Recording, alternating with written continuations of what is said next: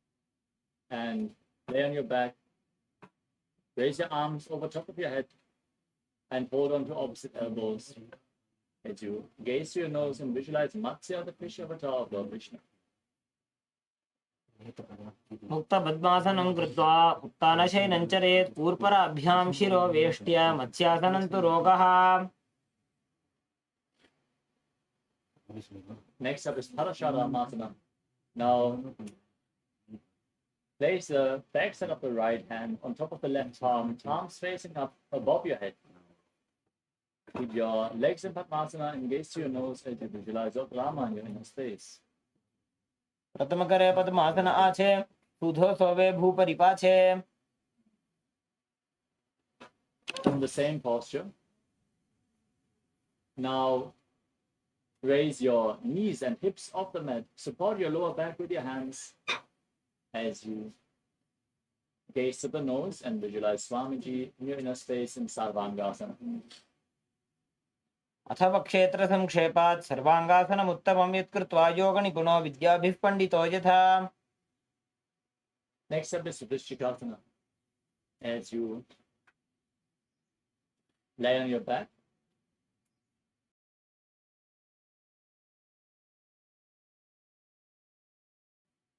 place one foot onto the opposite thigh and pull the opposite knee towards your chest. As you extend your arms up above your head, hook your fingers forward, raise your head, tuck your chin to the chest, gaze to the third eye as you visualize yourself as a scorpion. प्रथमशयन सुधो शीशिकेशिकी सन्धि सुदाखे. Now exchange the position of your feet and repeat Vrishchikasana, the scorpion posture on the other side.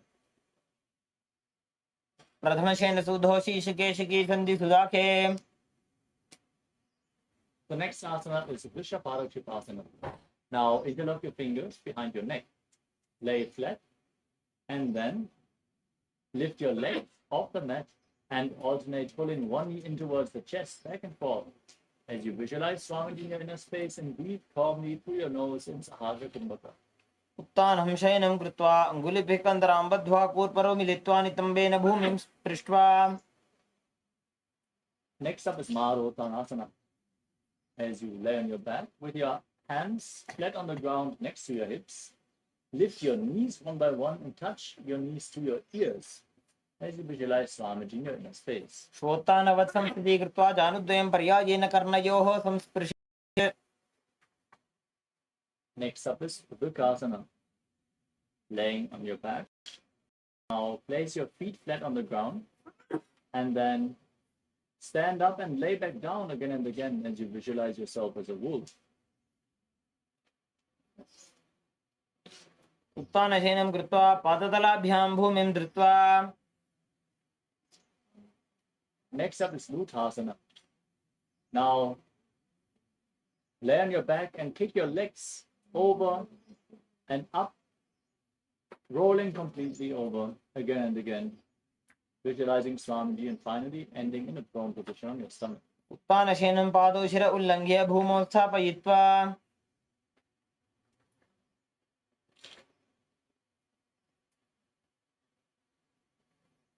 Now, as you lay on your stomach, keep your hands at the side of your shoulders and contract your lips. Make a whistling sound while inhaling, like a flute, as you visualize yourself as a chariot carrying warriors into a battle for Dharma on your chariot back in Saradhasana. नुब्जशयनं कृत्वा नाभिं भूमौ निधाय स्तम्भद्रष्टाभ्यां भूमिं वशभ्य. The next asana is Deha Ulanganasana. Now push your body up into the plank position and then jump your feet in between the hands back and forth. Visualize yourself, transcend body and mind. हस्तद्वयं बद्ध्वा तन्मध्यचरणद्वयम् उड्डानैव बहिरानीय. Now stand tall on the mat and bend forward and down, placing your hands on the ground as you walk around on the mat on your hands and feet, visualizing yourself as a wise 60-year-old elephant. अथ जात्यासनं वक्ष्ये येन जातिस्मरो भवेत् हस्तान् त्रिभूमौ च गमनम् आगमनं ततः.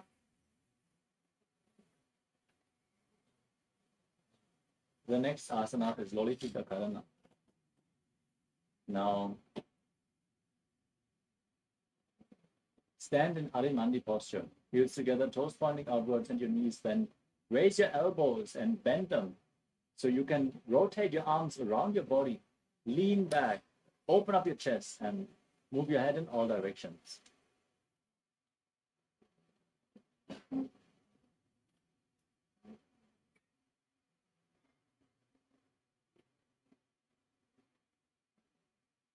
We move on to Sarapapana. Now, tie your feet with a rope if you have a rope available, and then stand erect on the mat like a rod. Keep your arms close to your body, hands on your thighs. As you visualize your Kundalini Devi raising and curling upwards around your body. अथ सर्पासनं वक्षे वायुपाणाय केवलं शरीरं दण्डवत् तिष्ठेत् रज्जुबन्धस्तु पादयोः. Next up is Ushta Sadhanasana. Now, lean forward and down. Place the backside of your hands on the ground. Step your toes onto your fingers and wrap your hands into fists. As you walk around on the mat, visualizing yourself as a camel in Ushta Sadhanasana. मुष्टिकनिष्ठिका प्रदेशेन भूमौ निधाय उपरि पादतले संस्थाप्य. Now we move on to Ashwasana. From the same position, hold the toes of the feet from the side. With your hands in a fist, walk around and visualize yourself as a horse, Ashwa. मुष्टिकनिष्ठिका प्रदेशेन भूमौ निधाय उपरि पादतले संस्थाप्य. The next asana is Kapotanitakasana. Now stand with your feet together and interlock your fingers behind your back in Parashamudra. Lean back as far as you can. Open up your chest slightly. Tilt your head back and pull your hands down towards your calves as you visualize yourself as a soaring bird diving. पादतले भूमौ निधाय पृष्ठभागेन हस्तौ जङ्घापर्यन्तं नीत्वा कपोतनिटकं भवति. Next up is Talapushpaputamkarana.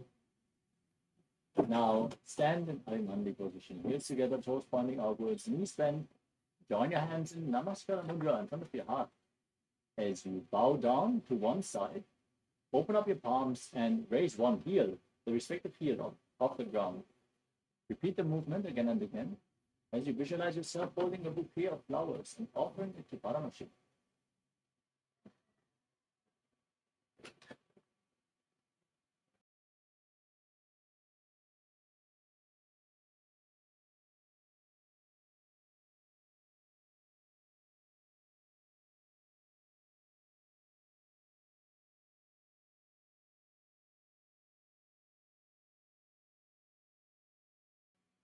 The next asana is Khadgasana. Now visualize yourself as a rhinoceros.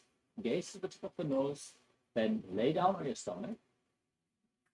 Jump your feet back to the hands, raise up and join your hands in Namaskara Mudra in front, resembling the horn of the rhinoceros. आसनं कृत्वा पादतलाभ्यां भूमिं वष्टभ्य. Next up is the Uttanattanam. Hold weights if you want to intensify this asana.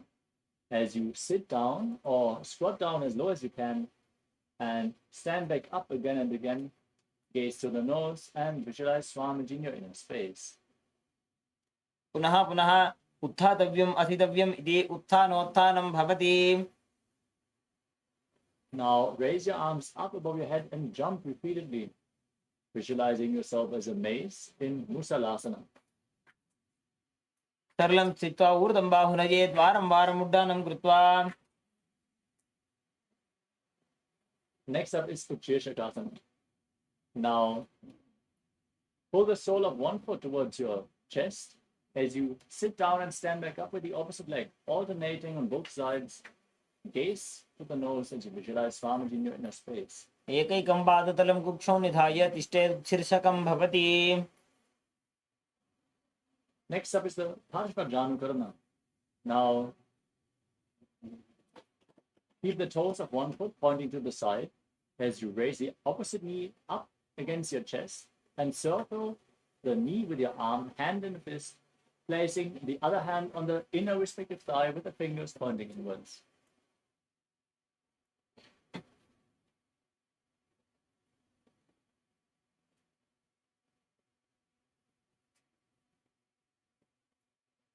Next up is Tandavasana. As you visualize yourself fiercely dancing as Lord Shiva, extend one leg forward and your arms as well, and then sit down and stand back up.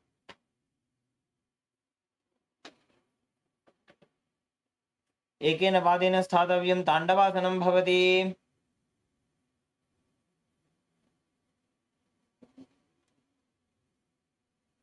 Next up is Brahmanasana. As you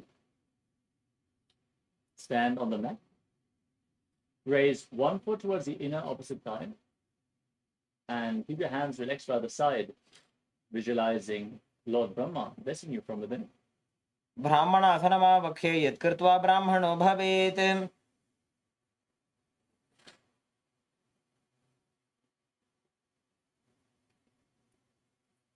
Next up is Garudasana 3. Now, bring the raised foot around the opposite knee and tuck the toes behind. Join your hands in Namaskara Mudra and visualize yourself as Lord Garuda. उत्तानकूर्मपीठं च सिंहस्गारुणमेव च वातायनं गोमुखं च भारद्वाजं त्रिविक्रमम्. Next up is Ekapadasana. Now bring the raised foot on top of the opposite thigh as you keep your hands relaxed by the side. Visualize Swamiji in your inner space. दक्षाङ्घ्रिं वामपादस्य जङ्घोपरि निधाय च. Next up is Rupasana, the poster posture. Now hold on to the big toe of the raised foot, extend the leg out to the side and rotate quickly on the standing leg as you visualize yourself as a North Poster. एकेन हस्तेन दण्डरूपस्य एकस्य पादस्य अग्रं धृत्वा. The next asana is Trivikramasana. Now raise one leg behind your neck and then stand erect on the mat like a rod. Sit down and stand back up. Perform the 3 steps of Lord Vishnu as you visualize Lord Vishnu blessing you from within. ग्रीवायां पादं संस्थाप्य स्थातव्यम् उत्थातव्यं त्रिविक्रमासनं भवति.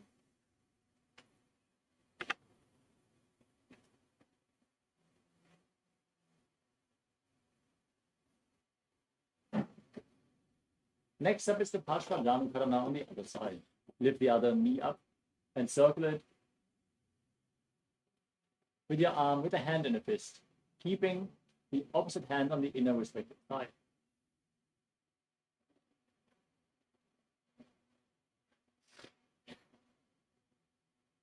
Now repeat Tandavasana. Visualize yourself fiercely dancing as Lord Shiva as you sit down and stand back up on one leg. एकेन पादेन स्थातव्यं ताण्डवासनं भवति.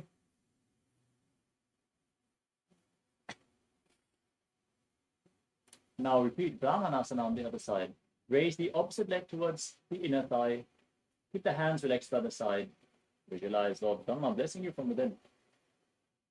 ब्राह्मणासनमावक्षे यत्कृत्वा ब्राह्मणो भवेत्.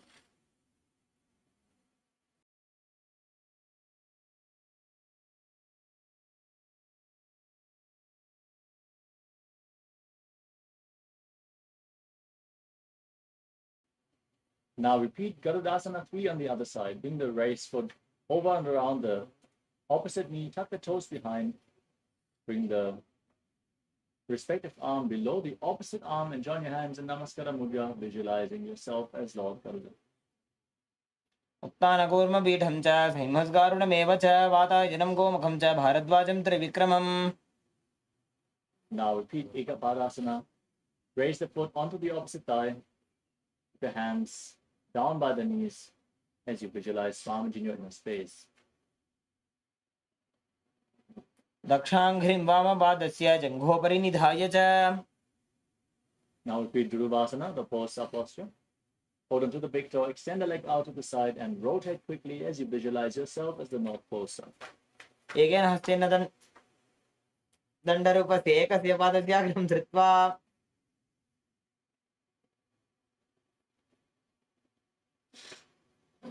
Now repeat Trivikramasana on the other side.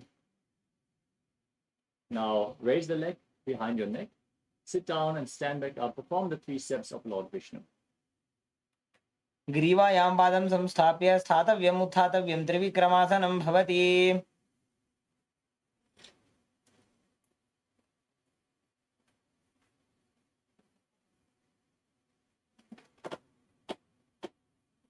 We move on to Samanaka Karana.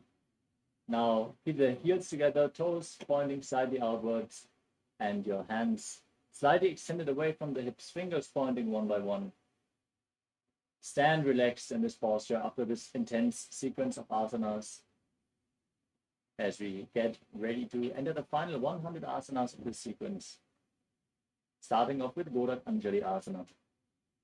Now, squat down and bring your hands in between the legs, interlock the fingers in front of your navel as you squat down all the way. Visualize the great sage Goraknath, founder of the Natha Yoga Hindu Sampradaya. As you breathe in Jivachala Kumbhaka, inhale deeply and hold your breath, moving the prana freely within your body along with your mind as you perform Gorak Anjali Asana. प्रथम हे बोहो ये बाहुरी नीचो पुनिहोवे। Next up is Kanchi Asana. Squatting down now, interlock the fingers behind your lower back in Parusha Mudra as you visualize Swamiji in your space. पूर्वद्यात् हस्तो निवेश्य नितम्बं धृत्वा पादतलाभ्यां भूमिं वष्टभ्य। Next up is Bhairu Asana. Now bring the feet together, heels against the perineum, squat down all the way and interlock your fingers behind as you gaze down towards your navel. Visualize Bhagavān Paramashivoham, the Lord of Time. दो bug की थलिया की माहिली core मिला जी फना पानी उकड़ मोड़ वैसे। Next up is Varaha-asana. Now squat down with the toes pointing to the side and join your hands in Anjali Mudra, bringing them behind your neck, fingers pointing down towards the ground as you keep your back straight, gaze towards the nose and visualize yourself as Varaha, the boar avatar of Lord Vishnu. पागदरी के माहिली core मिलाई फना पानी उकड़ वैसे। Next up is Kripitasana. Now hold on to your big toes in Prana Mudra and then raise your hips up towards the same level as your knees. Visualize Swamiji in your inner space and perform the Mula Bandha. पार्श्वद्वये सम्मील्य स्थित्वा नितम्बं जानु प्रदेशानीज। The next asana is Vakrasana. Now squat down and place your hands flat on the mat in front of you. Place your knees onto your arms towards your armpits. Lean forward and down and lift your feet off the mat. Balance on your arms as in Pranipavasana and visualize yourself as a throne. हस्ताभ्याम अवनिमवष्टभ्य। The next asana is Sushtanga Kapali Asana. Now lean forward and down. Place your head on the mat. And then bring your knees up. Raise your hips and raise your feet up, crossing your legs into Padmasana as you gaze to your nose and visualize Swamiji in your inner space. आसन को गुण कपाल आछो हो जी।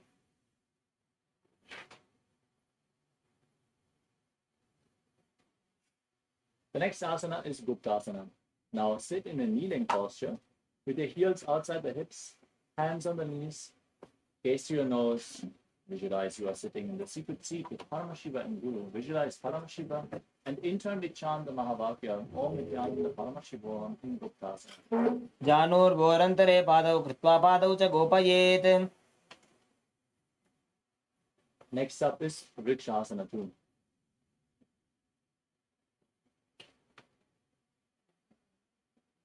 As you place your hands on the ground, now raise your legs up into a handstand.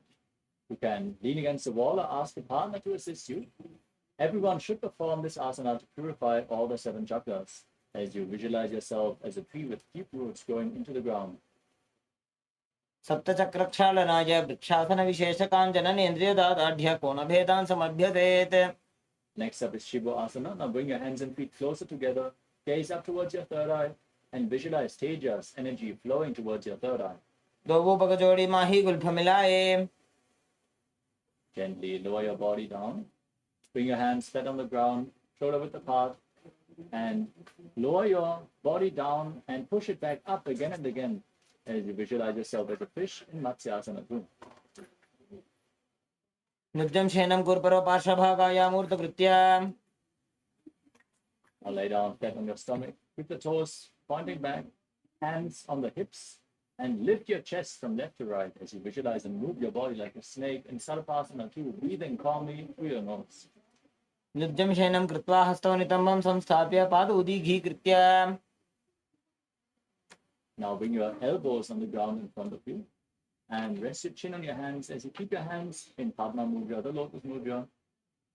Feel self-supported and completely independent in Niralambanasana. Karabhyam pankajam krutva tishtet kurpara yasudhihi. Next up is Chakrasana. Now place your hands flat on the ground and straighten your arms, raising your chest. Bend your knees to bring the feet up towards your upper back. Tilt your head back and visualize yourself as an umbrella protecting your guru from the sun rays. Ardhyasanavastitva hastatalabhyam bhumim vashtabhyam. Next up is Vajrasana. Now sit on your heels with the feet flat on the ground. Then lean forward and down, extend your arms out, place your palms and your forehead on the ground, gaze to your nose and visualize yourself as Vajra, the weapon of Indra, symbolizing your indestructibility. Idanim garbhininam yogabhyaso yatha laghu. Next up is Meshasana. Now place your hands flat on the ground and raise your hips up high into Gajasana position as you alternate striking the ground with your hands, visualizing yourself as powerful as a ram. Gajasana samsito ekaikam bahum bhumau tadayet. Next up is Anjasana. As you keep your hands on the ground, jump your legs up into a handstand and lower your forehead down towards the ground as you visualize yourself as unborn, existing for all eternity. Gajasana samsito padadvaya mantarale kritya. Next up is Dhanantarasana. As you sit down in a kneeling posture, hold onto the big toes and fold them towards your perineum. Then place your hands on the knees and gaze to your nose, visualizing Swamiji in your inner space as you breathe in Ujjayi Pranayama, making an ocean-like sound with your mouth. Purava vidhi parihata ki kakasisyo phana shara modi. Now interlace your fingers in front and move your arms up, down, left, right, in all directions, giving massage to various different joints and muscles of your body. Then repeat the movement behind your back. Visualize Swamiji in the Anga Muttanam. Hastayoho angulir bhadva hastyar madhyat sarvangam nishkasayitva. Next up is Garudasana form. As you sit in Vajrasana, now turn the feet outwards, toes pointing to the side. As you keep your thighs and calves on the ground, visualize yourself as Lord Garuda, flying Lord Vishnu and Lakshmi on his back. Jangorubhyam dharam pidya sthirakayo dvijanuna. The next asana is Ananda Mandirasana. Now open your knees wide, bring the soles of the feet together, the toes pointing backwards. Hold onto your ankles and bring the front of your buttocks on the ground as you gaze up towards your third eye and visualize yourself residing in the blissful space of a temple in Ananda Mandirasana. Athapakshe Veeranatha Anandamandirāsanam. Next up is Mandukasana 2. Now cross the toes and sit on the heels as you place your hands underneath your knees. Press your tongue up flat against the palate of your mouth in Mandukya Mudra. Visualize yourself as a frog and engage Udhyana Bandha and Mula Bandha, the abdominal and the root block, in Mandukasana too. पृष्ठं संपीड्य गुल्फाभ्यां जान्वङ्गे सवलयाकृतिः हस्तोपादतले क्षिप्तो मण्डूकं पाददोषहृत्. Next up is Narasimhasana. Now tuck your toes and sit on raised heels. Keep your knees open wide on the ground. Place your hands on the ground in front of you, thumbs together. As you gaze to your nose, stick your tongue out, exhale forcefully again and again. Visualize yourself as Narasimha, the lion man avatar of Lord Vishnu, in Narasimhasana. दोवु फणा पाणी होय वैसे AD Mailer गुदानी वैसे समशरीरनी काट हरावे NASA अग्र दृष्टि को ल्यावे. Next up is Vishakhasana. Now maintain the same sitting posture. Sit on your raised heels with the knees on the ground. But cover your mouth with both hands. Bring the thumbs underneath your teeth. Close your mouth and inhale through the right nostril. Exhale through your mouth in Vishaka Pranayama.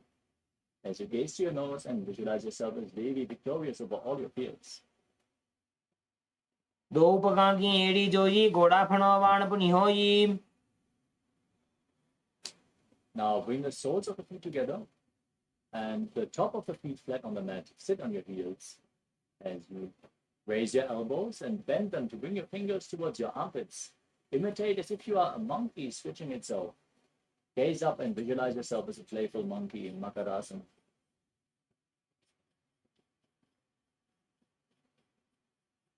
दोवु पगदली संपुट आने तिनकी पिष्टि भूमि पर इठाने. We move on to Vajrasangarasana. Now, tap your toes and bring the soles of the feet together as you separate the knees and raise them off the mat. Hold onto opposite elbows behind your back. Gaze to your nose and embody diamond-like strength for you and your Sangha, your spiritual community. प्रथम पणा पाणी होय वैसे AD दो गुदानी वैसे. Next up is Kanjanasana. Now bring your knees on the mat and cross your feet. Sit on your heels as you place your hands on the ground next to your body. Gaze to your nose and visualize perfect health beyond any and all physical or mental ailments as you engage Uddiyana Bandha and Mula Bandha. खञ्जनासनमा वक्ष्ये यत्कृत्वा सुस्थिरो भवेत्.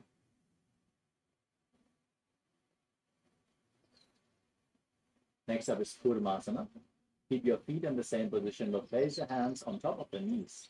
Make your upper body and neck stiff like the shell of a turtle as you visualize yourself as a turtle with a stable body and mind to live for centuries, gazing to the nose in Kurmasana. गुल्भौ च वृषणस्याधो व्युत्क्रमेण समाहितौ ऋजुकाय शिरो ग्रीवं कूर्मासनमितीरितम्. Next up is Yogasana. Now maintain the same position but relax your upper back and neck. Gaze towards your nose as you visualize Swamiji in your space. गुदं नियम्य गुल्भाभ्यां व्युत्क्रमेण समाहितः. Next up is Vijyogasana. Now stand on your knees and cross your feet behind, bringing the feet towards the opposite knees as you hold your calves with the fingers inside and the thumbs outside. Gaze up towards your third eye and visualize the space of eternal oneness, Advaita with your Guru. घोड़ा वामो बो होई घोड़ा आड़ा राखे दोई.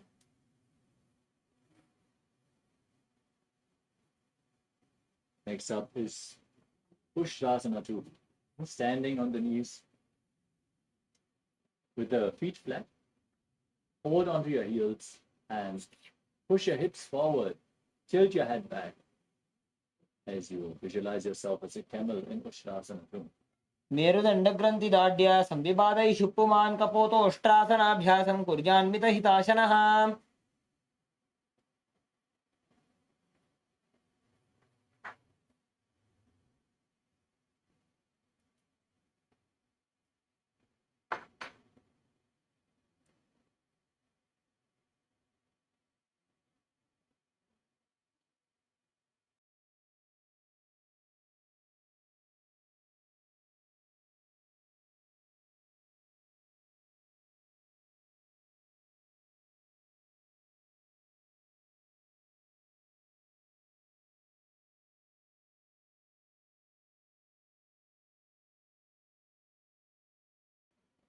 The next asana is Chatyasana 2.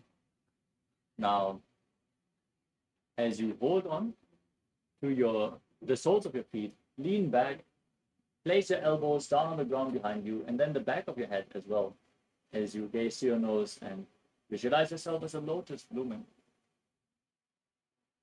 दो AD संपुट करे सोले मूल द्वारी तरिधरे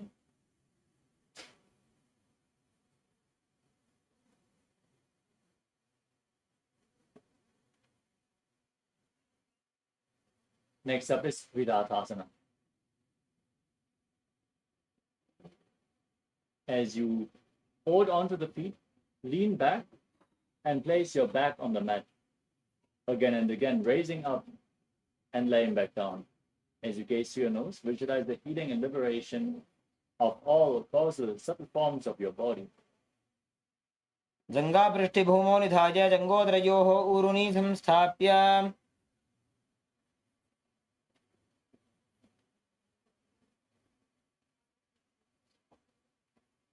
The next asana is Kapotasana.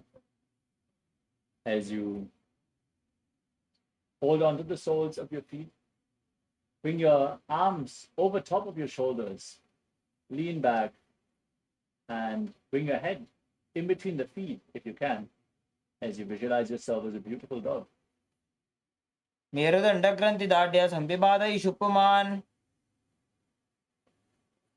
The next asana is Balasana. Now stand on your knees. Tuck your toes, raise your heels, and hold on to opposite elbows in front of your body as you gaze to your nose. This is the boon-fulfilling posture. Receive your boon from Paramashiva. Visualize Paramashiva and internally chant the Mahavakya Om Nithyananda Paramashivoham. जानुनि भूमौ संस्थाप्य हस्ताभ्यां बाहु परस्परं धृत्वा. Next up is Varahasana 2. As you keep the toes tucked, lean forward and down, place your forearms on the ground, place your perineum on the raised heels and your head on your hands, as you visualize yourself as Varaha, the boar avatar of Lord Vishnu. सूर्यं चन्द्रं भेदनानि आसनानि निकथ्यते. Next up is Mundasana. From the same posture, keep your forearms on the ground, elbows shoulder width apart, interlock your fingers, and support your head as you raise your hips. And then lift your legs off the mat and straighten them up into a headstand posture. Gaze to your nose as you visualize yourself as a lock tree. Breathe in Sahadra Kumbhaka in Mundasana. अधो मुण्डासनं वक्षे सर्वेषां प्राणिनां सुखम्.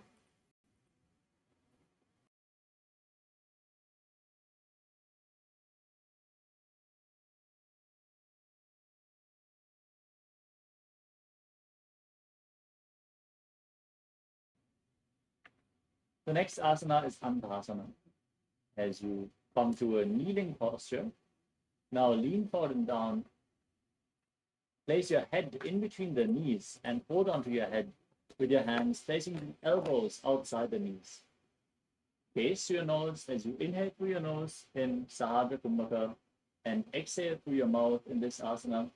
Visualize Swamiji in your inner space. प्रथम पगतले समठहरावे कोरमाहिली उभे मिलावे. Next up is Viparita Shalabhasana. Now lay down on your stomach and extend your arms above your head. Hold on to weights if you want to intensify this asana as you lift your legs, arms, and chest off the ground.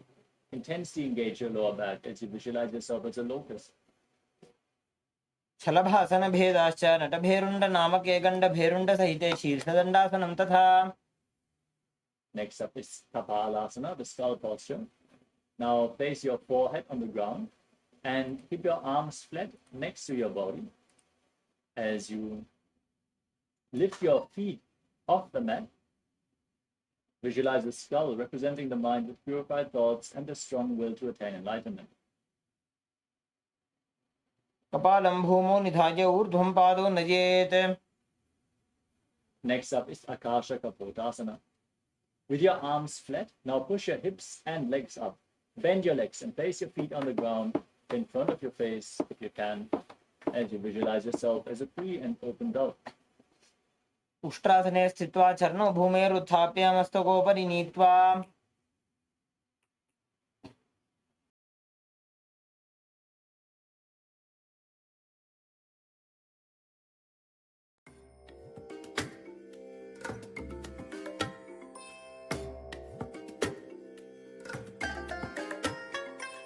I bless you all. Let you all open all your three eyes and manifest the powers of Mahasadashiva. Om Nithyananda Paramashivoham. Om Nithyananda Paramashivoham. Om Nithyananda Paramashivoham. Om Nithyananda Paramashivoham. Om Nithyananda Paramashivoham. Om Nithyananda Paramashivoham. Om Nithyananda Paramashivoham. Om Nithyananda Paramashivoham. Om Nithyananda Paramashivoham. Om Nithyananda Paramashivoham. Om Nithyananda Paramashivoham. Om Nithyananda Paramashivoham.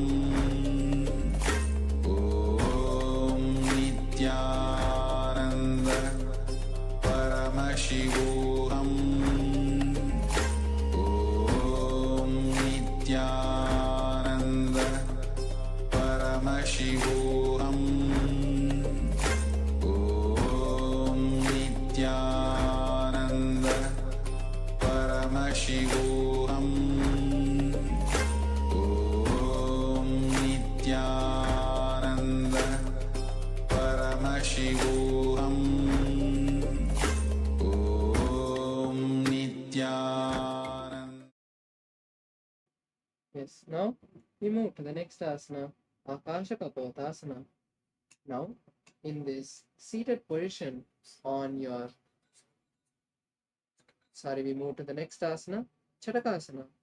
Now, in this seated position on the heels, place your hands on the mat in front of you. Then lean down and place the forearms. Visualize a sparrow and start performing the Sahaja Kumbhaka for the following asanas. पूर्वपरपर्यन्तौ हस्तौ धरामवष्टभ्याम्. The next is Vrishchikasana.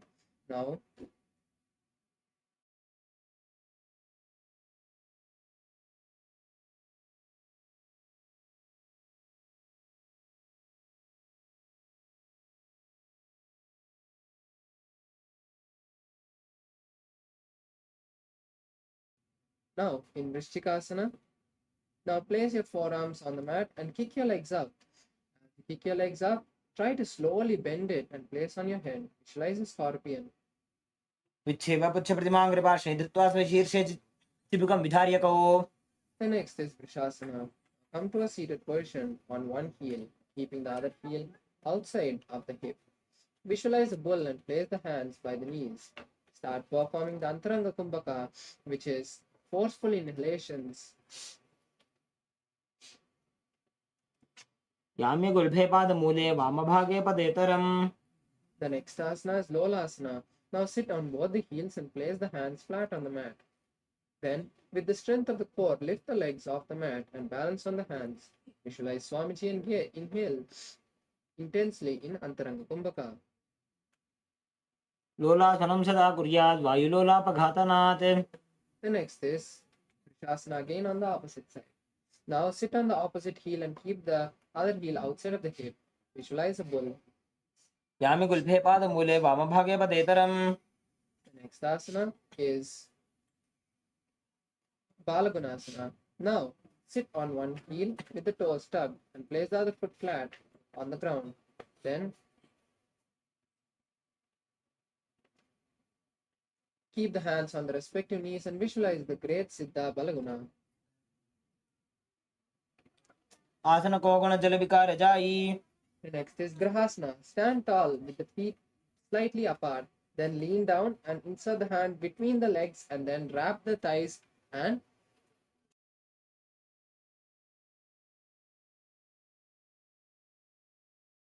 wrap the legs and hold the respective ankles. Visualize planet Earth.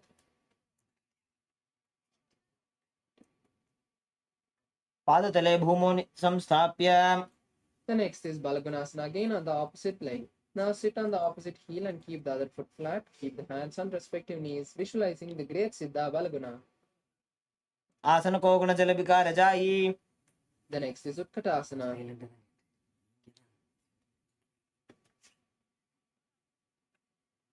Now sit on both heels with the palms flat on the knees. Visualize Swamiji in your inner space.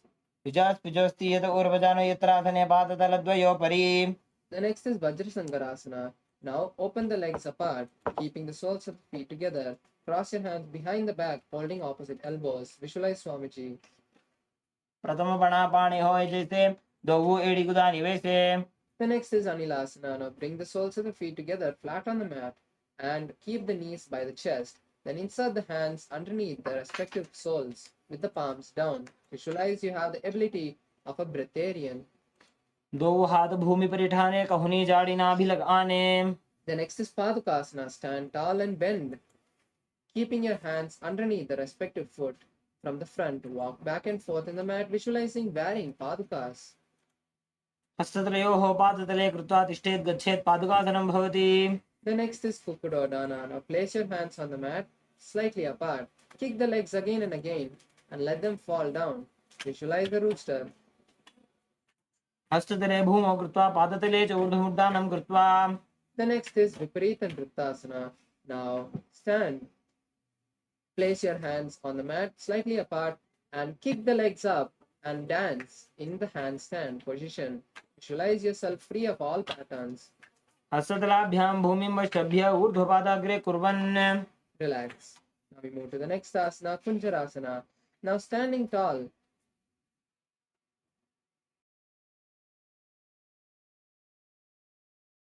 Standing tall, lean down and place one hand on the mat and the other hand on the respective ear. Visualize Swamiji. अथ वक्षे महादेव कुञ्जरासनम् उत्तमम्. The next is Kunjarasana on the opposite side, switching the position of the hands. Visualize Swamiji in your inner space. अथ वक्षे महादेव कुञ्जरासनम् उत्तमम्. The next is Kadambasana. Now sit in a squatting position with the soles of the feet together and the heels lifted. Hold the ankles of your respective feet and visualize a tree. पार्श्विभ्यां भूमिं वष्टभ्य. The next is Pavanamuktasana. Now place your feet flat on the mat with the hands wrapped around the knees. Hold your legs and squeeze your body, visualizing all excess vata leaving the system. द्वयोस्तु पादयोः पाणिं लात्वा स्वस्वनितम्बके. The next asana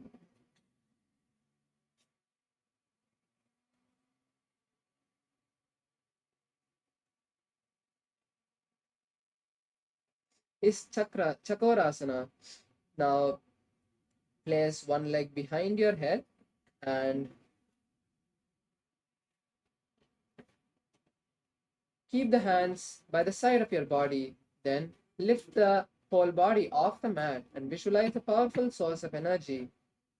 पूर्वतानं चतुष्पादपीठं वज्रासनं तथा. The next is Dhanurasana. Now keep one foot by the perineum and the other foot straight. Hold both the legs with the respective hands. Pull the foot by the perineum to the ears, visualizing a bow. पादाङ्गुष्ठौ तु पाणिभ्यां गृहीत्वा श्रवणावधि. The next asana is Ashtavakrasana. Now place the right leg on the left leg on the left shoulder and place the right leg on the left leg. Stretch the legs to the left side and lean down on the hands balancing, visualize a crane. वासिष्ठमथ कौण्डिन्यम् ऊर्ध्वकुक्कुटमेव च.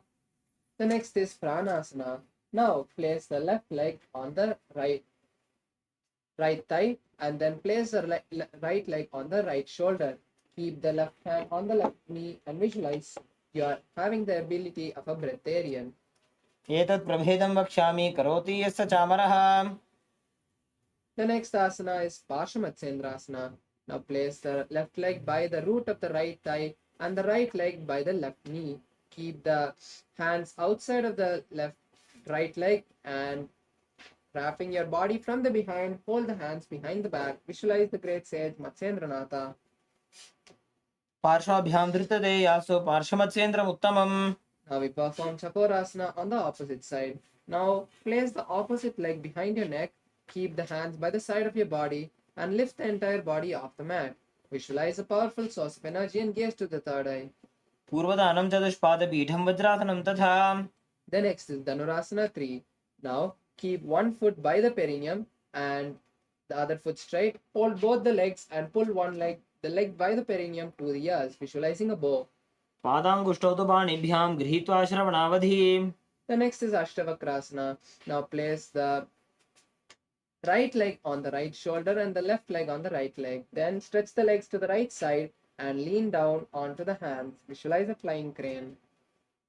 वासिष्ठमथ कौण्डिन्यम् ऊर्ध्वकुक्कुटमेव च. The next asana is Pranasana. Now place the left leg on the left shoulder and the right leg on the left thigh. Then keep the right hand on the right knee and visualize you have the ability of a breatharian. एतत् प्रभेदं वक्ष्यामि करोति यस्य चामरः. The next is Paramashivoham. Now place the right leg by the root of the left leg and the left leg by the right knee.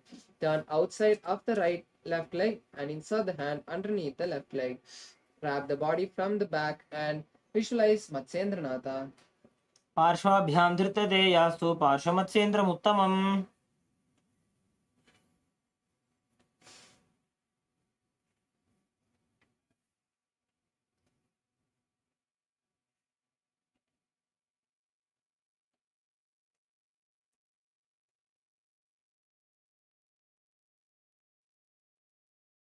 The next asana is Ardhapaschimatanasana. Now place one foot by the perineum and the other foot straight. Then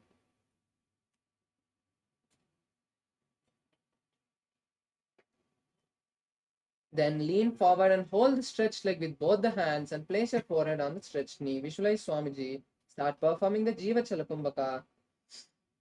एकं पादं प्रसार्य एकं पादस्य पार्श्वना Seoni सम्पीड्य. The next is Kraunchasana. Pull the raised leg to the forehead and visualize a crane. Keep the bent leg outside of the hip. उत्तानपादं क्रौञ्चं च मरीचिं वीरभद्रकम्. Now we perform Ardhapaschimatanasana on the opposite side. Now switch the position of the feet, placing the opposite leg by the perineum. Hold the stretched leg with both the hands and the forehead on the stretched knee. Visualize Swamiji. एकं पादं प्रसार्य एकं पादस्य पार्श्वना Seoni सम्पीड्य. The next is Kraunchasana. Place the bent leg outside of the hip and stretch the straight leg up towards the forehead. Visualize a crane. उत्तानपादं क्रौञ्चं च मरीचिं वीरभद्रकम्. The next is Swastikasana. Now sit in a cross-leg position with the left leg by the perineum and the right leg over the left leg. Visualize the swastika, the symbol of fortune and peace. जानोर्वोरन्तरे सम्यक् कृत्वा पादतले उभे. The next is Gorakshasana. Sit in the same position, cover the respective ankles with the hands. Visualize the Goraknatha and gaze to the nose. Tuck the chin to the chest in Jalandhara Bandha. जानोर्वोरन्तरे पादौ उत्तानो व्यक्तसंस्थितौ. Next is Bhagasana 2. Now in the same position, perform Shanmukhi Mudra, closing the ears with the thumb, eyes with the index and middle fingers, nose with the ring finger and the mouth with the little finger. वामपार्श्वौ गुदं संस्थाप्य दक्षाङ्ग्रिवाम च गणे. Next is Yogasana. Now sit in Padmasana with the legs on opposite thighs. Keep the back of the palms on the mat by the knees. Visualize Swamiji and gaze to the nose. Start performing Kakachinchukumbhaka, which is clenching the lips, inhaling through the clenched lips and exhaling through the nose. उत्तानो चरणौ कृत्वा संस्थाप्योपरि जानुनोः. Next is Urdhva Kukkutasana. Now roll the palms and place them flat on the mat. Then lift the whole body.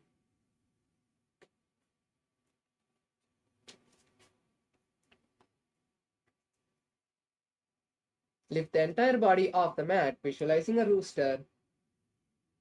वासिष्ठमतकौण्डिन्यम् ऊर्ध्वकुक्कुटमेव च. Next is Siddha Haratalyasana. Now insert the hands between the thighs and calves and be seated. Visualize Swamiji and gaze to the nose. प्रथम पद्मासन को करे हस्तुतो वो गोडासन दिधरे. Next is Hamsasana. Lift the body off the mat and visualize a beautiful swan gazing to the nose. Kukkutasana स्थित्वा स्कंदपर्यन्तं मूरोनि नीत्वा. Now relax. As we move to Karmukasana, keeping the hands inside the thighs and calves, gaps of the thighs and calves, lift the buttocks off the mat and insert the hands as back as possible, interlacing them behind and under the buttocks. Visualize the bow of Paramashiva. प्रथम पद्मासन को करे गोडासन दिमाहि करिधरे. Next is Kurmasana 2. Now remove your legs, remove your hands from the gaps of the thighs and calves. Be seated in Padmasana. Now insert the hands again in the gaps of the thighs and calves and bring the hands to the respective shoulders, visualizing a tortoise. By जंग पर दक्षिण पामा दाई जंग परिबाई ल्यावा. Next is Granthi Bedasana. Tuck the chin to the chest in the same position in Jalandhara Bandha and visualize Paramashiva. अथ वक्षे नीलकंठ ग्रंथिभेदासनं शुभम्. Next is Uttana Kurmasana. Now place, keeping the hands on the respective shoulder, lie down on the back. Visualize a tortoise. Kukkutasana बंधस्थं कराभ्यां तत कंधरम्. Next is Panga Kukkutasana. Come to a seated position in Padmasana. Insert the right hand between the gaps of the thighs and calves and lift the body on the right hand. Hold the right hand with the left palm and lift the body off the ground, visualizing a rooster. Kukkutasana स्थित्वा एकेन हस्तेन अन्यसमनिबन्धं धृत्वा. Next is Panga Kukkutasana. On the opposite hand, switch the hands and lift the body off the mat again. Kukkutasana स्थित्वा एकेन हस्तेन अन्यसमनिबन्धं धृत्वा. Next is Gridrasana. Now in Padmasana, place the elbows on the soles of the feet, interlacing the fingers, rest the chin on the knuckles. Visualize you have gone beyond greed. जानुर्भोरन्तरे पादौ उत्तानो व्यक्तसंस्थितौ. Next is Padmasana 3. Be in a seated position with the palms stacked next to the navel. Visualize Swamiji. Perform Mahamantra Bandha. उत्तानो चरणो विधाय विधिवत् शक्तिस्थितौ योगिरात्. Next is Padmasana 4. Now place the hands on respective knees, visualizing Paramashiva, gaze to the nose. एतत् पद्मासनं कुर्यात् प्राणवायु प्रसिद्धये. Next is Karmukasana 2. Now place the left hand on the left knee and with the right hand rotate the left toe. Visualize Paramashiva's bow and repeat on the opposite side. हठान्यासनमावक्ष्य योगपूरकरक्षणात्. Next is Karmukasana 3. Tighten the Padmasana, cross the hands behind the back and hold the feet from the behind the back. Visualize Paramashiva's bow. Perform Mahamantra Bandha. कार्मुकासनमाक्षित्य उदरे पूरयेत् सुखम्. Next is Dridasana. Release the Mahamantra Bandha. Gaze to the third eye in the same position. उरुभ्यामुपरि स्थाप्य पादयुग्मं प्रयत्नतः. Next is Nakrasana. In Padmasana, lie on the back with the hands crossed behind the back. Visualize the snake and gaze to the third eye. प्रथम पद्मासन कोठाने दो हाथ पाछाने आने. Next is Kandukasana. Release the Padmasana, bring the thighs to the chest and wrap the legs, visualizing a ball. वेत्रासने स्थित्वा हस्तपादान् निष्कुष्य. Next is Urdhva Pavanasana. Now place the soles of the feet on the mat with the knees raised. Interlace the hands behind the neck and visualize Swamiji, gaze to the nose.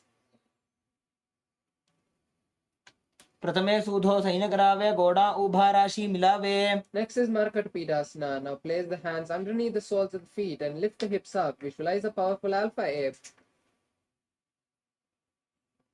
उत्तानशयनं पादतले उत्तानहस्तयोः स्थापयेत्. Next is Uttana Shikipitakasana. Place the hands on the hips and straighten the legs. Visualize Swamiji.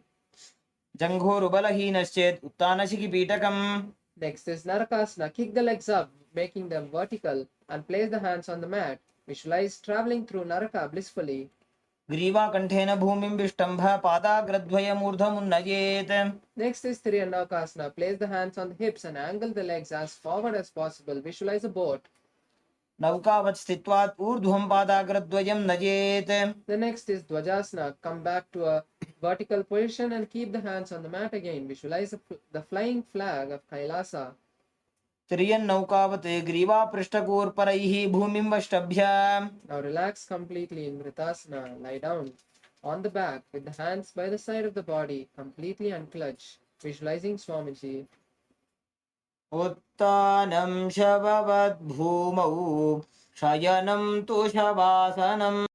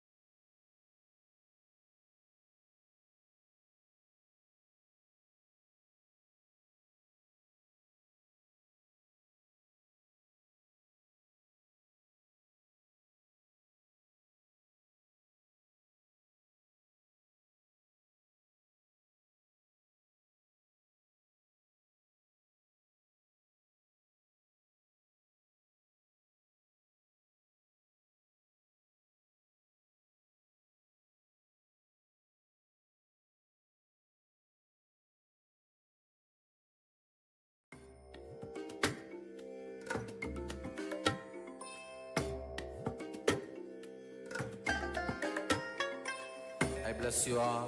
Let you all open all your three eyes and manifest the powers of Mahasadashiva. Om Nithyananda Paramashivoham. Om Nithyananda Paramashivoham.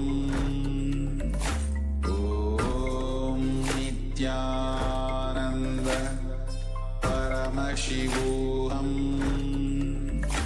Om Nithyananda Paramashivoham. Om Nithyananda Paramashivoham. Om Nithyananda Paramashivoham. Om Nithyananda Paramashivoham. Om Nithyananda Paramashivoham. Om Nithyananda Paramashivoham. Om Nithyananda Paramashivoham. Om Nithyananda Paramashivoham.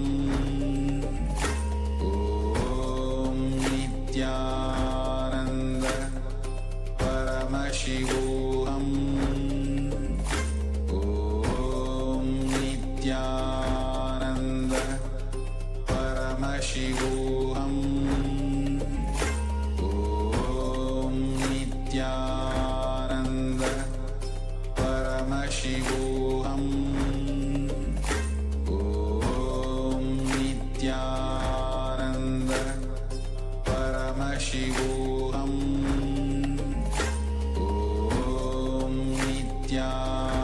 Om Nithyananda Paramashivoham.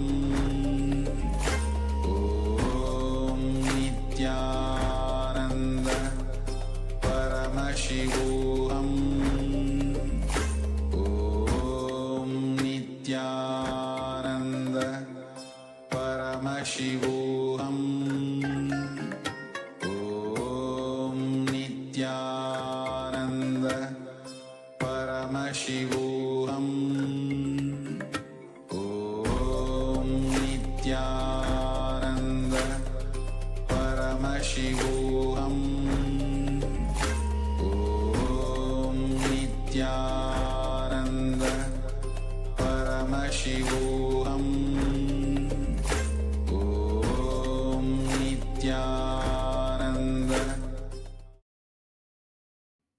Slowly bring awareness to your body. Bend your knees and bring the legs to your thighs.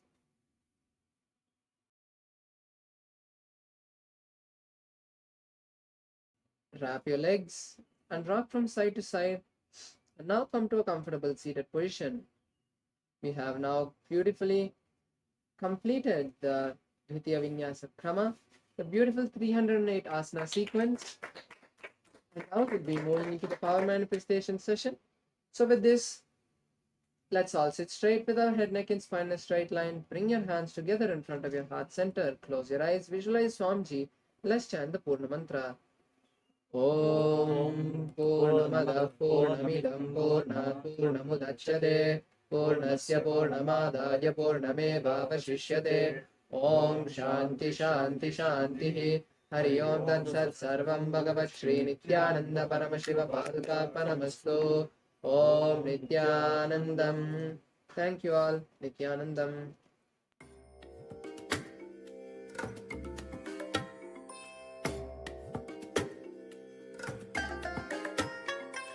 I bless you all.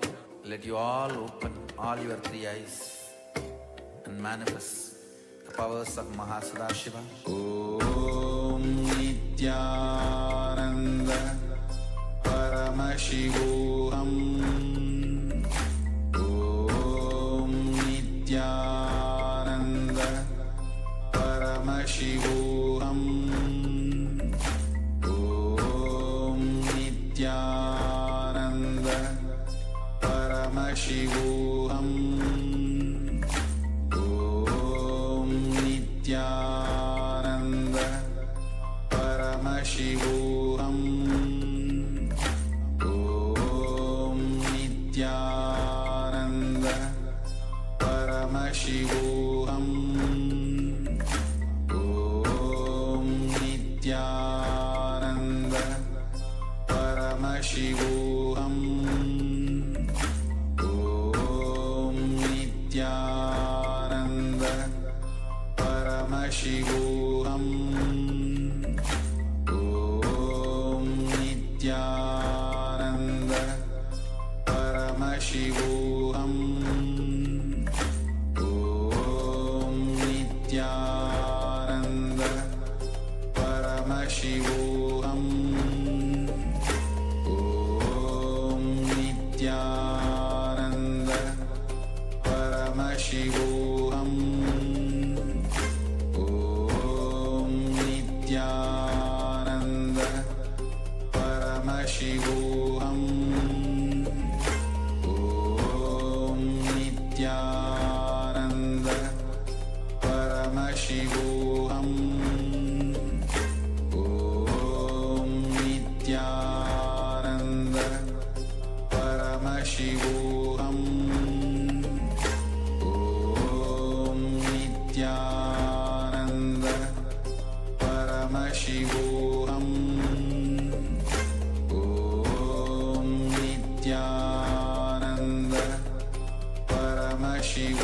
Paramashivoham.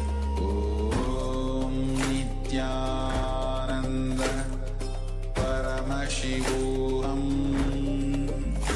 Om Nithyananda Paramashivoham. Om Nithyananda Paramashivoham. Om Nithyananda Paramashivoham. Om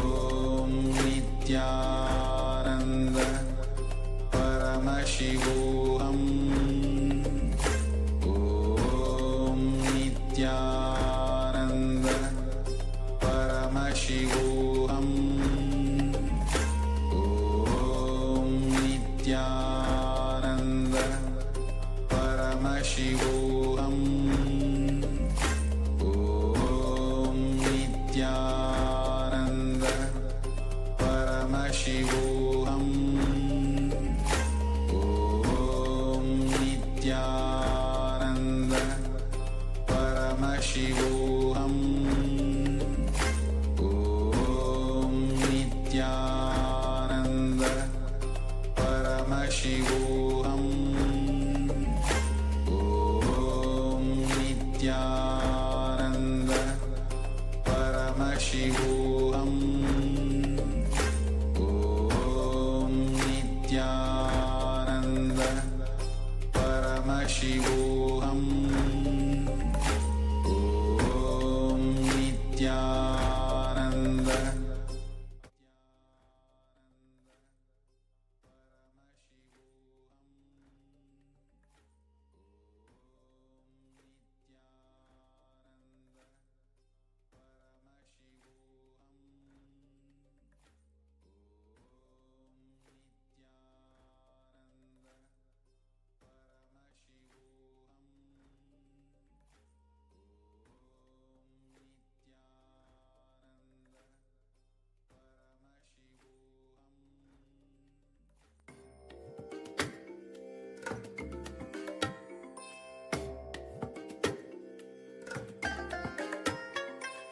I bless you all.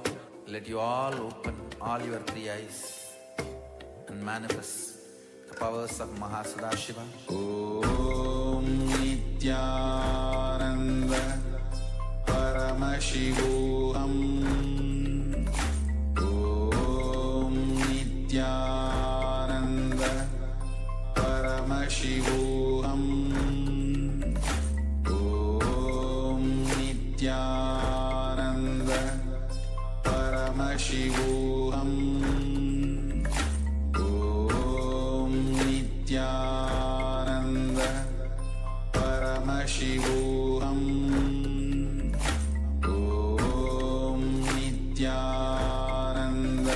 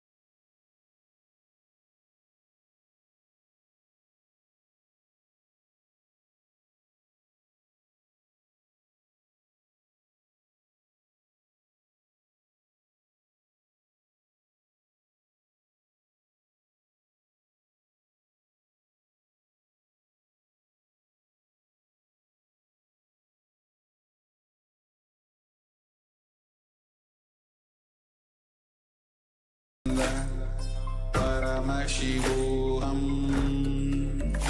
Om Nithyananda Paramashivoham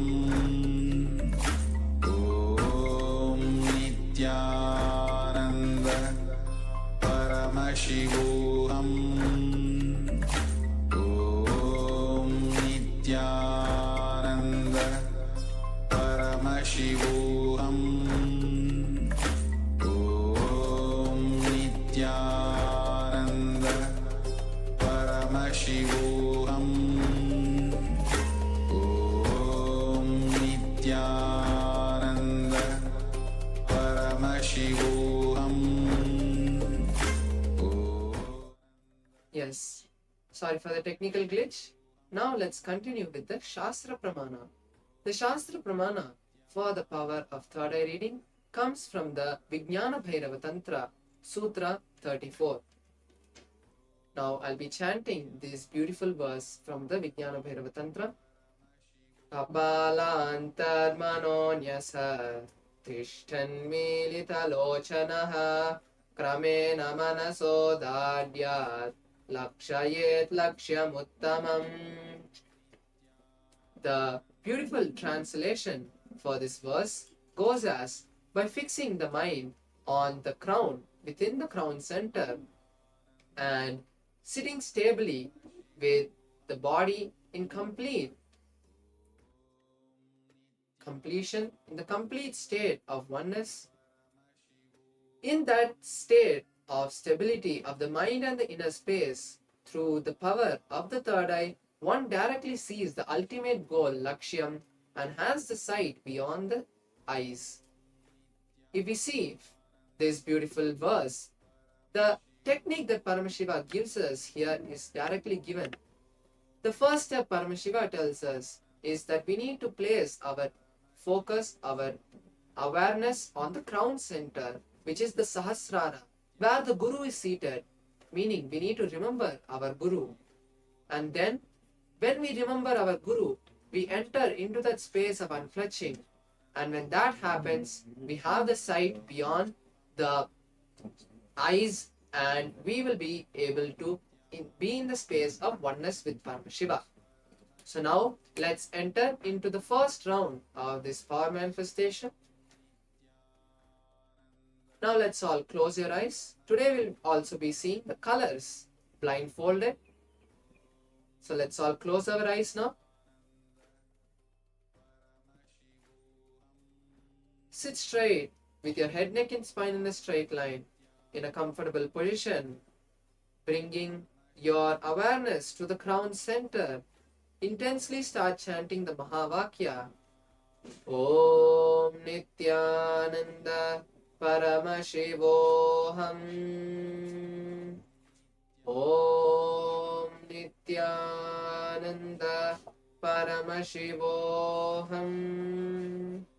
Start seeing the color that is being projected.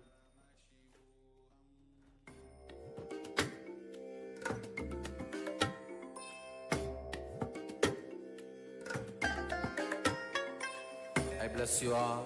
Let you all open all your three eyes and manifest the powers of Mahasadashiva. Om Nithyananda Paramashivoham. Om Nithyananda Paramashivoham. Om Nithyananda Paramashivoham. Om Nithyananda Paramashivoham. Om Nithyananda Paramashivoham. Om Nithyananda Paramashivoham. Om Nithyananda Paramashivoham.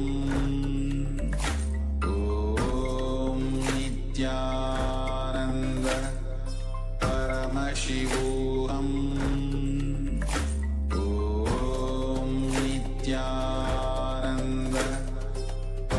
Paramashivoham Om Nithyananda Paramashivoham Om Nithyananda Paramashivoham Om Nithyananda Paramashivoham Om Nithyananda Paramashivoham Om Nithyananda Paramashivoham Om Nithyananda Paramashivoham. Even with the color projection, he has to be on. Okay.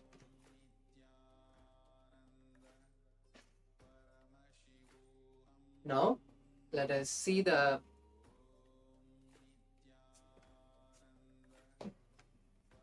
let us slowly open our eyes. And now, as we open our eyes, start to write down everything that Paramashiva has revealed to you. Whatever you had seen, write down. And in that detail that you're writing down is only what Paramashiva will reveal. When we are in the space of oneness with Paramashiva, that information is downloading into us. And now is the time. Whatever we downloaded, we can reveal it to ourselves, see in our writing whatever Paramashiva has revealed to you. Everything, don't have that self-doubt about whether whatever I saw, is it the answer? Don't feel that you need to write the answer, because this is not a question. It is just your beautiful time of oneness where you can connect with Paramashiva. So now, intensely write down without any doubt, all the things that Paramashiva has shown you. And now we'll be seeing the answer, that the picture that was being projected to all of you. So it is the color yellow that we were all seeing. So if you had seen a star or anything in yellow color, that is perfectly fine, because you have started manifesting. There's nothing such that you are not manifesting, the power is not manifesting through you. There is nothing like that. It is only that the power has started, but it is not expressing at its fullest capacity yet, because of all the different incompletions, toxins and all of that. But that is what Swamiji is going to be removing in us through this 21 days of Paramashivoham. So intensely, when you manifest the power, you will see day by day the detoxing of your body and mind will be happening. And now let's move to the next round of the power manifestation. I hope all the participants have taken a picture of also what you have written and circled what you have written and the picture, the color that was shown, so that you can post this and keep it as a memory wherever you store your power manifestation. Make sure that you store these power manifestations not just for today, but overall. Every time you manifest the powers of Paramashiva, make sure that you write it down. Now we'll be moving into the next step. Close your eyes.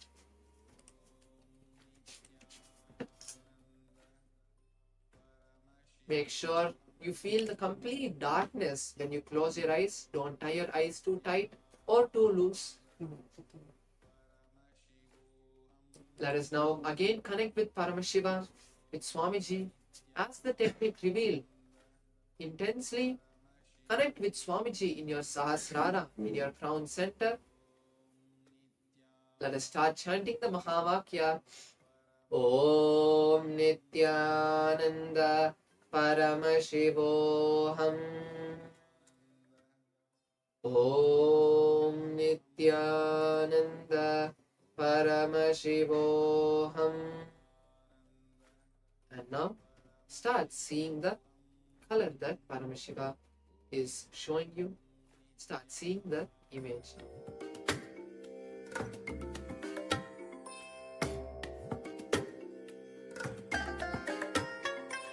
I bless you all. Let you all open all your three eyes and manifest the powers of Mahasadashiva. Om Nithyananda Paramashivoham. Om Nithyananda Paramashivoham. Om Nithyananda Paramashivoham. Om Nithyananda Paramashivoham. Om Nithyananda Paramashivoham. Om Nithyananda. Now, slowly, very slowly, open your eyes. And now, start writing down again whatever Paramashiva had revealed to you. Whether colors, everything that Paramashiva had revealed to you, start writing down.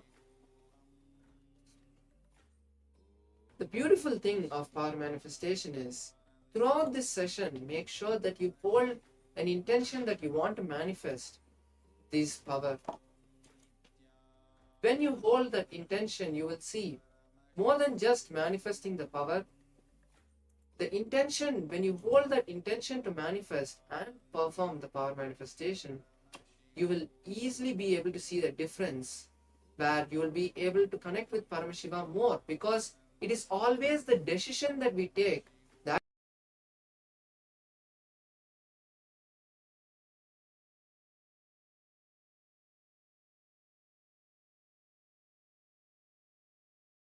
manifests the power, that makes us connect more intensely with Swamiji and allows Paramashiva to flow through us more powerfully.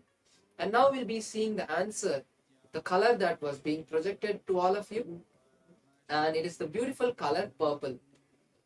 So this is the color. Make sure you take a picture of this and circle everything in what you have written. Circle down all of the items that you have written that is related to this color purple, whether it's a fruit or the sky or anything that is related to this purple. You can write down, circle it, and make sure that you take a screenshot and post it in social media. So now with this, we come to the end of the power manifestation, and with the last step that we need to do is actually sharing these with the whole world in our social media platforms, and making sure that you document this inside your book of hearts or your power manifestation diary.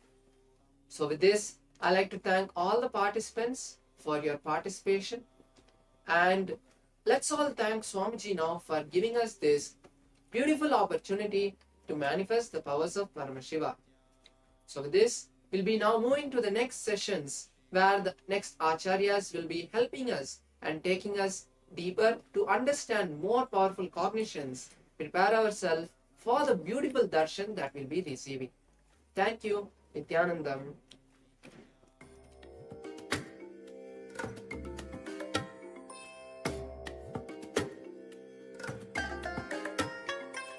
I bless you all. Let you all open all your three eyes and manifest the powers of Mahasadashiva. Om Nithyananda Paramashivoham. Om Nithyananda Paramashivoham. Om Nithyananda Paramashivoham. Om Nithyananda Paramashivoham. Nithyananda Paramashivoham Om Nithyananda Paramashivoham Om Nithyananda Paramashivoham Om Nithyananda Paramashivoham Om Nithyananda.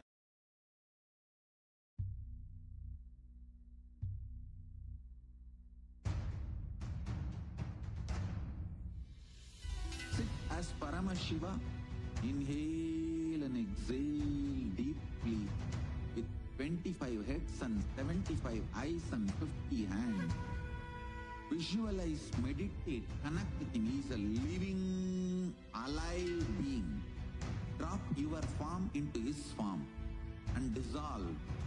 Remember, you are a Sarupya Mukta, means your form is dissolved into his form.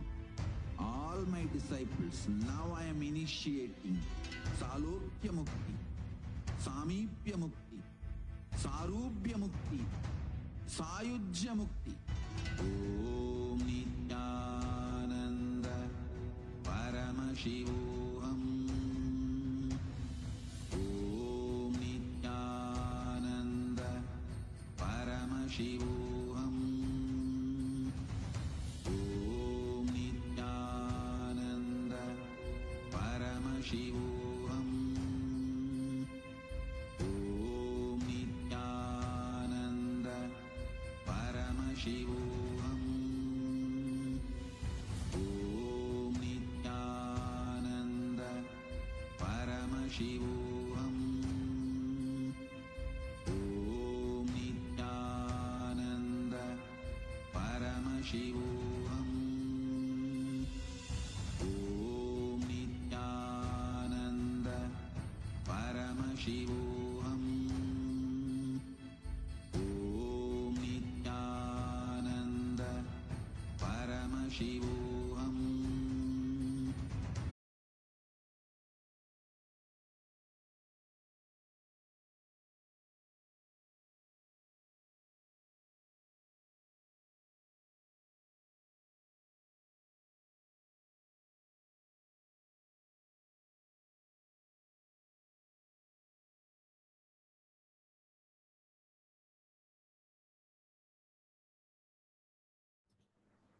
नित्यानन्दं परमसुखदं केवलं ज्ञानमूर्तिं द्वन्द्वातीतं गगनसदृशं तत्त्वमस्याद्विलक्ष्यम् एकं नित्यं विमलमचलं सर्वधी साक्षिभूतं भावातीतं त्रिगुणरहितं सद्गुरुं तं Namami. Nithyanandam, we welcome all the participants, every one of you, for the day 3 of Paramashivoham. Yesterday, we all had one of the most interesting learnings where we literally had an initiation to travel to the higher dimensions, to the parallel universes. Today, we are going to be taking that to the next level. You may be wondering, what is going to be very special about today? Today, one of the most important aspects that we are going to be learning is manifesting the Panchakrityas of Sadashiva. We are going to be learning about number universe, frequency universe, and we are going to be having a very, very special initiation today where you will be traveling to the Pitraloka, the Janaloka, and you will be meeting your ancestors. It's a very unique, very, very powerful initiation process. So to every one of you that are gathered here, today is going to be something more deeper, more exciting, and most importantly, you're going to be having one of the most crucial, one of the most important experiences of your life.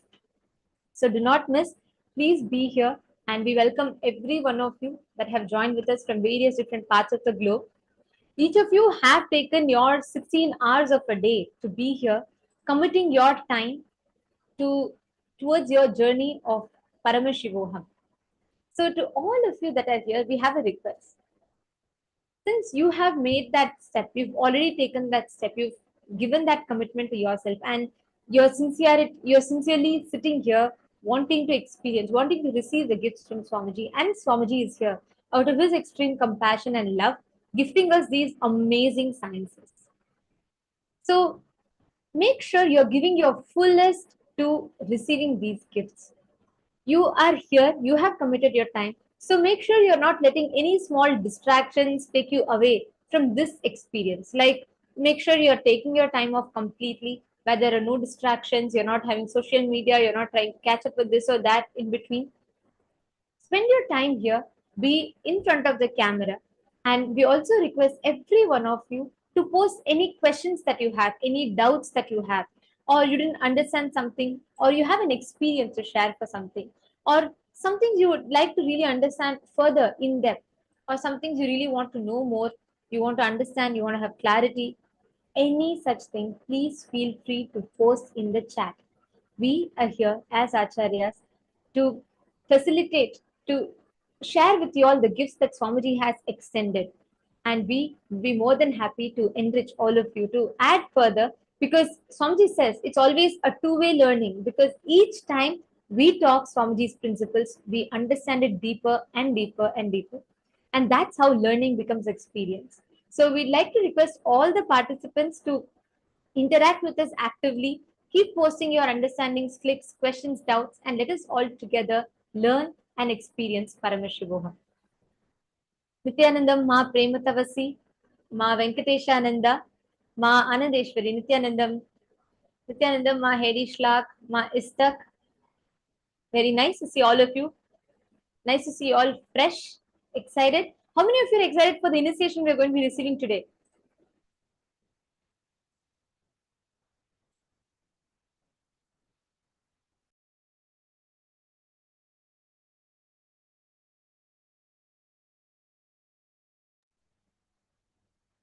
And today, we are also going to be learning a very important component of our life, which is the understanding that we have about God.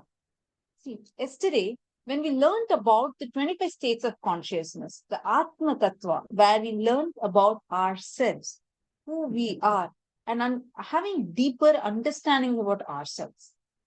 Now, we're going to learn about God. Who is God in Hinduism?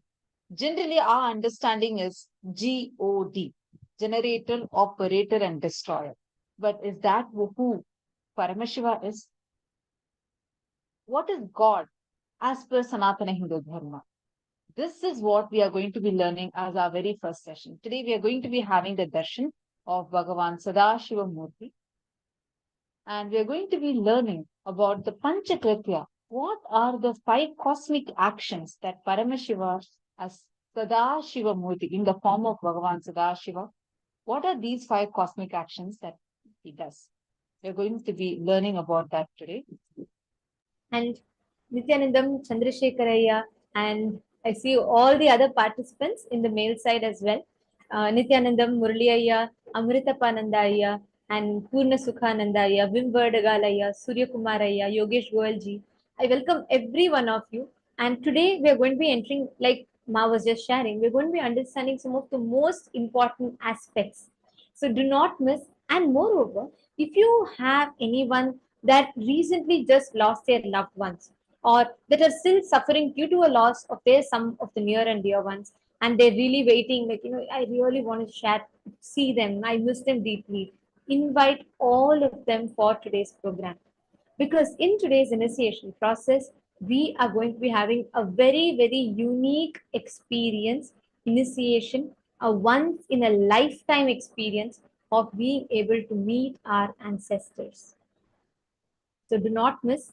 Please invite them. Make sure your loved ones, especially some of them are really suffering because of the loss of their loved one, take this one step and it is going to make a big difference in their life. So please invite them, have them join the program so they get this experience as well.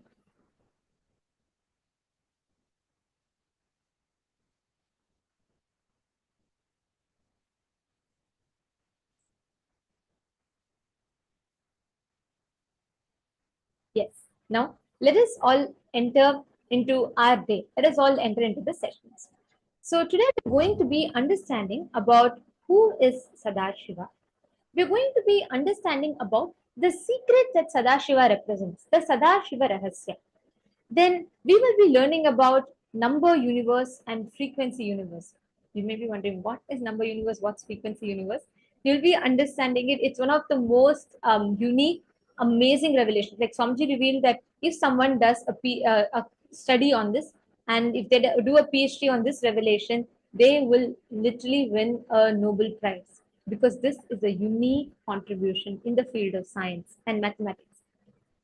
And the next, we will be understanding about the Panchakrityas. What are the Panchakrityas and the Shak Darshanas? And we will be understanding about oneness, the various manifestations of oneness. And we will be learning about frequency universe. And yes, to all the participants that are here, I see so many of you putting your excited.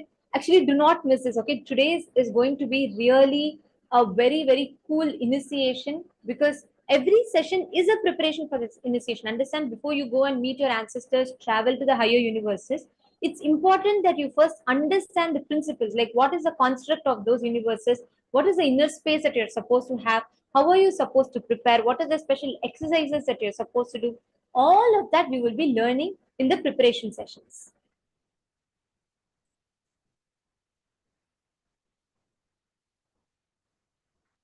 Nithyanandam, Yogeshaya.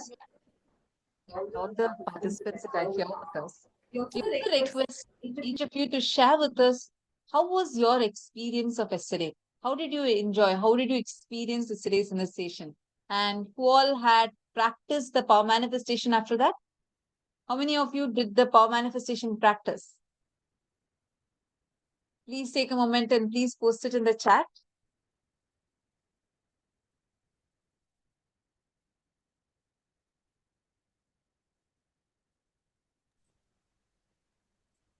I request every one of you to take a minute or two and please share with us. And Yogesh Goyalaya, I request you also to bring your daughter. Let her also just sit and listen to the sessions. Let her learn these truths if she has time. Even if she's just sitting around and if she's manifesting powers, it will really help her in manifesting that intelligence. She's been initiated from Swamiji at a very young age, right? So her inner space will start manifesting the powers more, like in a much more faster way. So let her just sit around. I see that you very regularly sit sincerely and listen through your night. Just have her also sit. Even if she falls asleep, that's fine. But let her just sit next to you. Nithyananda Amritappa Nanda Ayya. Yes, you can invite Ma also to join. She can also sit. And Nithyanandam Ezekwal Ayya, very nice to see you. Welcome.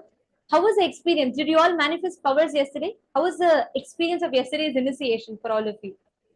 Ma Anandeshwari is saying it was so beautiful. And okay, I see a lot of you posted you're very excited. Mahedi Shlaka is saying she's very excited for today's initiation. Great. Now let us enter into the first session to prepare ourselves for the initiation.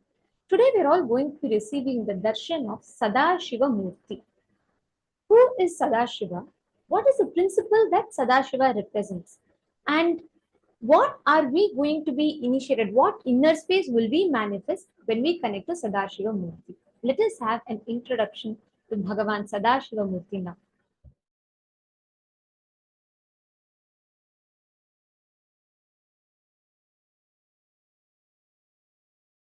The 25 states of consciousness an individual goes through, and 11 dimensions of the universe. Listen, the modern day so-called science is able to understand only 4 dimensions: length, breadth, depth, time.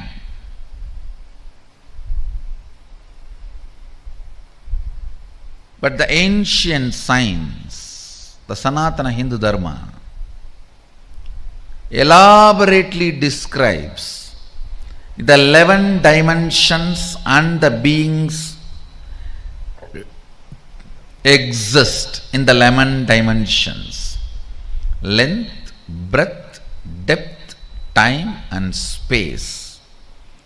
These are the 5 unit dimensions, and the permutation combination of that 5, length, breadth with the time space, breadth, depth with the time space, length, depth with the time space, the various permutation combinations of these 5 basic dimensions forms 11 dimensions of the universe.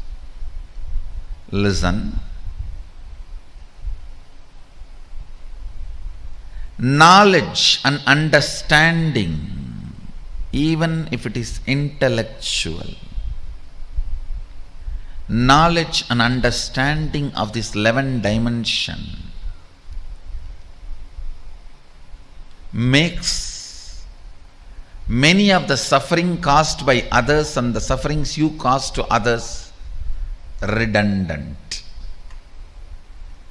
Only a person who understands 11 dimensions of the universe can be non-violent, can be really non-violent. The ahimsa. The 11 dimensions of the universe, 25 states of consciousness, and then 5 aspects of Sadashiva, Supreme Reality, Ishvara, creation, operation, rejuvenation, delusion, liberation. Please understand, Supreme cannot be just God, generator, operator, destroyer. Please understand, the Supreme as per Sanatana Hindu Dharma, Bhagavān, Brahman, Sadashiva cannot be translated by the word God.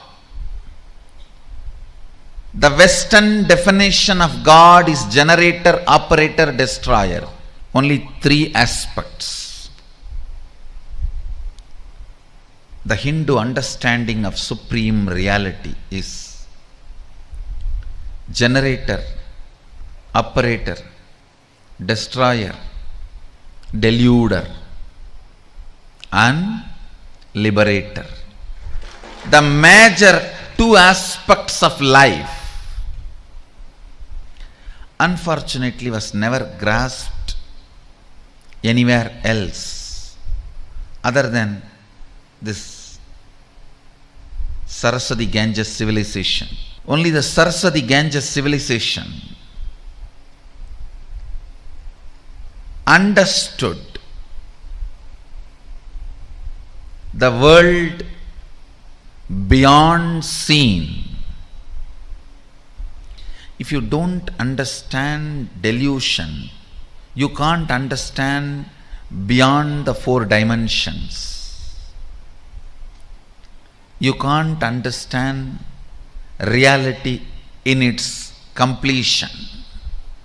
God is not Sadashiva. Maybe I can contribute a new word, Godel. G-O-D-D-E-L. G-O-D-D-E-L. Godel.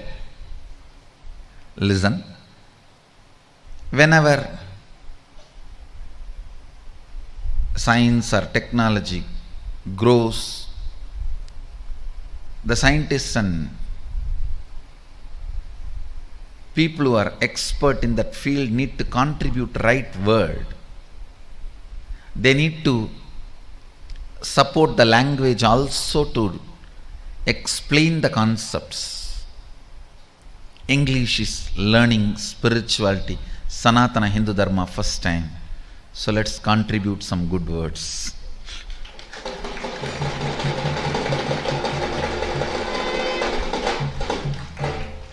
English is learning Sanatana Hindu Dharma from the source.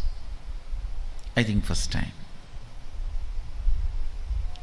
So God-el should be the word, not God. God is not Sadashiva. Sadashiva, Brahman, Bhagavān, all these words used in the Brahman used in Upanishad, Bhagavān used in Puranas, Sadashiva used in Agamas cannot be translated as God, God, used in Western theologies. Understand?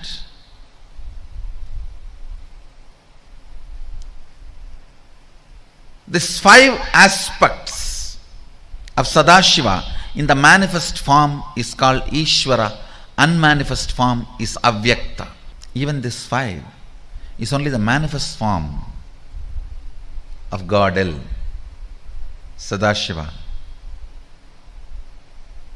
There is Avyakta, unmanifest part, component. The 25 states of consciousness individual goes through, Jiva goes through, the 11 dimensions of the universe, Jagat, 5 aspects of Ishvara, all these 3, when it is not understood, forms the Maya matrix. Understand? Maya matrix, the individual consciousness which goes through 25 states of consciousness and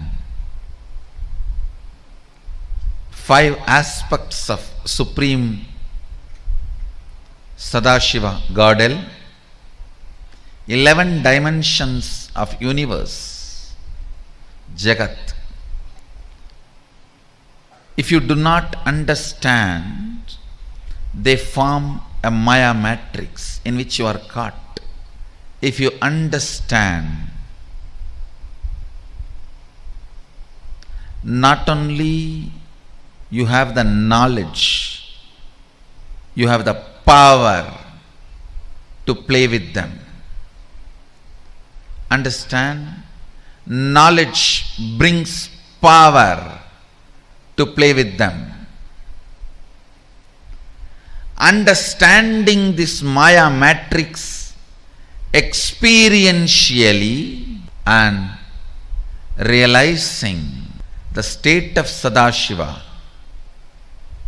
that you are the source of this Maya matrix, experiencing the state of Sadashiva, expressing the expressions, state and manifesting the powers of Sadashiva is the purpose of Sadashivoham 2016.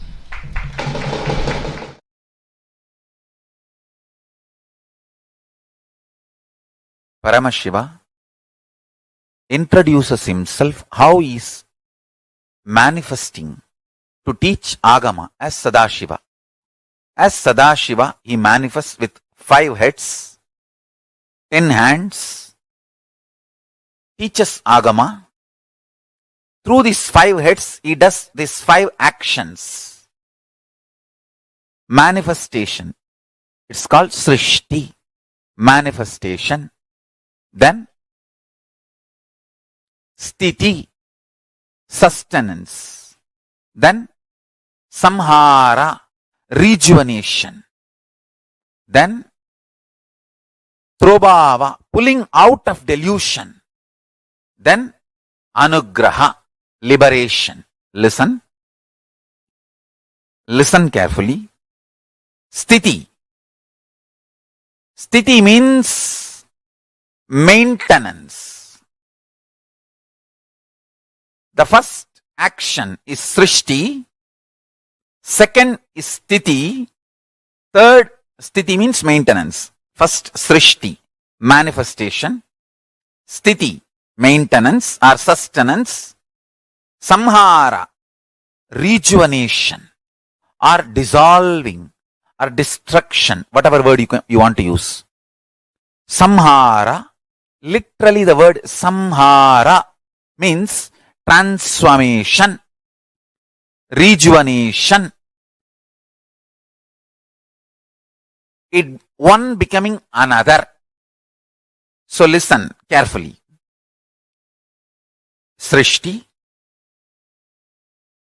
manifestation. Sthiti, maintenance. Samhara,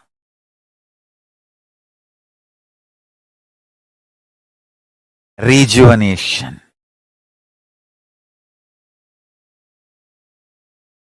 Prabhava, pulling out of delusion. Anugraha, Paramashiva, does manifestation, maintenance, rejuvenation, pulling out of delusion and liberation. Satyojata, Tatpurusha, Vamadeva, Ahora, Ishana.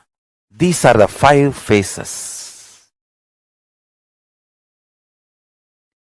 He resides in his Supreme Paramashiva Swarupa as Ajomuha or Adhomuha, unborn,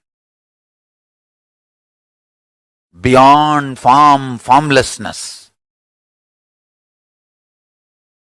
His Paramashiva Swarupa.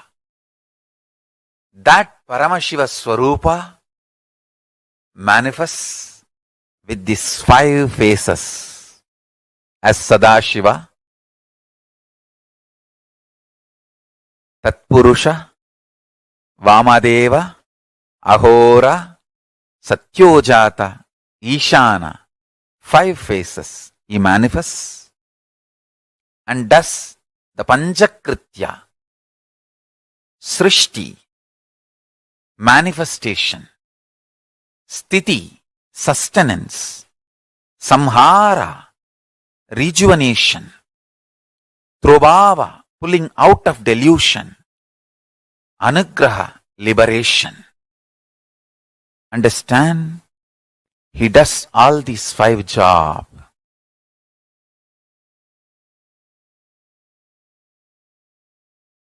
Through these 5 phases. Now listen carefully.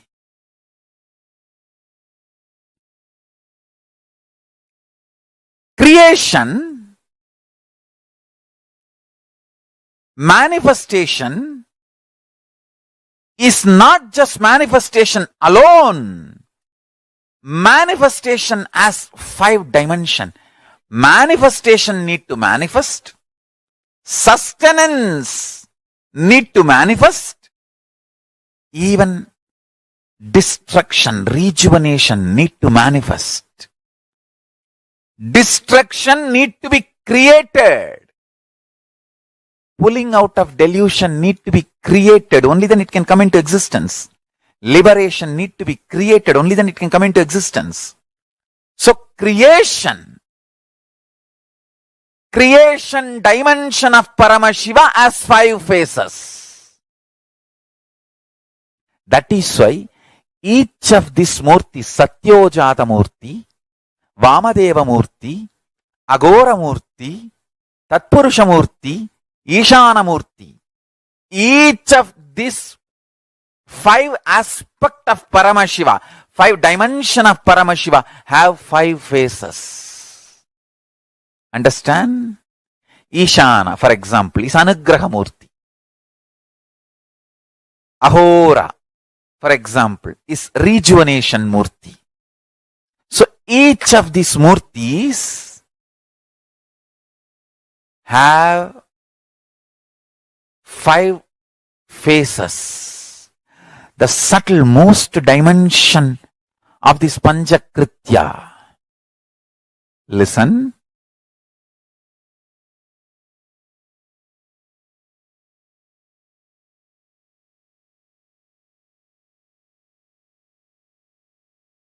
Tatpurusham, Vamadevam, Satyojatam, Ahoram, Ishanam. These 5 phases, thus Panchakrityas,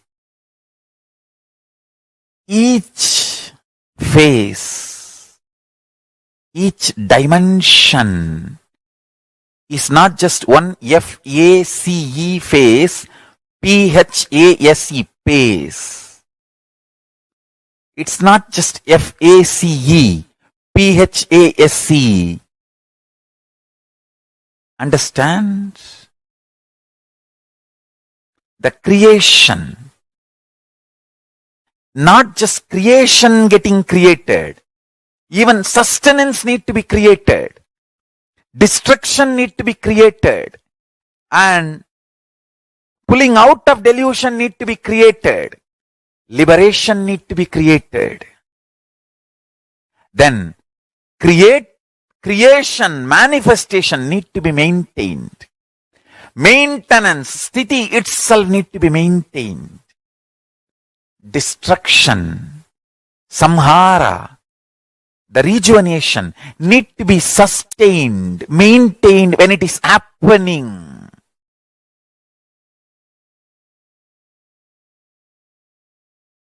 Pulling out of delusion, throbhava, need to be maintained when it is happening. And anugraha, liberation, need to be maintained when it is happening.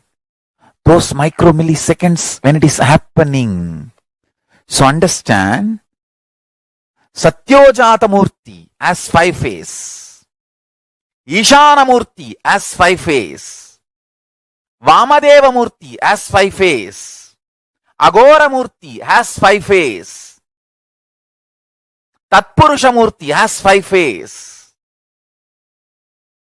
So, Tatpurusha Murti as is 5 phase, Agora Murti has is 5 phase, Vamadeva Murti has is 5 phase, Satyojata Murti has his 5 phase, Ishana Murti has his 5 phase, creation has his 5 phase, creation, destruction, sustenance, pulling out of delusion and liberation. And sustenance has its 5 phase of creation, sustenance, destruction, pulling out of delusion and liberation. And destruction has its 5 phase. Creation need to be destroyed, sustenance need to be destroyed, destruction need to be destroyed. If destruction is not destroyed, it will destroy everything else. So destruction need to be properly destroyed in right time so that the other 4 things can go on. Understand?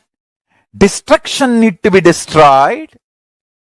Pulling out of delusion need to be destroyed. Then liberation need to be destroyed.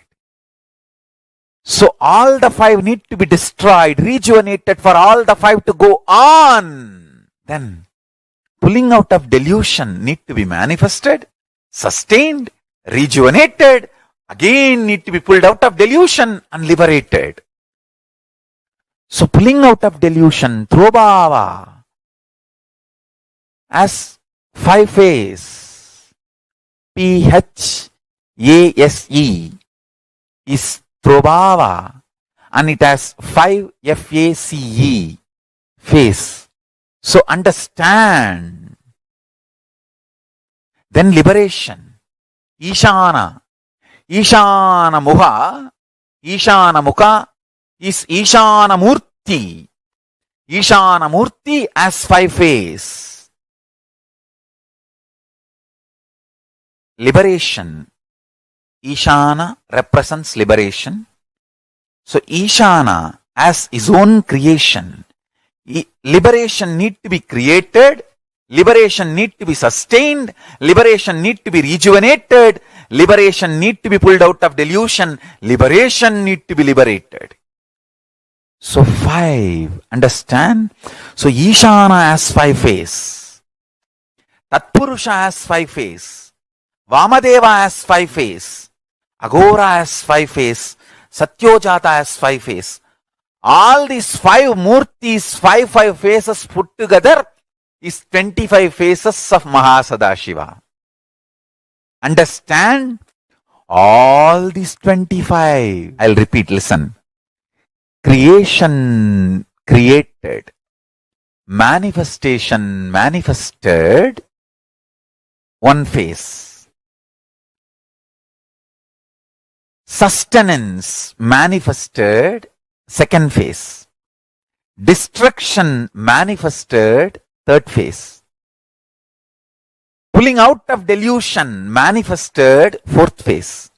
Liberation manifested. 5th phase. Then manifestation sustained. 6th phase. The sustenance is sustained. 7th phase. Destruction, rejuvenation is sustained. 8th phase. Pulling out of delusion is sustained. 9th phase. Liberation is sustained. 10th phase. Listen. Then rejuvenation, destruction, rejuvenation is manifested. 11th phase. Rejuvenation is sustained. 12th phase. Rejuvenation is rejuvenated is 13th phase. Rejuvenation is pulled out of delusion. 14th phase. Rejuvenation is liberated is 15th phase. Same way, continue. Pulling out of delusion. Prabhava. Prabhava manifested. 16th phase. Prabhava sustained. 17th phase. Prabhava rejuvenated. 18th phase.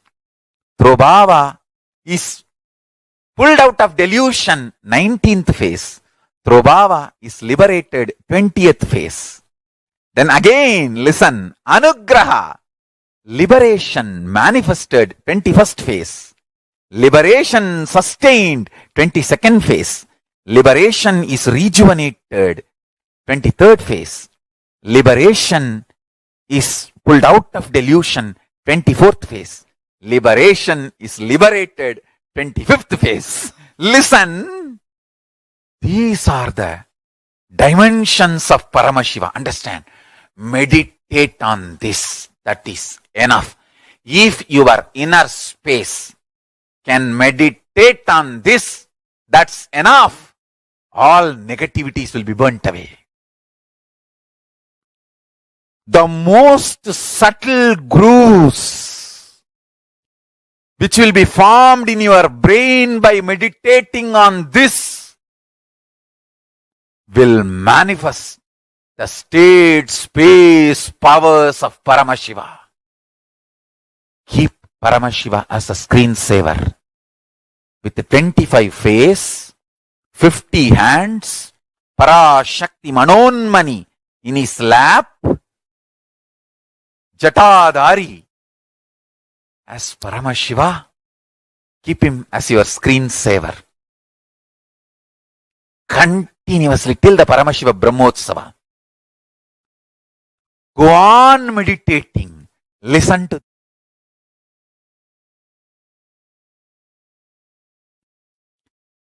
manifestation, sustenance, rejuvenation, pulling out of delusion, enlightenment, liberation.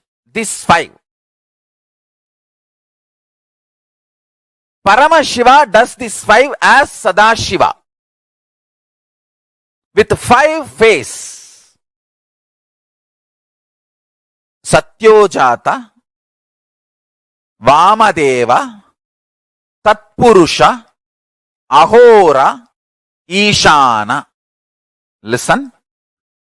Satyojata, Tatpurusha, Vamadeva, Ahora, Ishana. Let me repeat. Tatpurusha, Vamadeva, Agora, Ishana, and Satyojata. Listen intensely. Listen sincerely. Satyojata, face of Paramashiva, does creation, manifestation. It is the face facing western direction. It does manifestation, Satyojata. Then Vamadeva does sustenance. Agora does rejuvenation. Tatpurusha does pulling out of delusion. Ishana does liberation.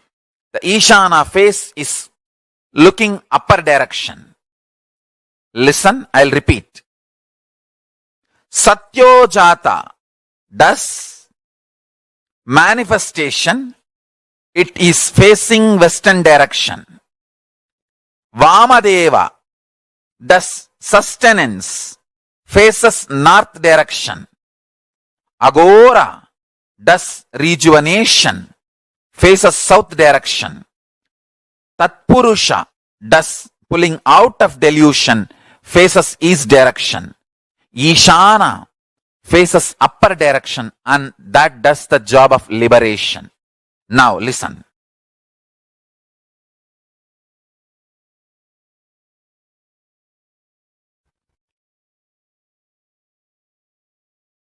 The Sadashiva, he exists doing this 5 Panchakritya.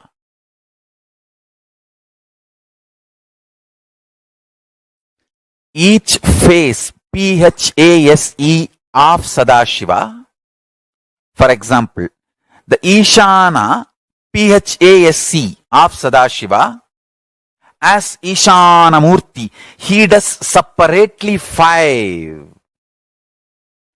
Tatpurusha Murti, he does separately 5 action.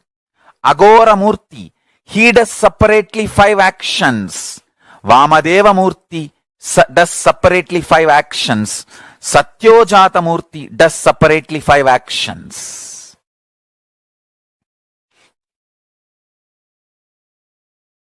I'll tell you one by one.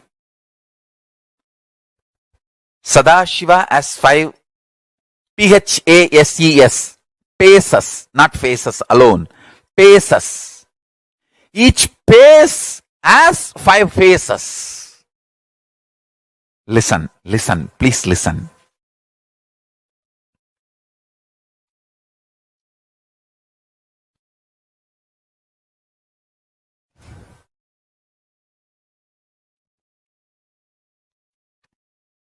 Sadashiva has 5 faces, PHASES, paces.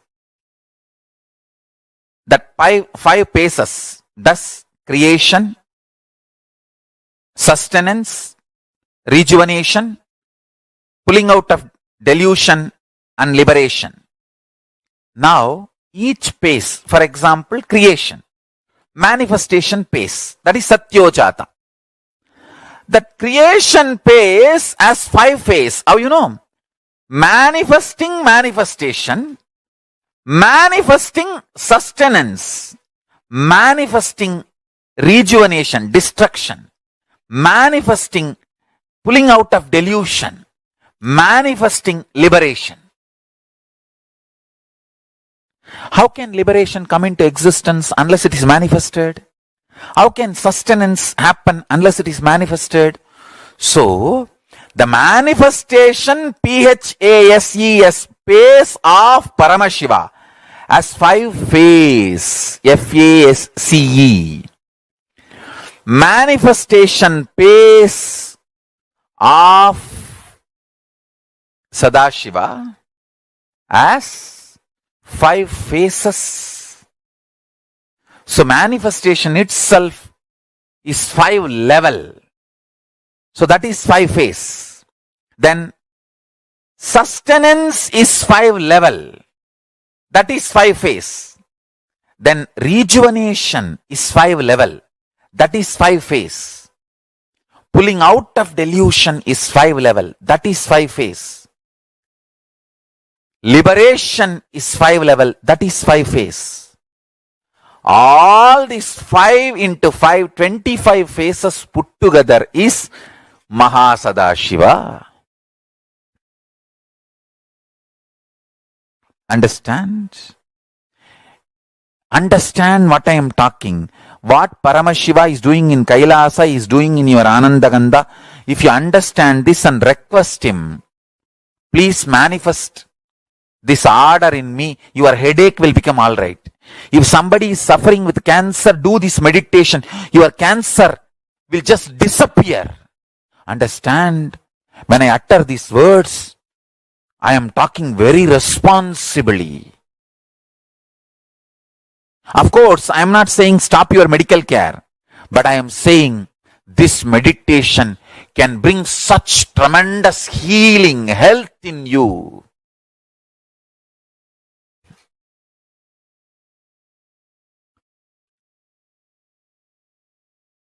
Cancer is nothing but not life not happening, death not happening properly. Understand? Cancer is not life happening properly in your body, not death happening properly in your body. The destruction is not happening properly in your body. That is why cancer is growing. Whole world.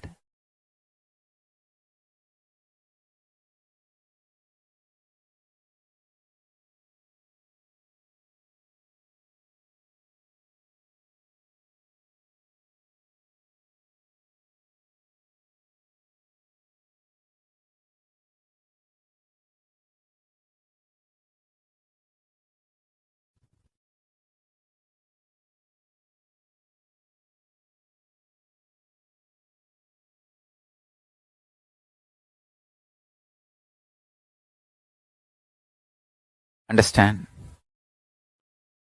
Few things you need to really understand.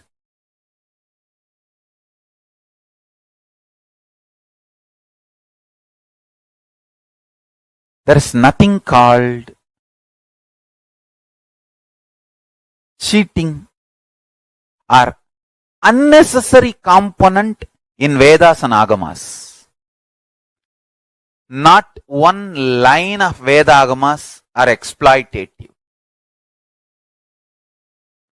They are extremely honest, truthful.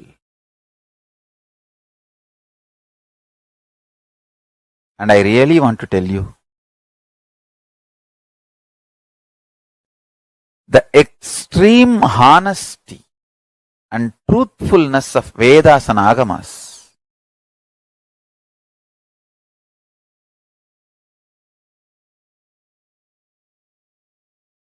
every line, every way, the Vedas and Agamas try to explain the truth with tremendous patience.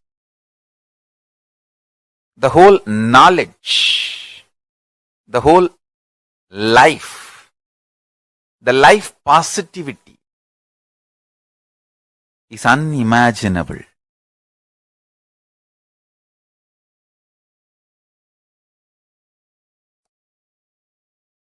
Just listen to this powerful cognition.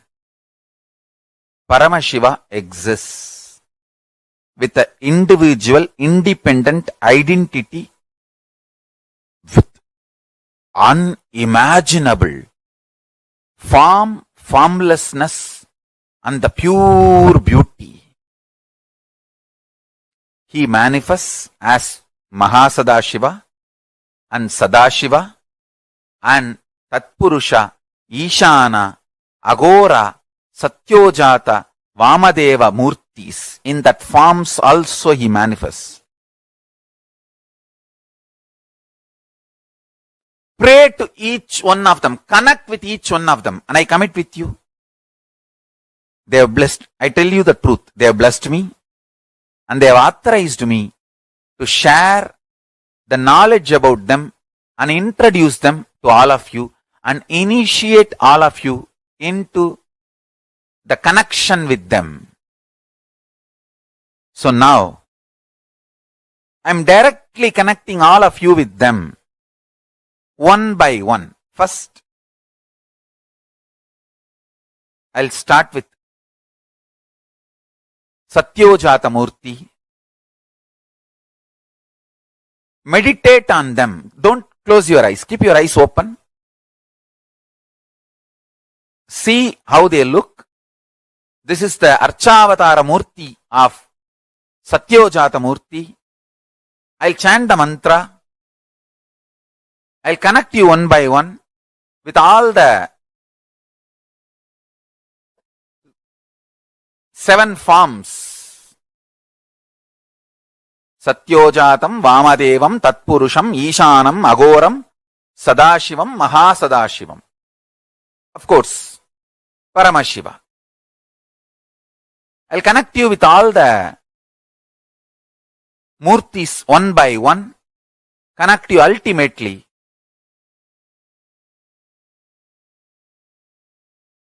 with Paramashiva. I really want you to have intense connection and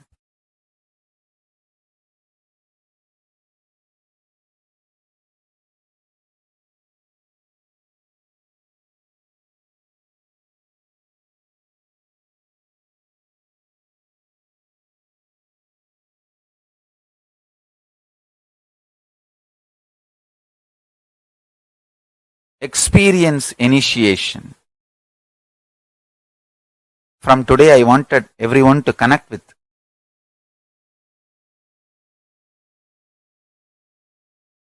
Paramashiva and manifest the Akashic reading powers. Now I am opening all the powers to all, even through one way or two way. Just sit. I'll guide you, initiate you. Start manifesting the powers. Anyone wants to start temples? Apply to KAILASA.org. I'll give the deities.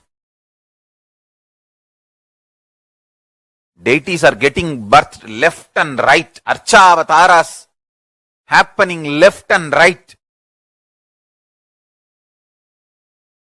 I'll give the deities. Start the temples.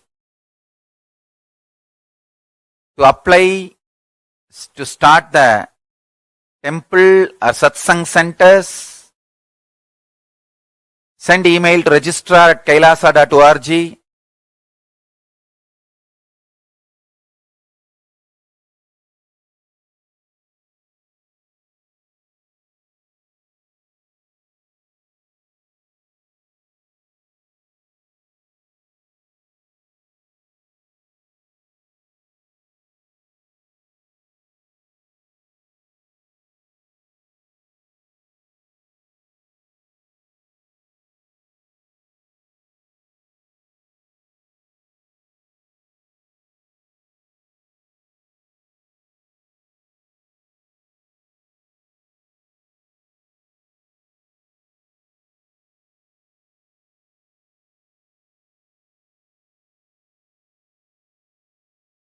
Now, you can see Satyojata Murti. Hit intensely on Satyojata Murti.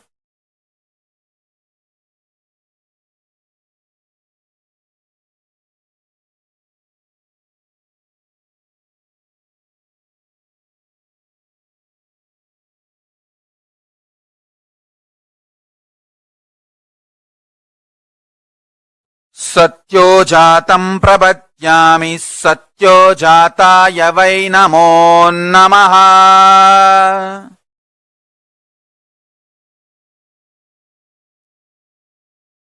Satyojatam prabhatyami सत्योजाताय वै नमो नमः।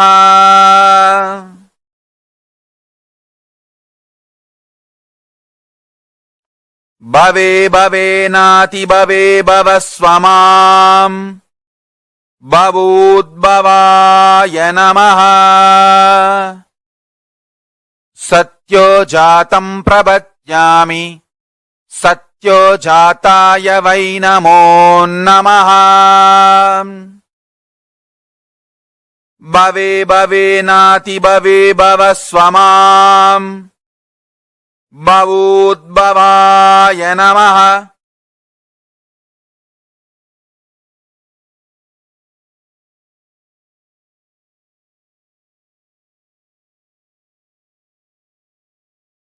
सत्योजातं प्रपद्यामि सत्योजाताय वै नमो नमः।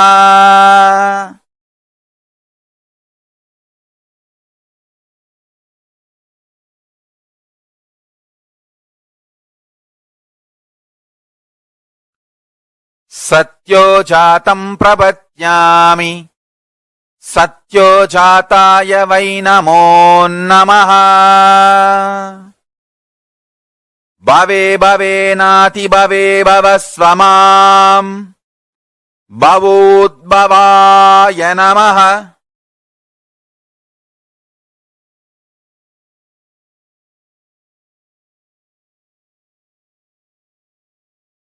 देवाय नमो ज्येष्ठाय नमः।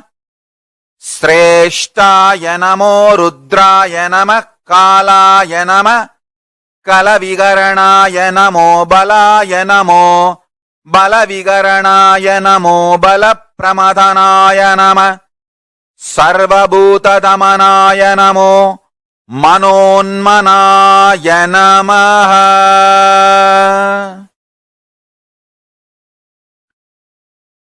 वामदेवाय नमो ज्येष्ठाय नमः। श्रेष्ठाय नमः। रुद्राय नमः। कालाय नमः।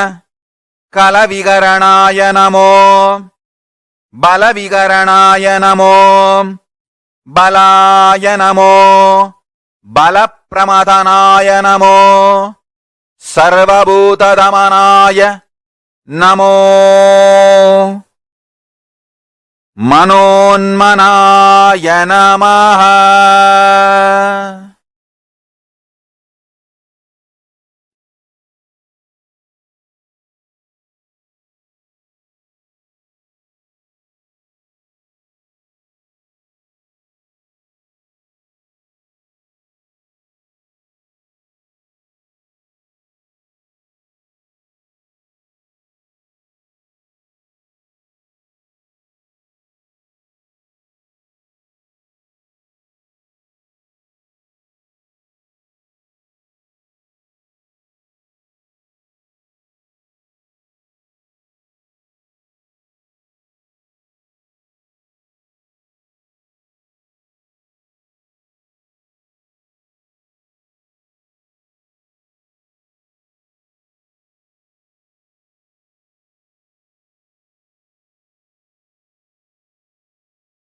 ॐ नित्यानन्द परमशिवोऽहम्।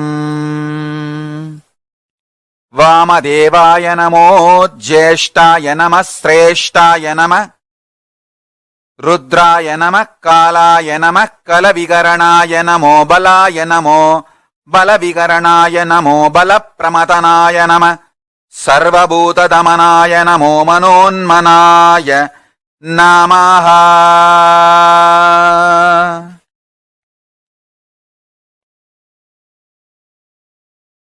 अघोरमूर्ति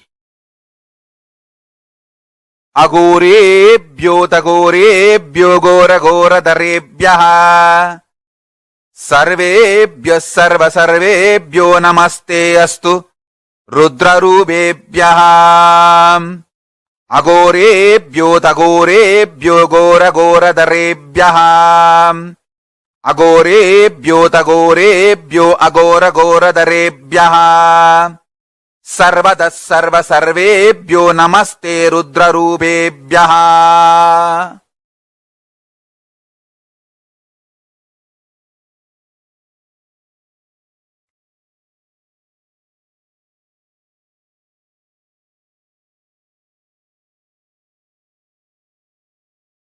ओम ओम ओम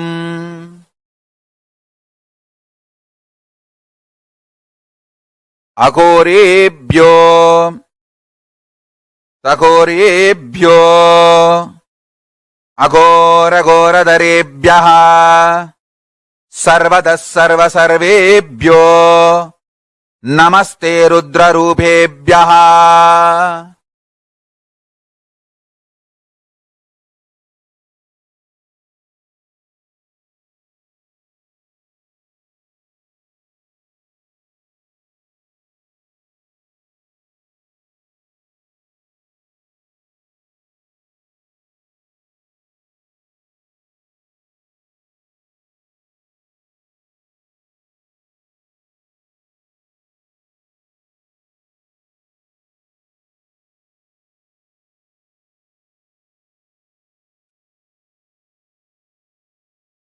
अघोरेभ्यो तघोरेभ्यो अघोरघोरधरेभ्यः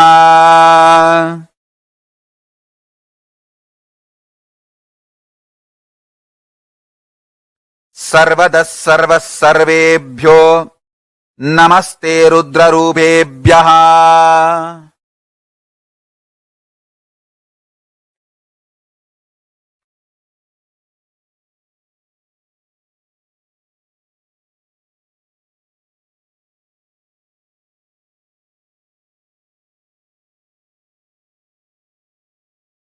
तत्पुरुषाय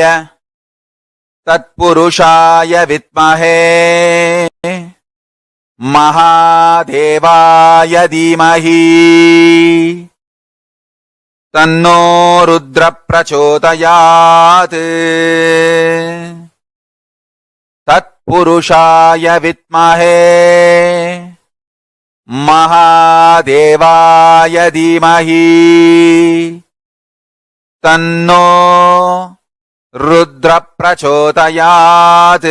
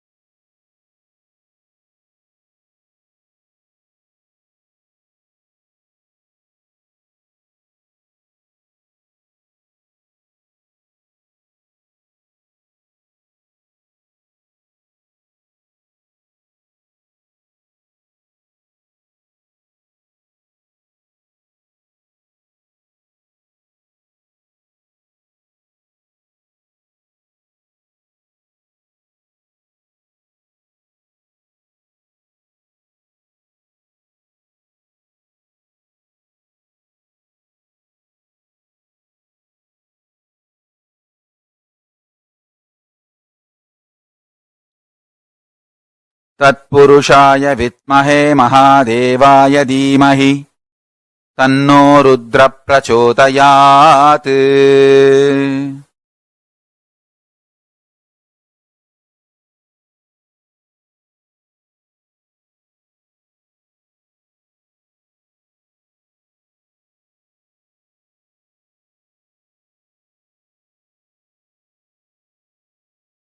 பூஜை வேண்டும் என்னாலும் அது மறைவேதம் சொன்ன சொல்லாகும். மதுரையிலே இன்று மன்னவனாய் கையிலை மலை தலைவன் நின்றான். தனக்கென தானே ஆலயம் கண்டு தனையே பணிந்தான் சிவபெருமான்.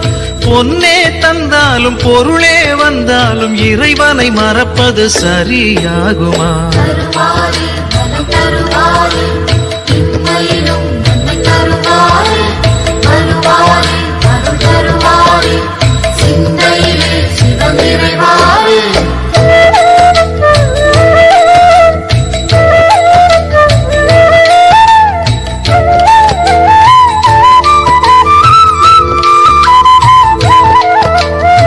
நடுவூரில் நின்ற ஒரு தெய்வம், அது நலம் வாழ வைக்கும் சிவரூபம். இம்மையிலும் நன்மை தரும் தெய்வம், அது தென் மதுரை நின்ற குல தெய்வம். சிவமயமே என் அருகினிலே மன ईशानः सर्वविद्यानाम् ईश्वरः सर्वभूतानाम् ब्रह्माधिपति ब्रह्मणोऽधिपति ब्रह्मा शिवो मे अस्तु सदा शिवोम्। ईशानः सर्वविद्यानाम् ईश्वरः सर्वभूतानाम् ब्रह्माधिपति ब्रह्मणोऽधिपति ब्रह्मा शिवो मे अस्तु स एव सदा शिव ओम् सदा शिव ओम् सदा शिव ओम्।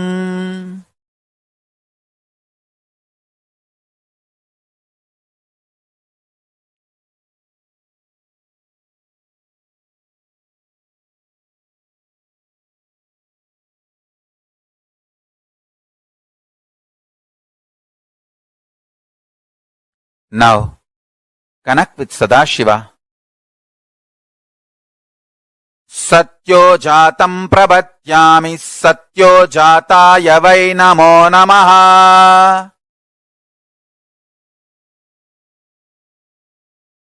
Bhave bhave nati bhave bhavasvamam bhavodbhavaya namaha.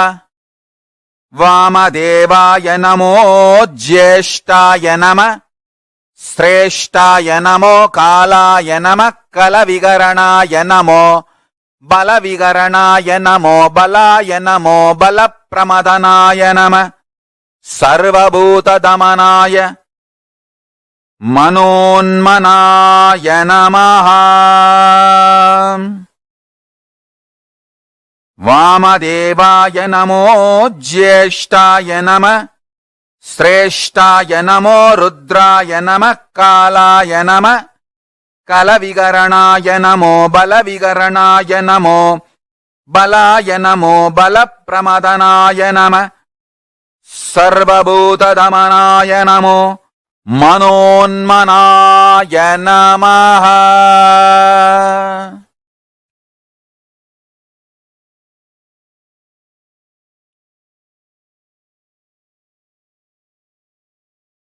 अघोरेभ्योऽतघोरेभ्यो घोरघोरतरेभ्यः सर्वेभ्यो सर्वसर्वेभ्यो नमस्ते अस्तु रुद्ररूपेभ्यः।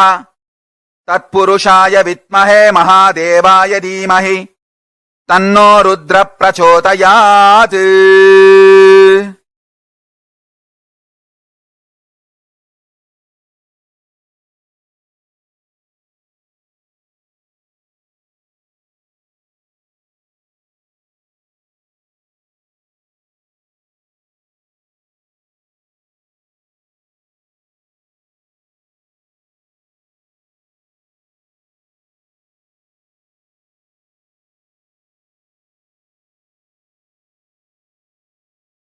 तत्पुरुषाय विद्महे महादेवाय धीमहि तन्नो रुद्र प्रचोदयात्।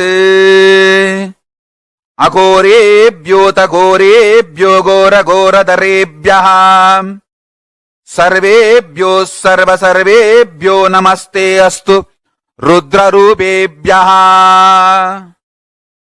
तत्पुरुषाय विद्महे महादेवाय धीमहि तन्नो रुद्र प्रचोदयात्।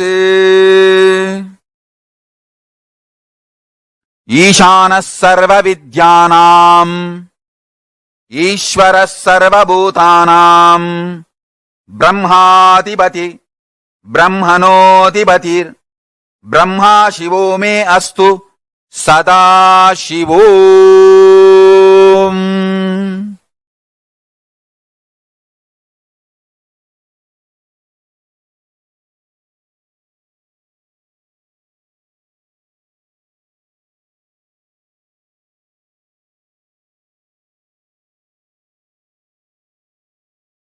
Om.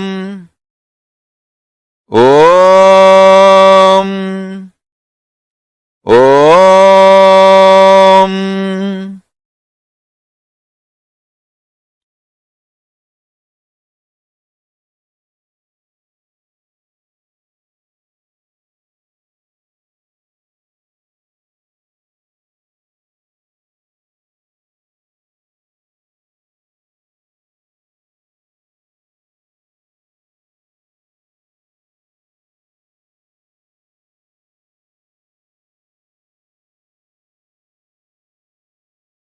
Om.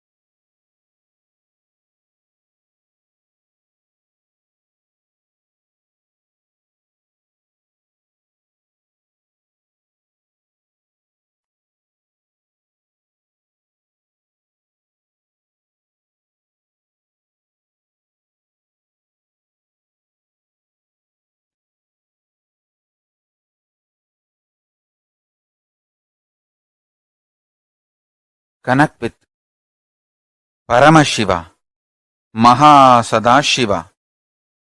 Om Nithyananda Paramashivoham. Om Nithyananda Paramashivoham. Om Nithyananda Paramashivoham.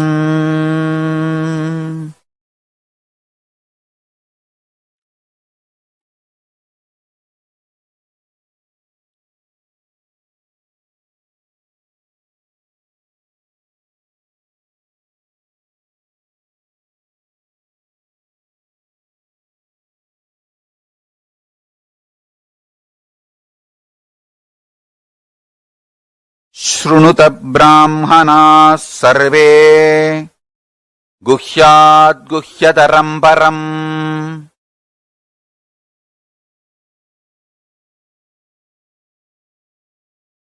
अस्ति मेरोर्उदग्बाघे महाकैलासपर्वतः साम्बस्य सगुणस्यायम् सबक्तस्येन्तुमौलिनः संवासे योजनानाम् च 20,000,000,000 दौहद्यमेतद्विगुणम् असय ज्ञेयम् द्विजोत्तमः नवरत्नमयम् तस्य मध्ये शिखरमुत्तमम् तत्रालयम् महेशस्य नानारत्नविचित्रितम् प्रकारकोपुराट्टाल बलबीभिर्विराजितम् तदा सिंहासने तत्र महान् शम्भुः सदा शिवः प्रफुल्लः कमलोल्लास पञ्चविंशन्मुखज्ज्वलः धृतनानायुयोद्भासी 50 प्रफुल्लरक्ताम्बुजाट्ट श्रीनाभ्याम् श्रीयुगपाज्ज्वलः विचित्ररत्नकसितः भूषणैरभिभूषितः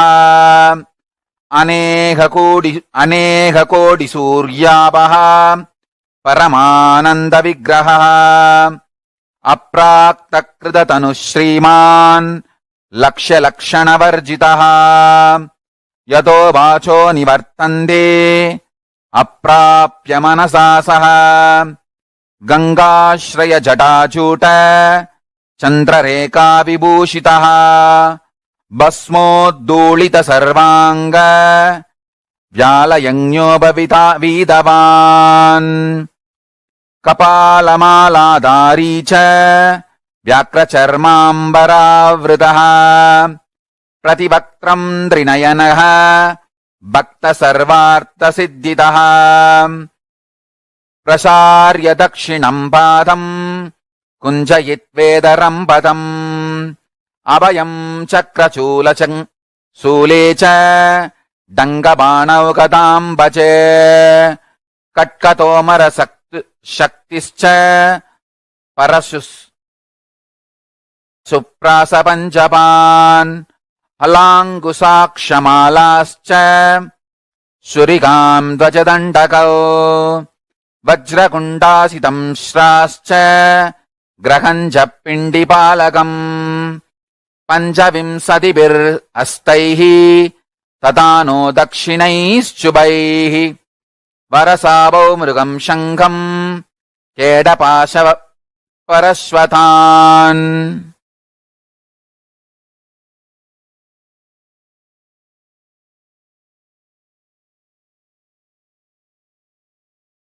मुत्करम् डमरुम् गण्डाम् रुद्रवीणाम् च पुस्तकम् कपालमुण्डकट्वाङ्ग कुशुण्डीपरिधानभिः बालम् भट्टसंवेत्रम् कमण्डलूहुदासनौ कर्तरीम् मुसलम् पिच्छम् पिप्रत्वामैस्तथाकरैः महान् सदाशिवस्योऽयम् राजते तत्र पर्वते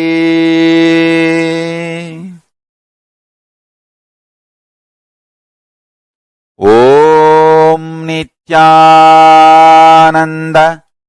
परमशिवोऽहम्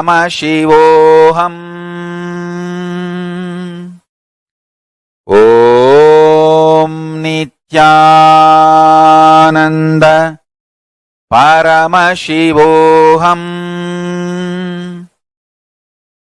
ॐ नित्यानन्द परमशिवोऽहम्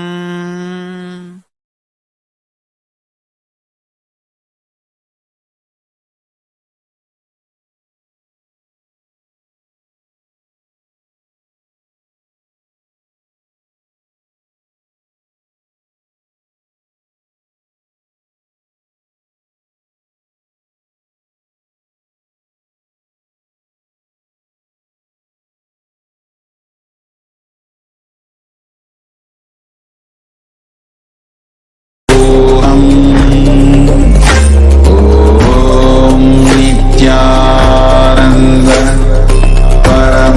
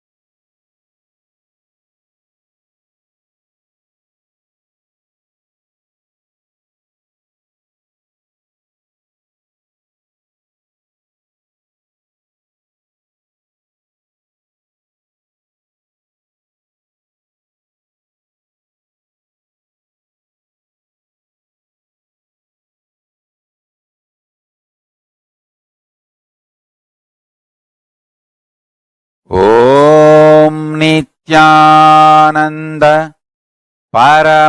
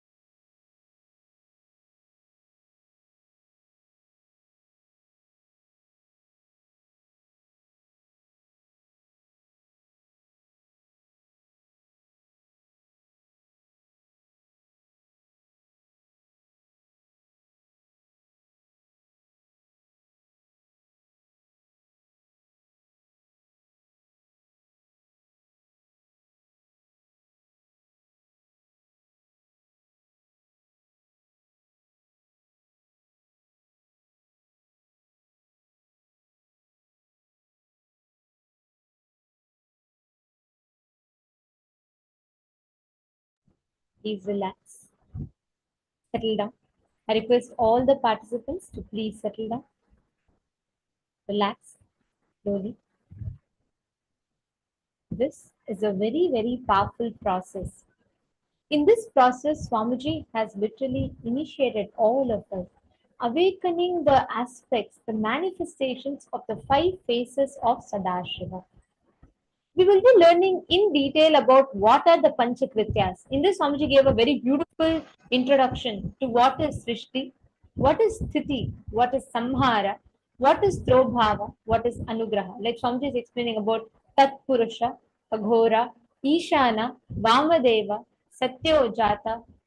Each of these faces of Paramashiva manifest is all embodied forms which is responsible to perform certain cosmic actions. Like Satyojata is generator and Vamadeva is sustainer. Aghora is rejuvenator. Ishana is putting in delusion and pulling out of delusion. And Vamadeva is putting in delusion and pulling out of delusion, and Ishana is liberation. Each of these phases of Paramashiva, they have their respective roles to play. And we will actually be learning in elaborate detail about how exactly these Panchakrityas happen, what is the significance, and how we all do these Panchakrityas in our life regularly.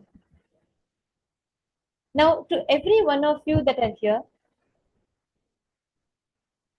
we request each of you to take a few minutes and share with us what you understood from this session. What did you understand as the 5 phases of Paramashiva?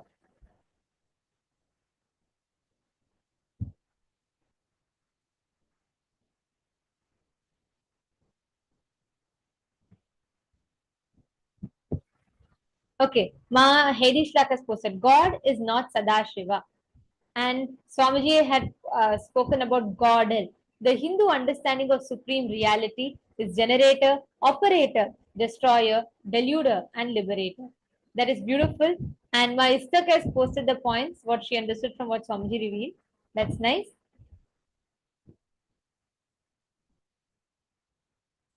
Actually, understand this whole Western concept. Like normally, the word God itself is derived from generator, operator, and destroyer.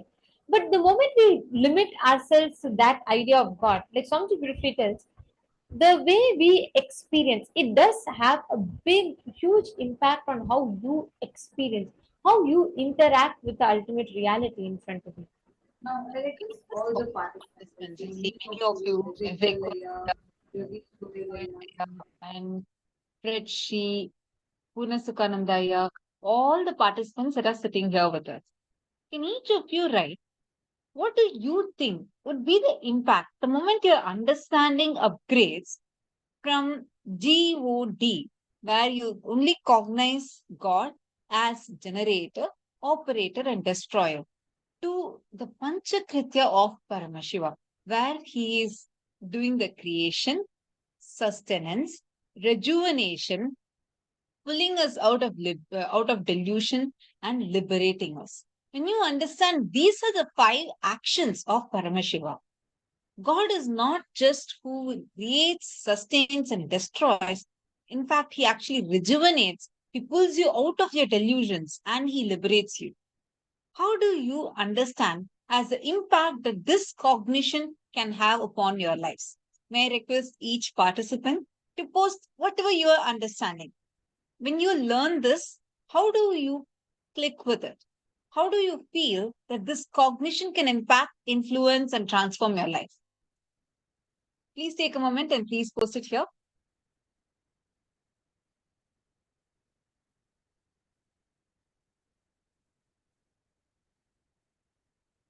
How do you think that this can change, like the way you understand? See, definitely the understanding about God that we have will upgrade. But will that have an impact in your day-to-day life? If yes, how do you feel so? How do you see it?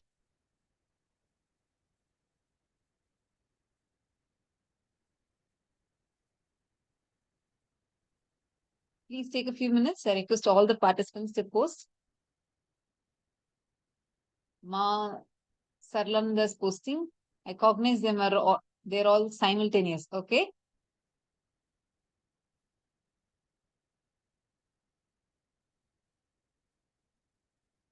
Requesting everyone to post, how do you think that this cognition is actually impacting you? Like how does it influence the way you understand it? Like, for example,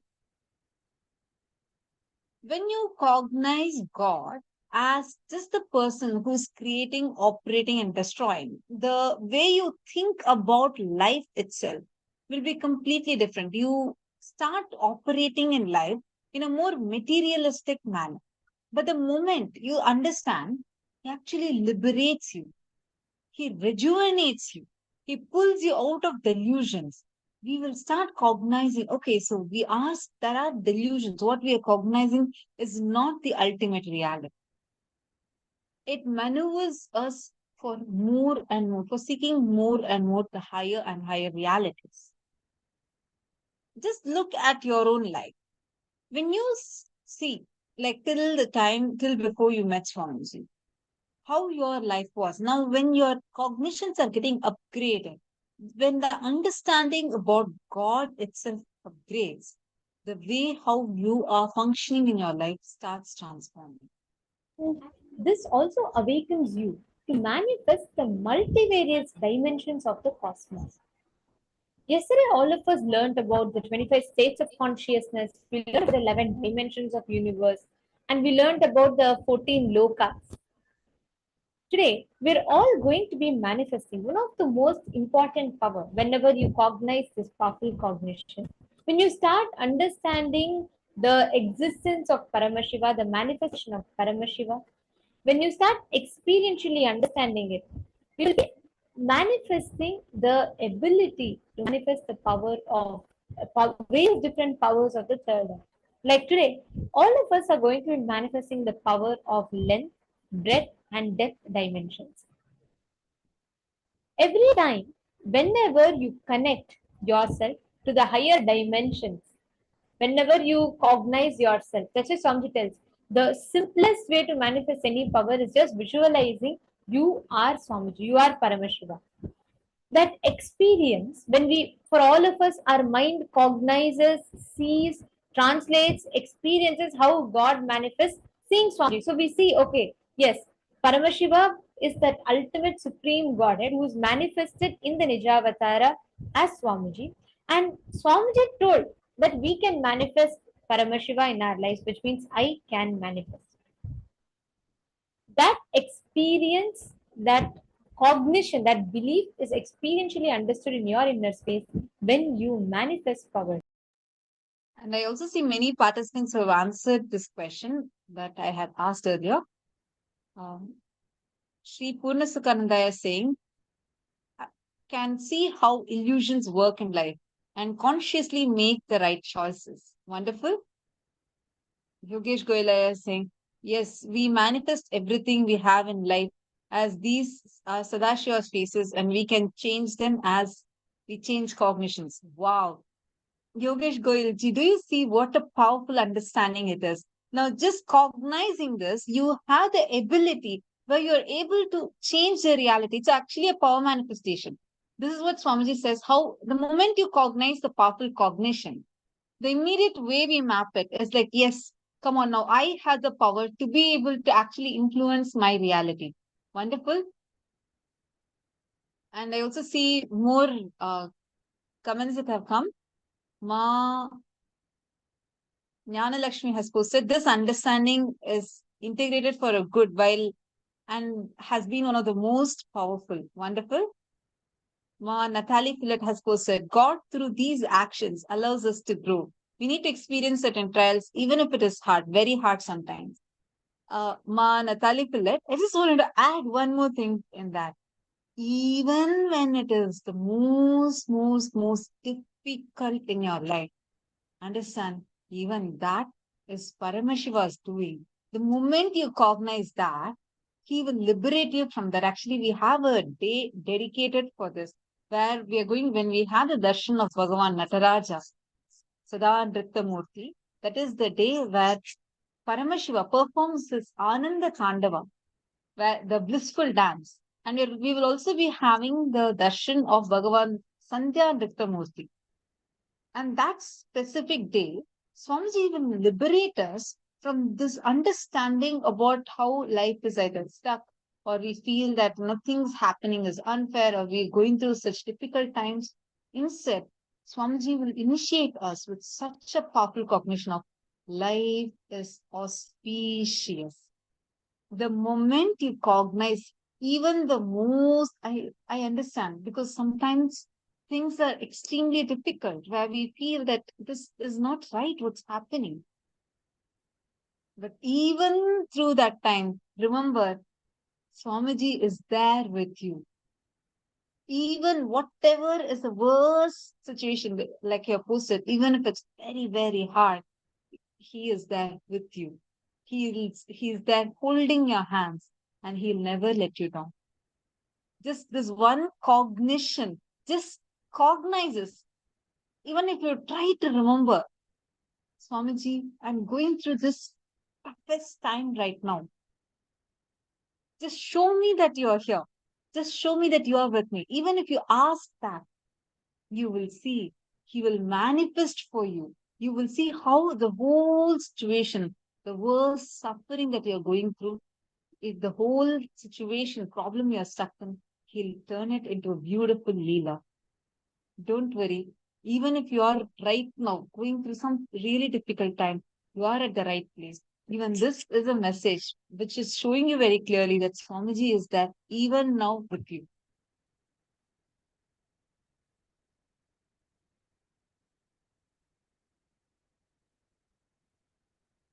Yes.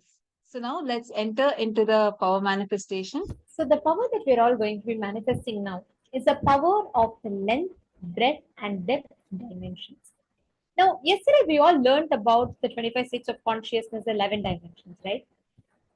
Now, Swamiji explained about how length is the logic dimension.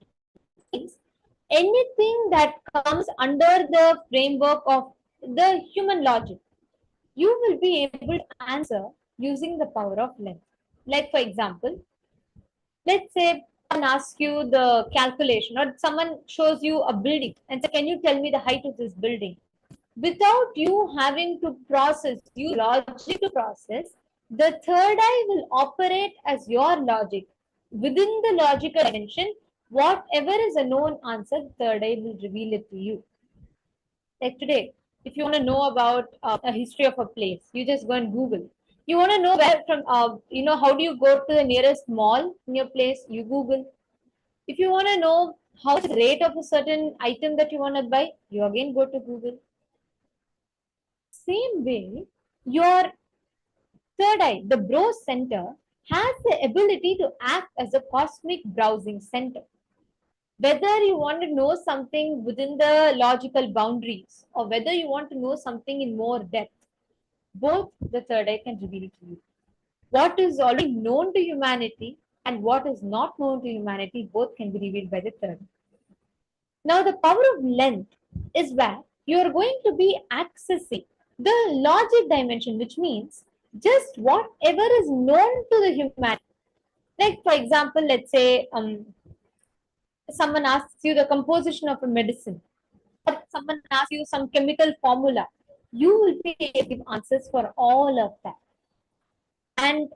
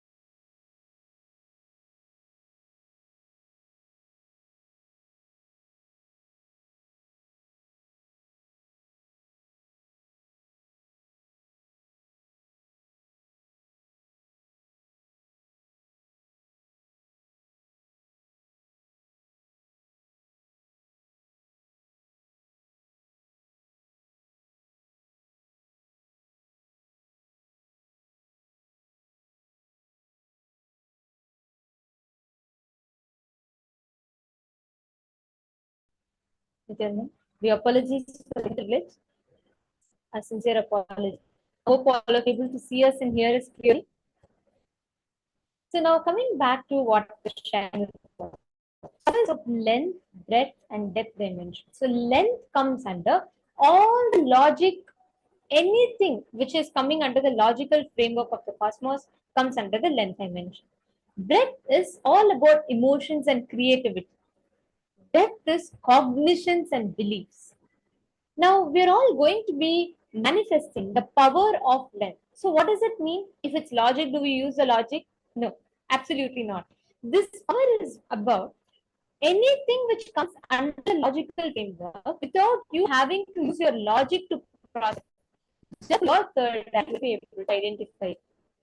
There's a very elaborate description given of this from the Vijnana Bhairavatantra and the the Shiva Samhita. It detailing elaborates how this power is manifested. It says,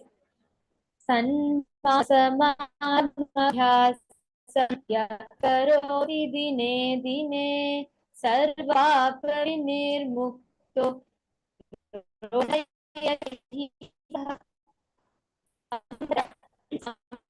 सत्राभ्यासभैरो भवति भैरवं ध्रुवम् अनिमादिगुणलब्ध्वा जीवभूतगणास्वन्. When a person continues to manifest the powers, when he manifests the space of Paramashiva, the space of oneness. Paramashiva here, this scripture is directly given by Paramashiva to Devi.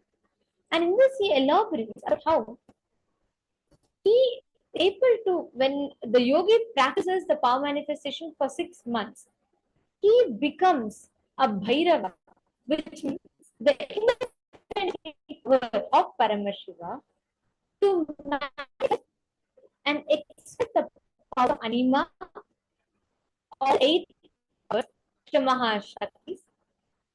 By his own self, he conquers all elements in length and depth dimensions. That is what is called as Bhuta Ganasayam.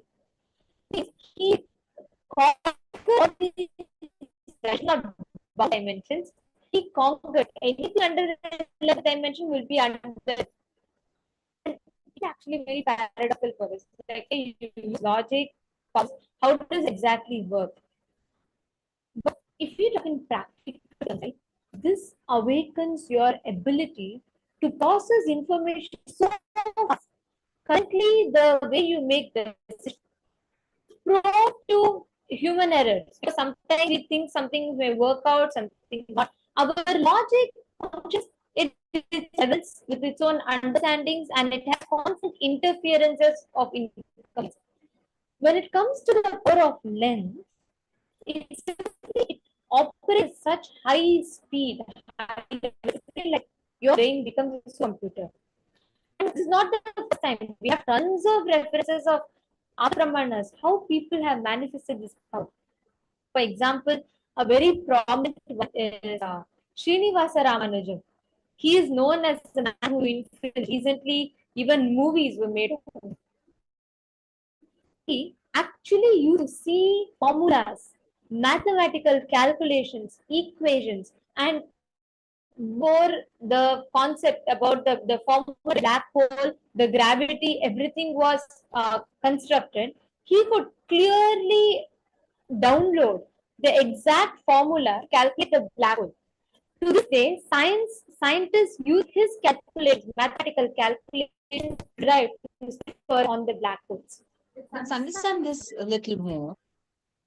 Whenever Ramanujan used to see these numbers, see these formulas, he'll always say, Namagiri Lakshmi is who's showing me. Meaning, he'll always say, Goddess Mahalakshmi is the one who is showing me these numbers, these answers, these formulas. People around him could not even understand what he was saying. Everybody thought it's his own intelligence. He'll always go to the temple and sit and he'll see what if he wants to get a solution for a mathematical formula. He won't sit and spend hours together on his paper. He says he'll go and sit in the temple of Devi Mahalakshmi, and she will reveal the answers to him. She will give the formulas to him. Understand? That is the exact power. The power of length is what we are going to be blessed manifesting today. All those who have received initiation, see, if you have received the initiation into this power in level 1 or level 2, or even if you have attended the previous programs, you're initiated into this power, so you will be able to sit and manifest it now. We're going to do a round of power manifestation. I request all the participants to sit. We'll tell you the exact steps that you need to be doing. We request every one of you to sit and actively participate in this power manifestation. May I request all the participants to please kindly come on camera. Ma Kasturi Aravindan, Ma Ivana Grebnar, Ma Julie Silla, Karine, Ma Vaping Zoo. May I request all of you to please come on camera. Ma Tanja Devarni, Ma Amrita Vandini. Please kindly come on camera. Let's all sit now, and together we are going to be manifesting this power. If you are ready for the power manifestation, I request all of you to please put yes in the chat. And any of you who are having any of your near and dear ones who has recently lost their loved ones, or they are still affected by a loss of their loved one, please invite them to come and be a part of this session. The whole day is a preparation for today's initiation. Please call them. For you, it might be one simple call, but for them, it's going to be life transformation. So we request all the participants, take a few minutes now and call them. Invite your friends, invite anyone. You can invite anyone, but specifically the people who have lost any of their loved ones. Because today Swamiji is going to be giving us the initiation where Swamiji is going to help us to complete with our ancestors. Okay, see many of you with your cameras on, sitting ready for the power manifestation. Great. Let's enter into the power of length. Now, what we're going to do is, let's start with the first level of manifesting this power. What we're going to be doing is, we're going to be projecting the different buildings to all of you. Okay, very simple. What you're going to do is, connect to Swamiji, scan through the third eye, and you're going to identify what exactly is the height of the building. Once again, remember, do not try to use logic. Of course, logically we won't be able to calculate as it is not clearly visible. See, typically what do we do if you have to know the height of the building? We have a certain calculations based on which we arrive to the conclusion what is the height of the building. Now, without using your logic, you're going to be mastering the logic dimension using the power of length. Understanding? Are you all understanding? If you're all understanding, can I request everyone yes in the chat? Okay. Now, shall we all start? Can I request every one of you to please have a paper and pen ready? Now, we're going to be showing you the different buildings, and you're going to be scanning and identifying its height. So let's start. Please chant the Mahavakya, connect to Swamiji, and identify the height of the building that's projected to you all. Nithyananda Paramashivoham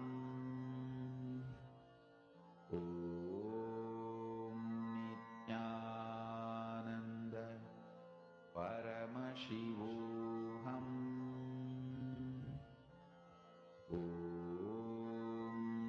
Nithyananda Paramashivoham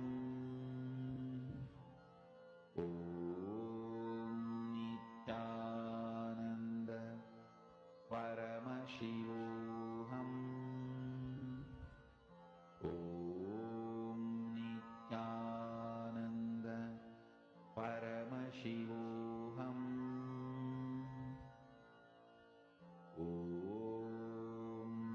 Nithyananda Paramashivoham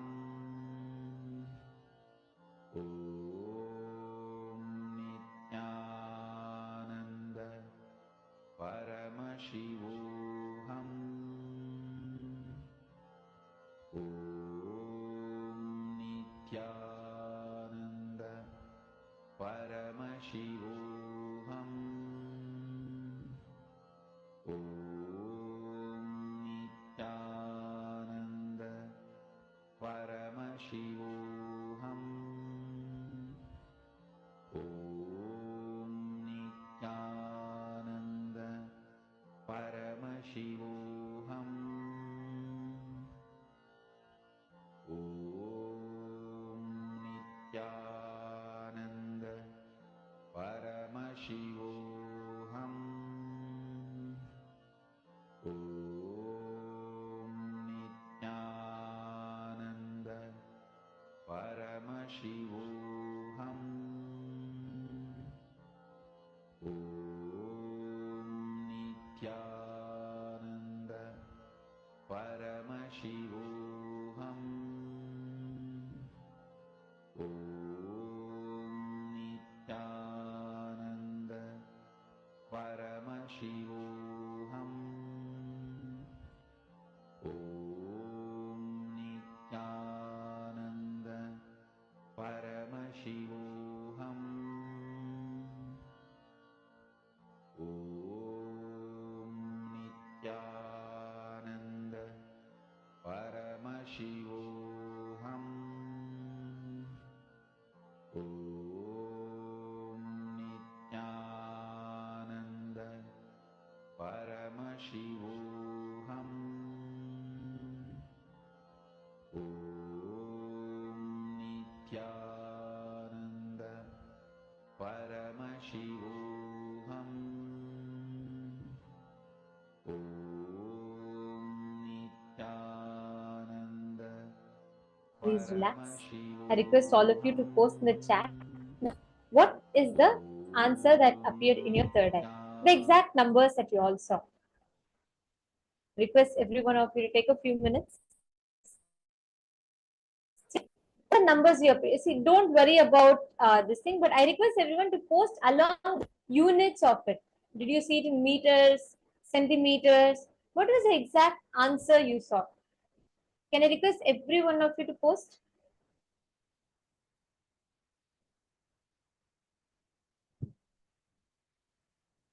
Come on, Ma Jnanalakshmi, Ma Sudha, Ma Petrizia, and Ma Windlove. Ma Windlove, Ma Yoga Jnana, Ma Vaping Zoo, Ma Amritavardhini, and Ma Tanja Devarne. Can I request all of you also to please post? Ma Karin Shivanatarajan. Come on. Can I request every one of you to post? The first thing that came in your third eye, post it. Yes, I see Ma Tanja Devarne has posted.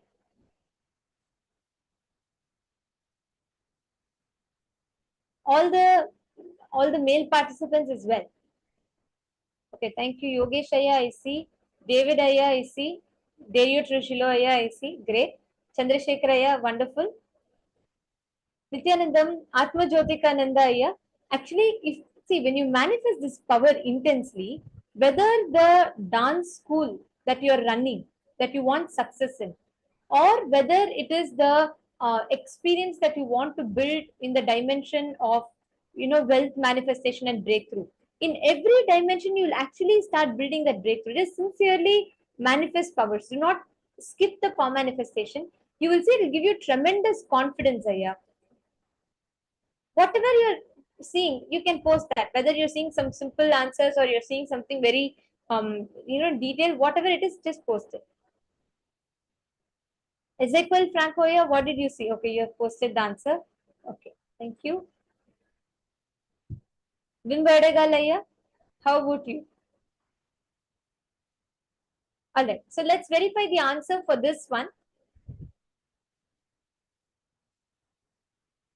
So this is the lighthouse in Denmark. The answer is 23 meters 75 feet in height. The answer for this question is the building's height is 23 meters and 75 feet. Okay, let's now see and verify the answers. How many of you have manifested? Actually,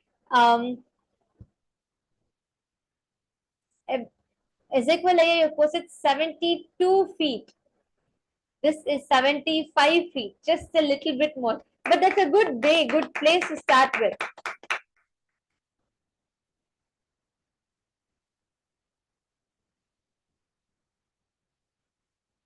(23 meters) and 75 feet.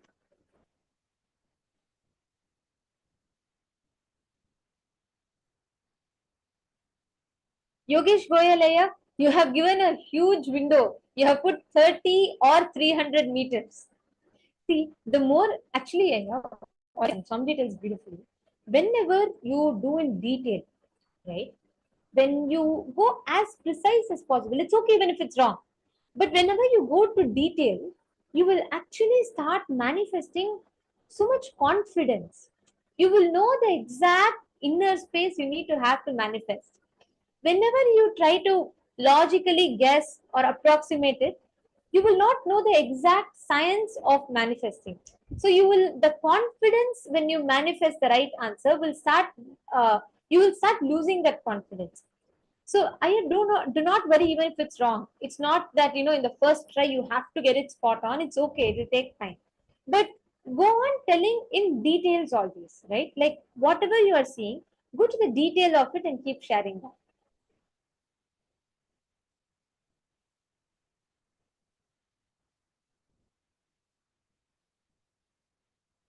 Okay, great. All the others, I request every one of you to verify your answer. If any of you have manifested it, please do post in the chat.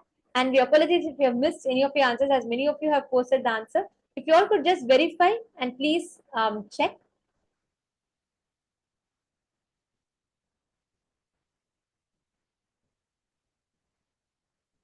Ma Istak, that's great, Ma. You saw 24. The meters, the answer in meters is 23. That's very close. That's wonderful. And Ma Karin Shivanatarajan has 75. You have posted 81. Actually, but do you all notice how many of you are seeing very close?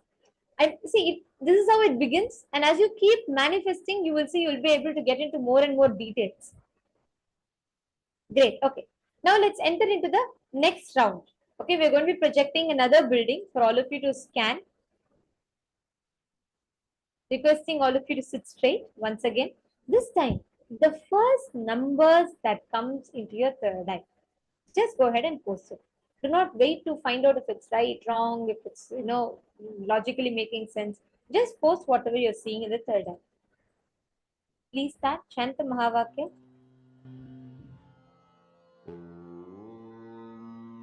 Nithyananda Paramashivoham Om Nithyananda Paramashivoham Om Nithyananda Paramashivoham Om Nithyananda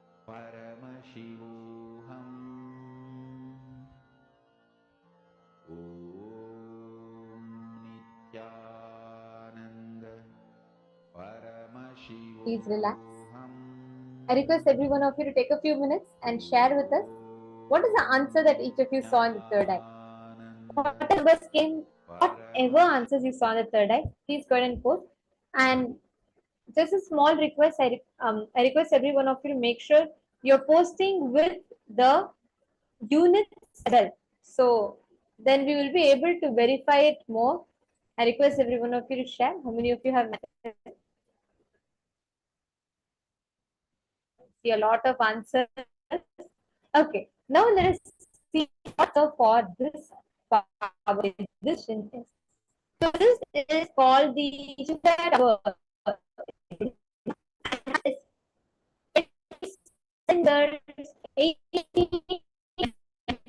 It's 27 meters, 87 feet, 89 feet.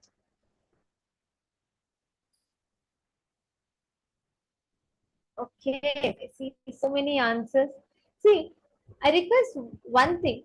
I request every one of you to put the first thing that comes in the third eye. As it is, type it out.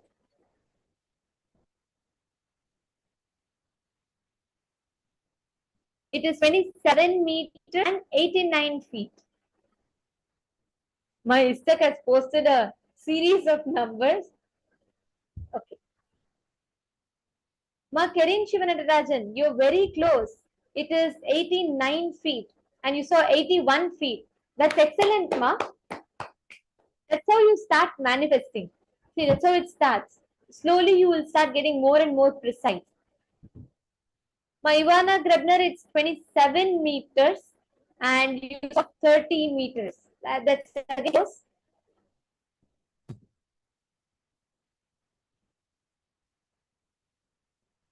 My Isaac, you're starting to manifest very well.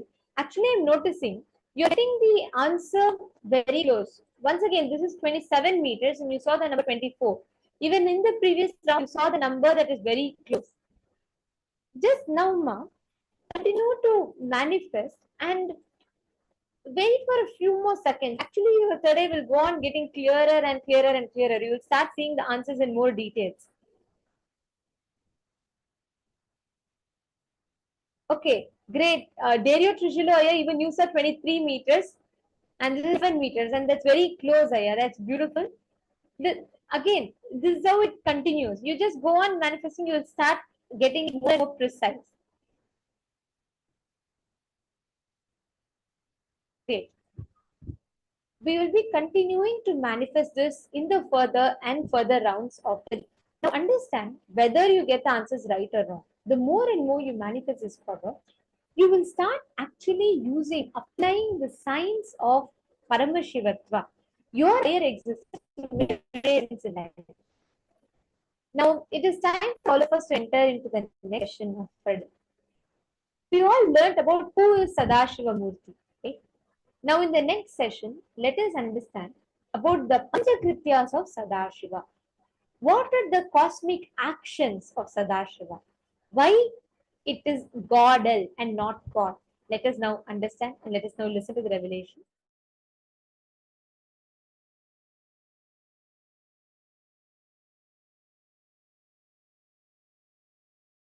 When Paramashiva becomes your fuel and health is built, knowledge is built, life is built, energy is built, you simply radiate Parashakti.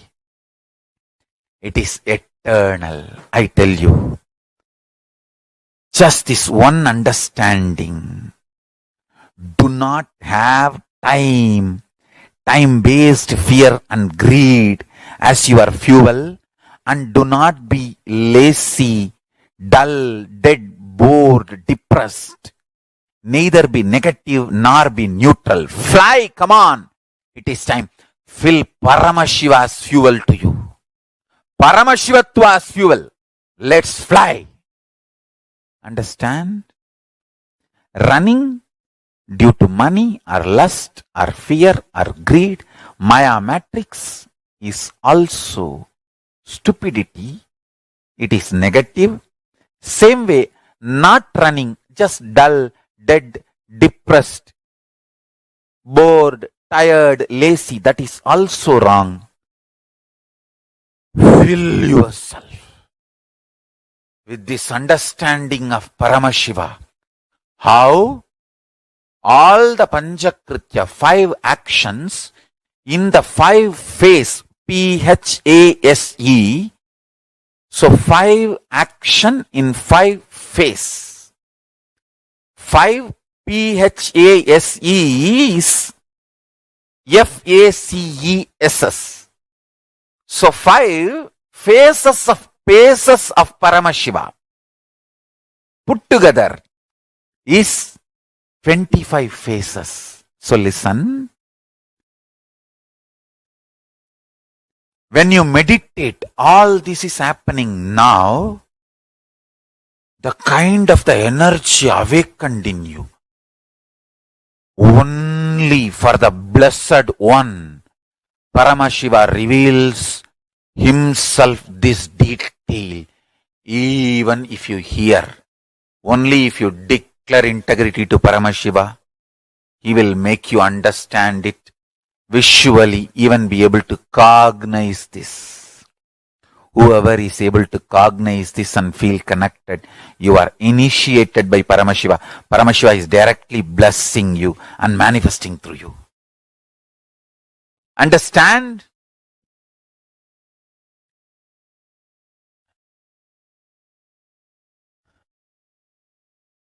Meditate on this Paramashiva Swarupa.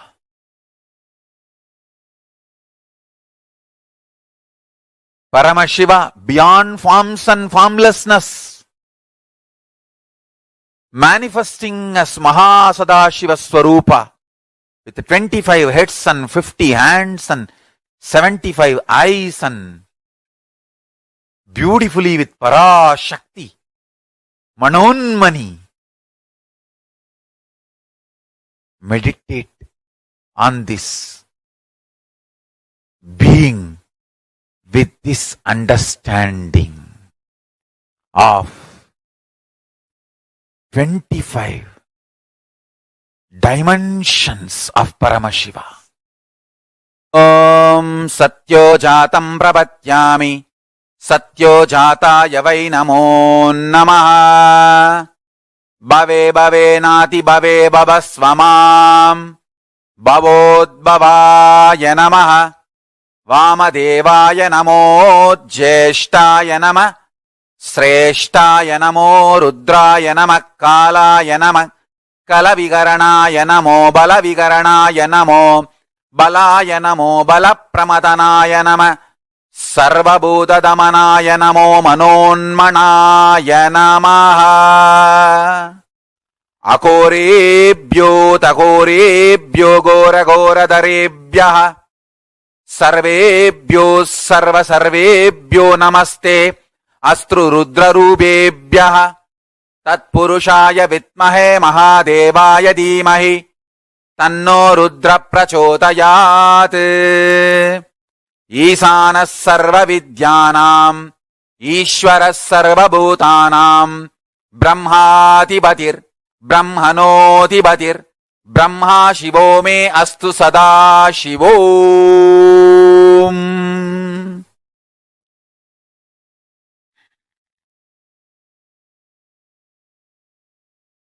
Meditate on Paramashiva with 25 heads.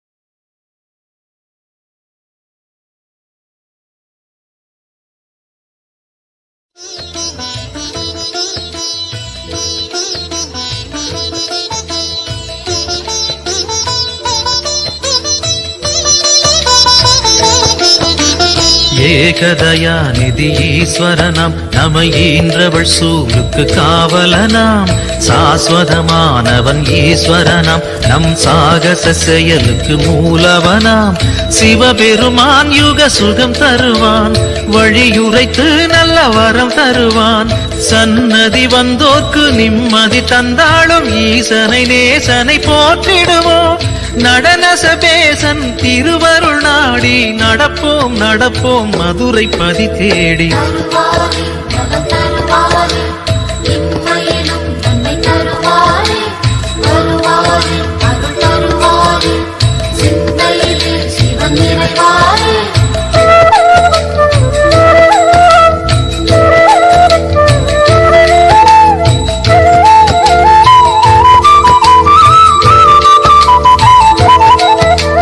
நஞ்சுண்டநாதர் Sivan போற்றி, அந்த சந்தியா காலத்து சனி போற்றி, நவசந்தி தாண்டவ குரு போற்றி, அந்த மகா பிரதோஷ நாள் போற்றி, தேய்பிரையில் அந்த வளர்பிரையில் தேடிச் சென்றால் அருள் கூடிடுமே. நர்த்தனம் காட்டும் ஆடிய பாதம் திருமுகம் கண்டால் நலந்தானே. தேடிடும் கண்களில் ஆடிடும் பாதம் தெரியும் தெரியும் இது நிஜமே.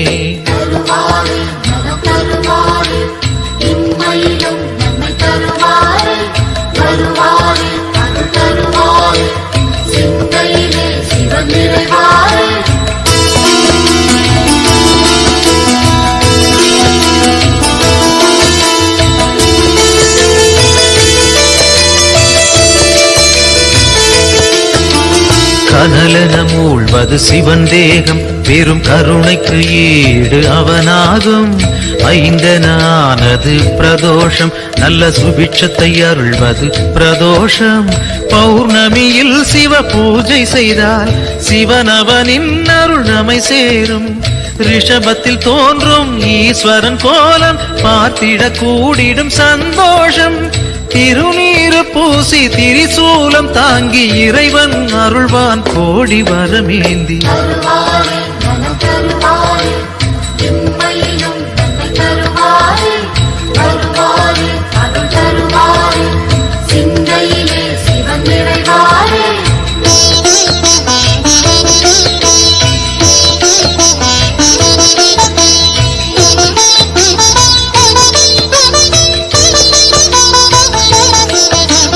திருக்கோவில் வாசல் முன் தோன்றும் அந்த நந்தி தேவன் அருள் வேண்டும். பிரதோஷ காலம் வரும் நேரம் அவன் திருவருள் யாவும் கை கூடும். எம்பெருமான் வரும் வாகனமே எப்பொழுதும் நம் துணை வருமே. முன் நின்று நந்தியின் காதினில் கூறிடும் செய்திகள் சிவனது செவி சேரும். இம்மையில் நலம் தரும் சிவனது அருளால் எடுத்த செயல் யாவும் ஏற்றம் பல காணும்.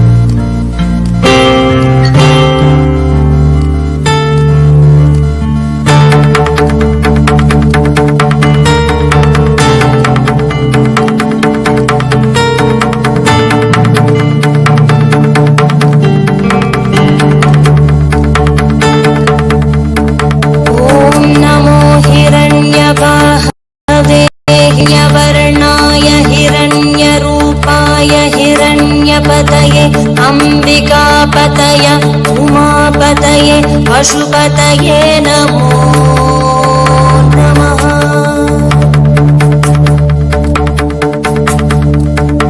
ॐ नमो हिरण्यवाहवे हिरण्यवर्णाय हिरण्यरूपाय हिरण्यपतये अंबिकापतये उमापतये पशुपतये नमो नमः।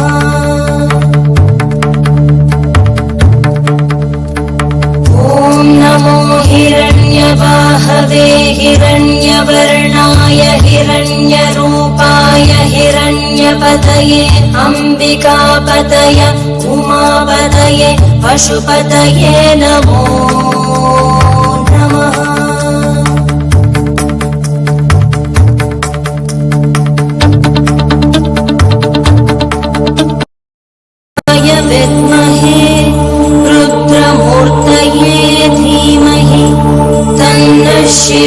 प्रचोदयात्।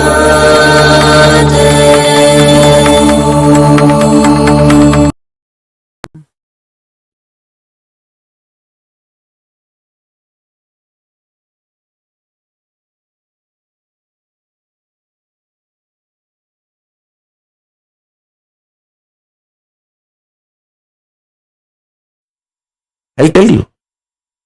In the cosmic level, Paramashiva has 5 of his dimensions: creation, sustenance, rejuvenation, destruction and rejuvenation, putting in and pulling out of delusion, and liberation. All these 5.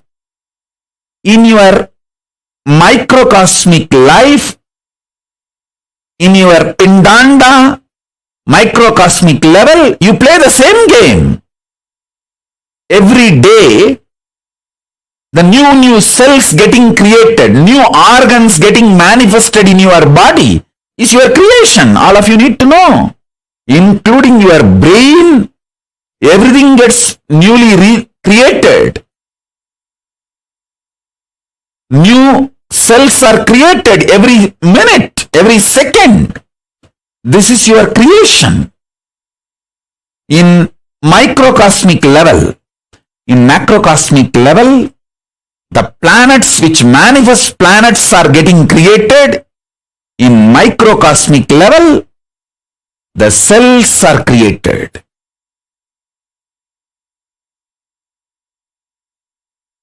In the macrocosmic level, whatever is created is continuously getting sustained.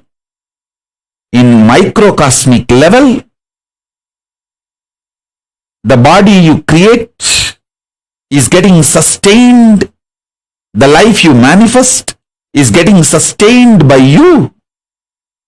You continuously breathing, inhaling and exhaling, keeping you alive is sustenance, maintenance in microcosmic level.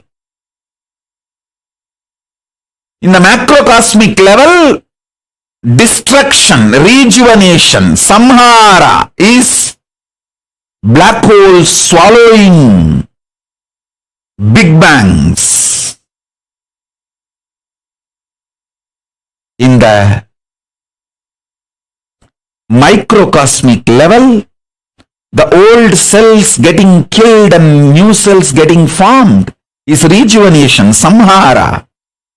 In your body, in your microcosmic level, Pindanda level. Same way, in the Brahmanda level, the delusion is cosmos creating deluges, pralayas to rejuvenate itself, clean itself. I told you, this year, not just corona, there are so many other natural calamities.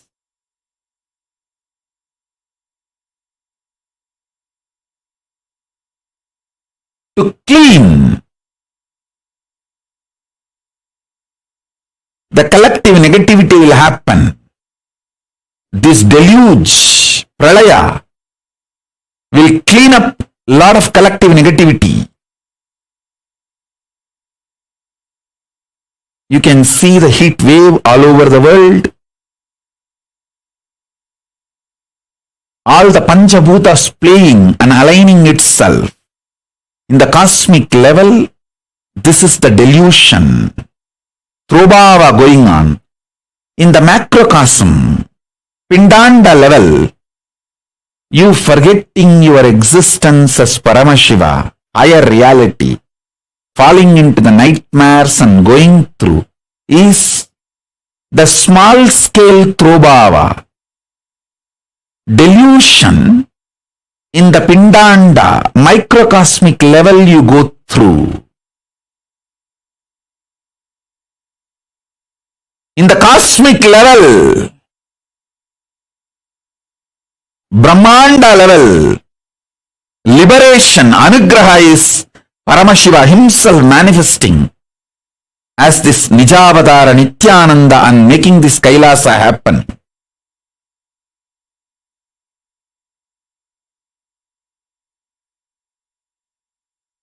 And guiding all the beings in microcosmic level, Pindanda level, you receiving these powerful cognitions and liberating yourself from all this deluge by holding on to the Guru's feet is the liberation happening in you. Understand, whatever is happening in Brahmanda, macrocosm, is happening in your Pindanda, microcosm. Kala is the dimension of the universe where universes and multiverses, big bangs, black holes, planets, suns, moons, stars manifest, exist. Zillions of big bangs manifest, exist for zillions of years, dissolve, gets pulled out of delusion and liberated, all without gap in the Kala, but with the gap of zillions of years. Meditate on this. If you meditate, your higher conscious, understand this example. How? Few hours you sleep, but in the dream you spend few years. How many of you realize this? How many of you understand what I am saying? In few hours dream, you experience few years. You slept only few hours, but you realize in your dream as if you lived few years. If you understand this, raise your hand. That's all. That same way you will realize what you are experiencing as time now is comparative reality, not existential reality. You will understand if you meditate on what I am talking. Zillions of universe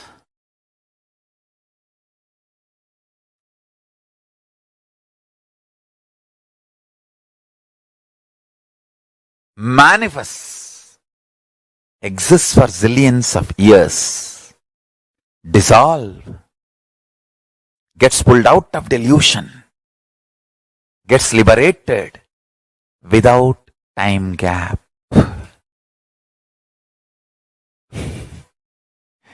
Please meditate on it. Please meditate on it. Please meditate on it.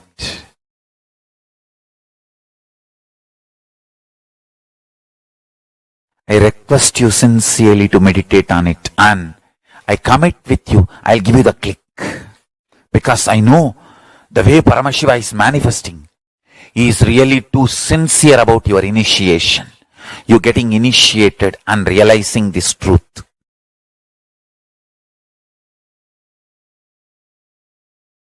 Paramashiva's message directly from Sri Kailasa.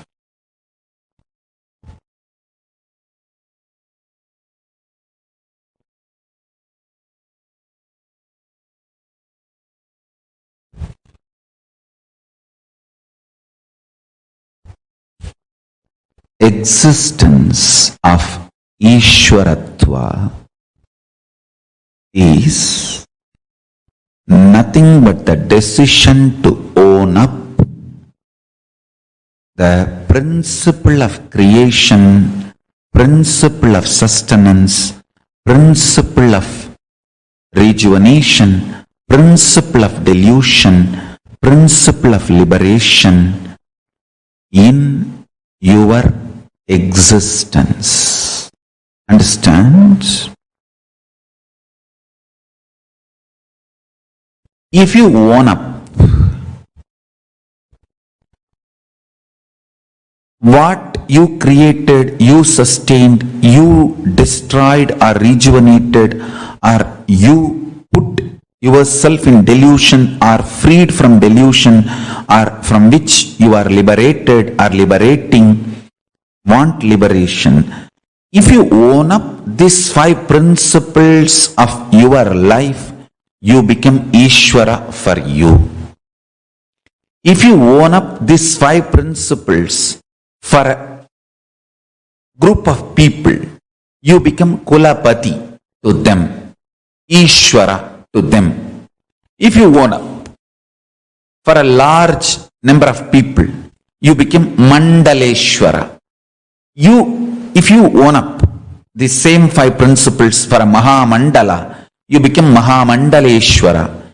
If you own up these 5 principles for the whole universe, you become Ishvara of Brahmanda. Principle of creation getting created. Creation energy getting created. So, the permutation combination of all these 5 into 5 is 25. All the 25 happening in you now. Now. Listen. If you meditate on this, you will understand. Some people manifesting in your life is creation. Some people leaving your life is rejuvenation. Some people getting back to your life is pulling out of delusion. Some people are adding bliss, joy to you, and you adding bliss and joy to them is liberation.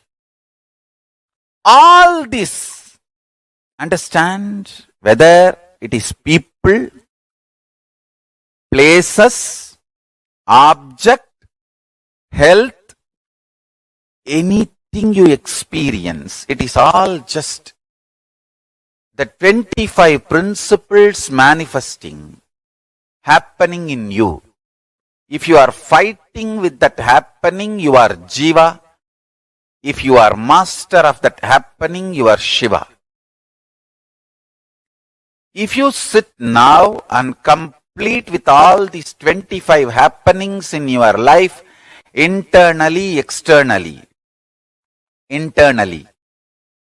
some good things getting created.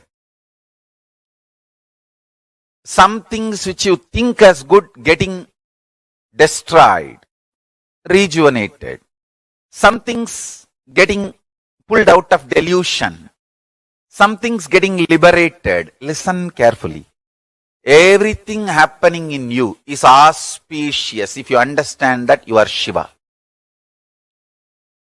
Inside you, outside you, everything happening is auspicious. I tell you, once you are initiated,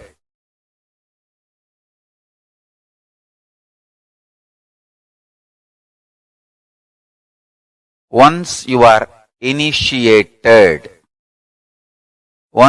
are my disciple, listen very clearly. Even if you think in your life things are falling apart, they are falling in proper place.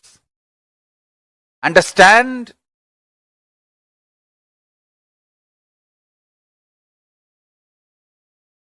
Nothing is falling apart.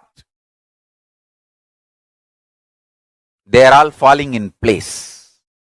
With this one truth, one powerful cognition, if you sit and bring this clarity, completion, joy, restful awareness, this one principle in your life alive, then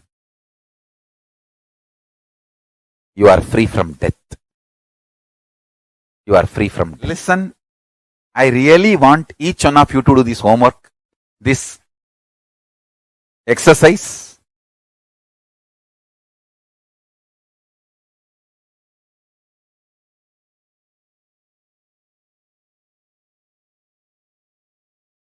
Write 5 incidents each year. For example, 1 year before, 5 things you thought really bad thing happening to you, but how it has turned good. Pen down. 5. Then 2 years before, what all you thought bad things happening to you and how it has turned good now. Just 5 years. Each year 5, 5, 5. Pen down today. Then you will understand Paramashiva is auspicious and he is manifesting. I tell you, it is such powerful truth, not just powerful cognition alone, truth. Meditate on this one powerful cognition and I give you the boon, commitment, I'll make this into reality. Mahaparinirvana Day. Anyhow, I am responsible for your liberation, for your enlightenment. As a responsible guru,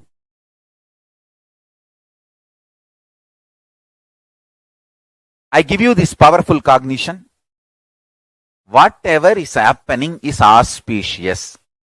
Parama Mangala, Parama Shiva. Shiva means causeless. Do this exercise. How something which you thought is negative 1 year before now turned out to be so positive and auspicious. Do this exercise and align your logic to this truth. Whatever is happening is auspicious and this 25 activities happening in you. Understand? Listen carefully. When the rejuvenation happening, if you are not understanding that, that is what is delusion. Have little patience for Paramashiva to do his work.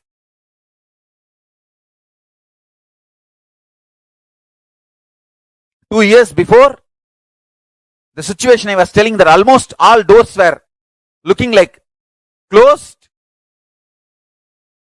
My administration team was not understanding it was a rejuvenation happening. They were in delusion. They were crying. I said, no, don't worry. Paramashiva will do only good. It's a rejuvenation happening. Things are not falling apart. Things are falling in place. Now it is true. All I had is little bit of trust on Paramashiva and patience. I tell you. Meditate on this great truth. Everything happening is auspicious and even what you think is destruction, death, suffocation happening in you, it is only rejuvenation happening. Don't fall in delusion. Get out of delusion. I will liberate you. Do this homework. I will pull you out of all delusions and liberate you. And whoever does this homework today, I give you the punya of giving Maheshwara Puja to me. If you just do this homework today, it is equivalent to doing Maheshwara Puja to me today. You don't need to pay, without paying, without spending any money. Just do this homework. I give you the punya, good karma, punya of doing Maheshwara Puja. And I commit with you, I will liberate you. I will give you liberation.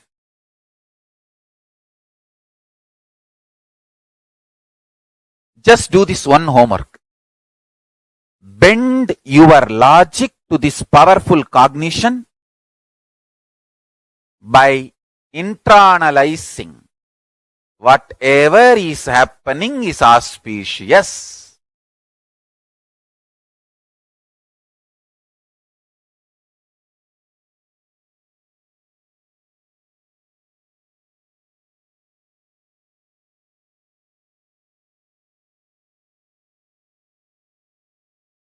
Nothing is falling apart.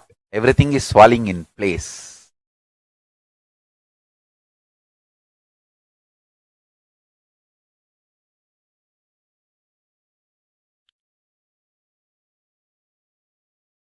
Understand? Nothing is falling apart. Everything is falling in place. Srishti, Sthiti, Samhara, Tirobhava, Anugraha, generation, operation, destruction, delusion, liberation. these 5 principles forming the permutation combination with one another forms 25. That 25 is the paces, P-H-A-S-E-S, and faces, F-A-C-E-S, of Paramashiva.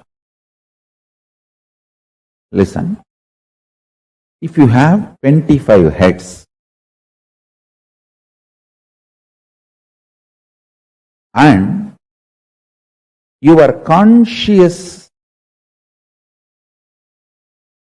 ability to sync all the 25 and keep yourself integrated and head of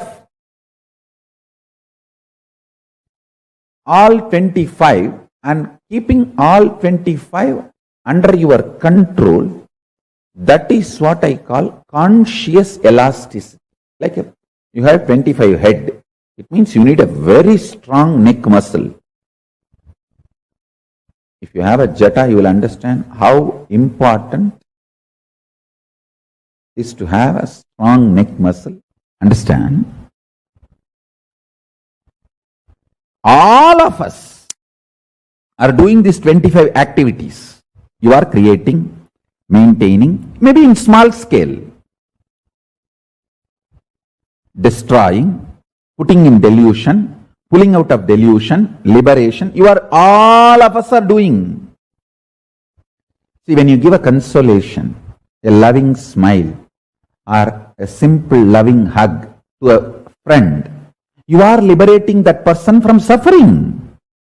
So every day, knowingly, unknowingly, all of us are doing all these 25 activities. If you are in chaos, disorganized, you suffer as bandha jiva, bound soul. If you become organized, understand these 25 phases of you, is part of you, and integrate them by building a conscious elasticity, you become Paramashiva. Unclutching strengthens your conscious elasticity.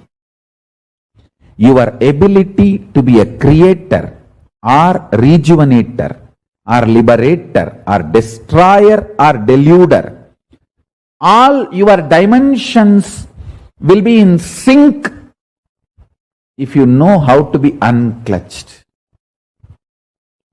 By more and more unclutching, build conscious elasticity. That's the essence of today's satsang. Rich man is a man who worked for his richness and knows the signs of sustenance. Understand? When a man creates richness, manifests, he understands the signs of maintaining, rejuvenation, and what all the delusions and complications richness can bring, and how to get out and how to liberate himself from this so-called richness. A man who can play all 5 games with richness is rich man. Not who owns richness or who is imprisoned by his richness. A man who is imprisoned by his richness is living the poor man's fantasy of rich man's life.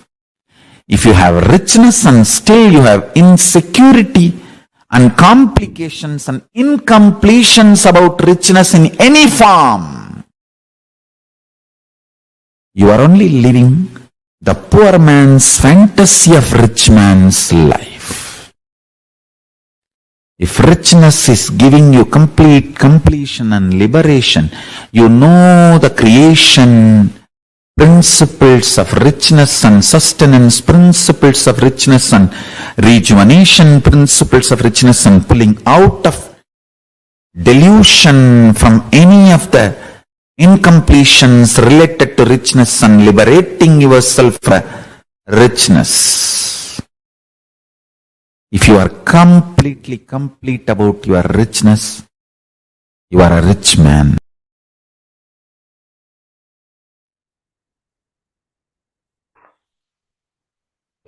Nithyananda, everyone. That was a wonderful revelations directly from Swamiji on 5 aspects of Paramashiva. To understand on it, Paramashiva does the Pancha Krityas. In Sanskrit, Pancha means 5. Kritya means action. So these 5 actions are, first is Satyojata, which is creation. Second is Vamadeva, which is sustenance, the sthiti. Third is Samhara, the rejuvenation aspect of Paramashiva. Fourth is Prabhava, which is the deluding part of Paramashiva, where he puts you into delusion. And the fifth is Anugraha, the liberating aspect of Paramashiva. All these 5 actions, the Pancha Krityas, happens in our life every single day. How? When new cells are formed in us, it is the Satyojata aspect of Paramashiva. You are manifesting the Satyojata form of Paramashiva. When you're sustaining your life, whenever you fall sick, at the time you take medications, so that you can recover, so that you can maintain your body. All the supplements you take to sustain your life, to remain a healthy, happy body, or the wealth which you are sustaining. All this is the sthiti, the Vamadeva aspect of Paramashiva, which is happening in our life. Third is the Samhara.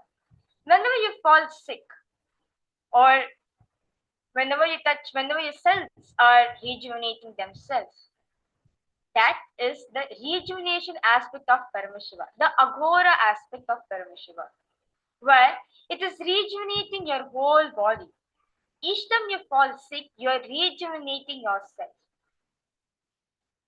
Fourth, the Trobhava. When you put yourself into situations where you put yourself into confusing situations, or you're putting yourself in a situation where you're not able to handle it, that is the Trobhava aspect of Paramashiva, where you are deluding yourself. And the fifth is the Anugraha aspect of Paramashiva, where you find solutions for every single action you do.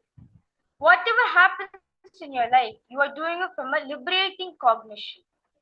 This is the Anugraha aspect of Paramashiva. All this happens, all these 5 aspects of Paramashiva happens in us every single day. Swamiji says very clearly, whatever happens in our life is auspicious. What does Swamiji mean by this? See, for example, let's say you're supposed to go for an interview, but you fall sick on the same day. Well, obviously you'll be like, God, I fell sick at the wrong day. How can it be possible? It's such a big day for me. I'm supposed to go for an interview, but I fell sick currently, and I'm not able to go for an interview. Even in this scenario, life is auspicious. Whatever is happening in your life is auspicious. There is a reason behind it why Paramashiva made you fall sick, so that you don't go for an interview. Well, to give my own experience on this, well, once in Gurukul, we were sitting and all of us we were just there, we were just studying, and they were saying that something is like basically something was going to happen, and it told all of us not to go out. We were wondering like why suddenly such instruction has come, and correctly that day, like all of us were so integrated with the whole routine, and we like we spent more time in power manifestation, and like everything was proper, but it told us to go for sleep early. Usually in Gurukul, it'll happen opposite because all of us were so small at the time. So we sleep around 7 o'clock, 6 o'clock, so early, and we just sleep off and we don't attend the routine. We just attend half of the routine. But on that particular day, they told us to sleep early, and we were like, what was the reason? Suddenly the schedule was changing, and okay, we just like, okay, there's a reason for it, so we went and slept. Then, uh, then after that, okay, all of us like with this reason, like, okay, all of us just like within ourselves, we were talking, we were asking, okay, hey, do you know what's happening, or do you know what's going on? Like none of us knew what's going on. Even the mentors did not tell us what was the reason happening. And then after that, uh, and then after that, we are supposed to wake up a morning routine, but we did not wake up. And like all of us woke up late, and like of course the mentors questioned us why you didn't wake up a morning routine, because it's the main thing in Gurukul. Then suddenly, at that time,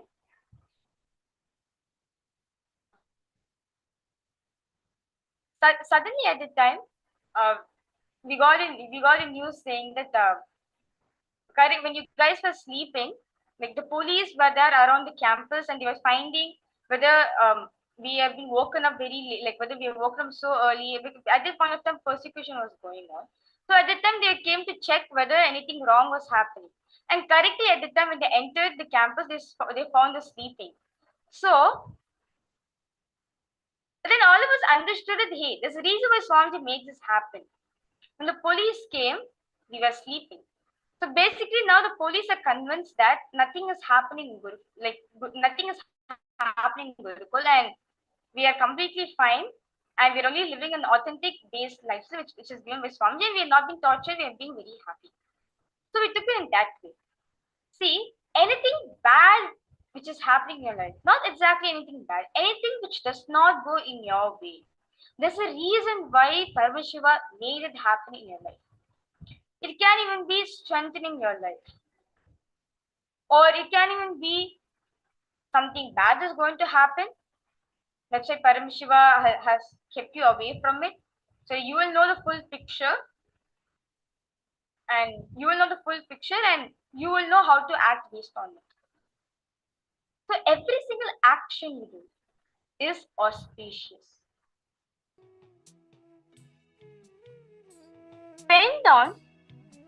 So now I request all participants to take a pen and paper and pen down 5 incidents in your life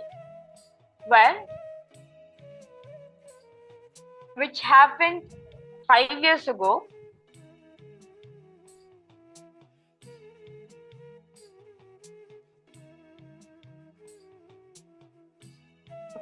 Pen down 5 negative happenings in your life which have become positive for each year. Write it down for 5 years running. Whatever negative decisions you made, and at the end, each year you made a decision, it became positive.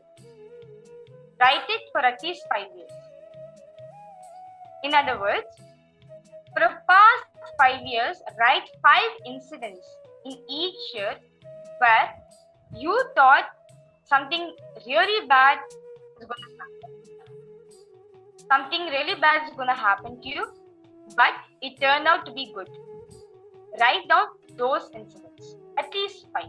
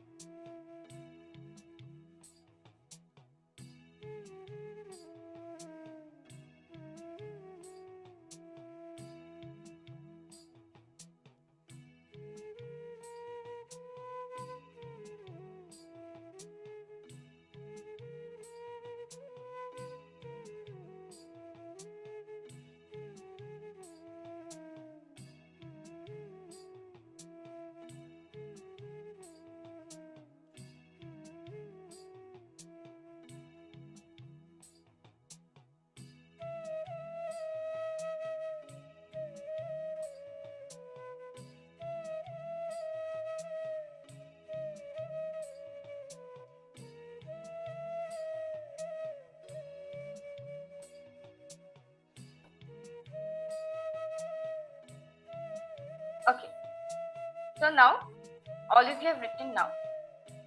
The next part is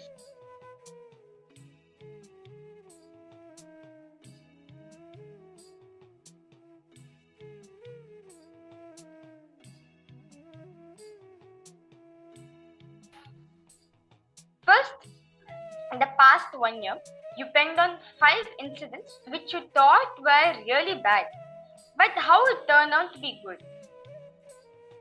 Then, in 2 years before, basically in 2 years, the past 2 years, what all you thought bad things happening to you and how it turned good now. Write those. Last 5 years, each year, 5 incidents. So I request all the participants to write down 5 incidents where within the last 2 years, what all you thought bad things are happening to you, all the bad things which you thought it is wrong according to you. What now was happening, but you thought you took it as a bad thing to you, and how it helped you, how it strengthened you, how it did good to you. Right? Those incidents.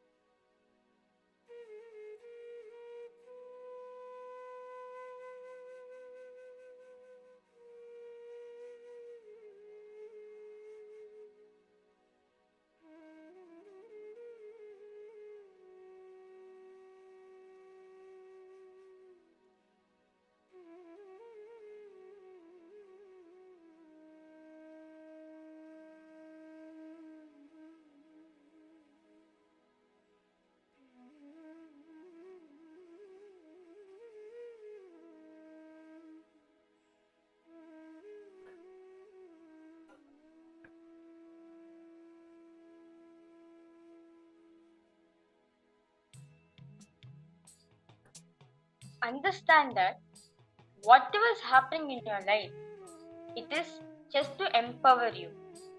It is auspicious for you. In a way, it is strengthening you.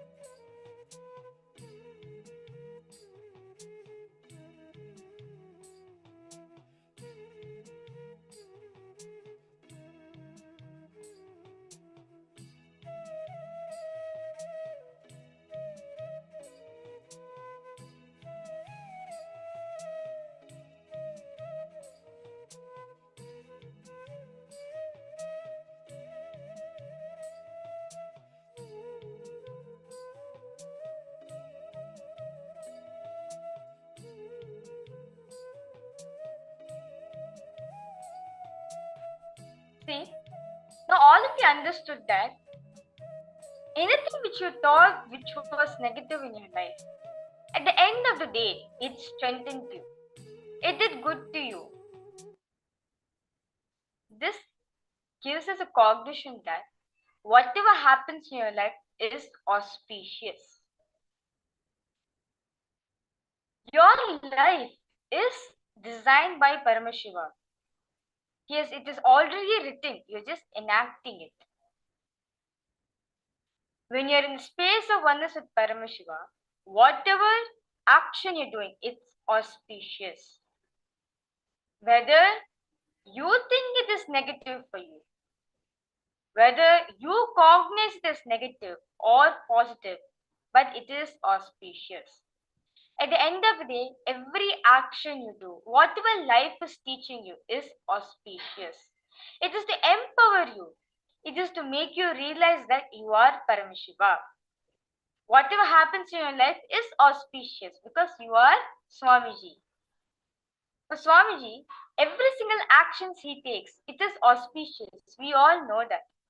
But whatever actions we take, why it is only auspicious? Well, all of you have this question. Because Swamiji knows for a fact he is Paramashiva. And he knows for a fact that whatever happens in his life is for a good. Like how Swamiji said very clear in the satsang. Swamiji just waited. He was just patient for when the persecution was going on. He was just patient. He didn't want to react. He did not react to persecution what was going on. But at the end of the day, what happened? Swamiji established KAILASA. Same way, when you take life as a lesson, when you take life, whatever happening to you is auspicious. When you're being patient with it, at the end of the day, it is going to do good to you. Whatever actions you take is auspicious. When you are established from the cognition that you are Swamiji, from the space of oneness, any action you do is auspicious. And whatever is happening in your life is auspicious. It is only to strengthen your devotion towards Swamiji. It is only to strengthen your devotion, your bhakti towards Swamiji, so that you can go more closer to Swamiji. Is everyone understanding this? Now, with this understanding, with this powerful cognition, let us go into manifesting the session. Swamiji says very clearly, each time when you get a powerful cognition, that is the exact moment your brain, your mind dies and gets reborn. Whenever you chew on powerful cognition, whenever you get any powerful cognition, you are putting a full stop. You are cutting the old way of thinking and starting a new way of thinking, starting a new way of living with the powerful cognition. So at this moment of time, the best thing to do is power manifestation. Each time you're experiencing a breakthrough, each time you're experiencing a powerful cognition, then and there do power manifestation. It will do tremendous to you. You'll actually enjoy, you'll understand more deeply about the powerful cognition which you got. So now with this understanding, let us get into power manifestation. So in this round, all of you will be finding the height of a building. So a building will be projected and you need to scan what is the height of the building which is being projected. Is everyone ready for this? Okay. So now I request all of you to sit with your head, neck and spine in a straight line. Remember Swamiji at your turn.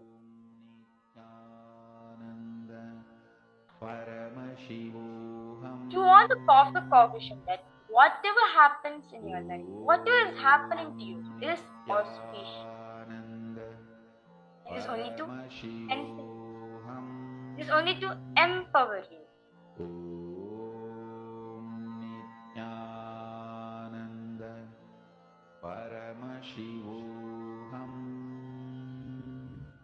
Now, start chanting the Mahavakya. Om Nithyananda Paramashivoham. Om Nithyananda Paramashivoham. Om Nithyananda Paramashivoham. Now, same space.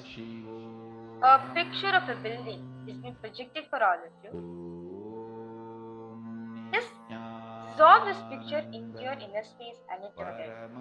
And ask Swamiji, what is the height of this particular building which is being projected? And Swamiji will reveal the answer to you. Paramashivoham. Om Nithyananda Paramashivoham. Om Nithyananda Paramashivoham.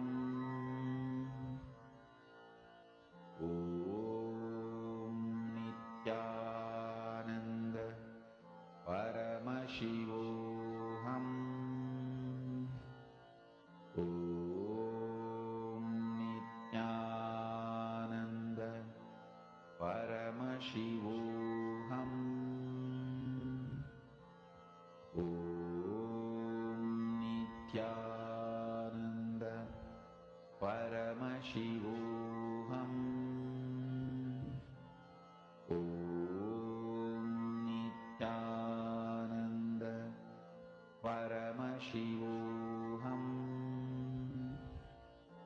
Om Nithyananda Paramashivoham.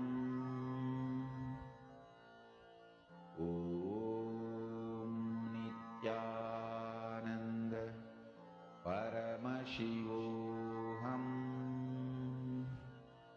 Om Nithyananda Paramashivoham. Om Nithyananda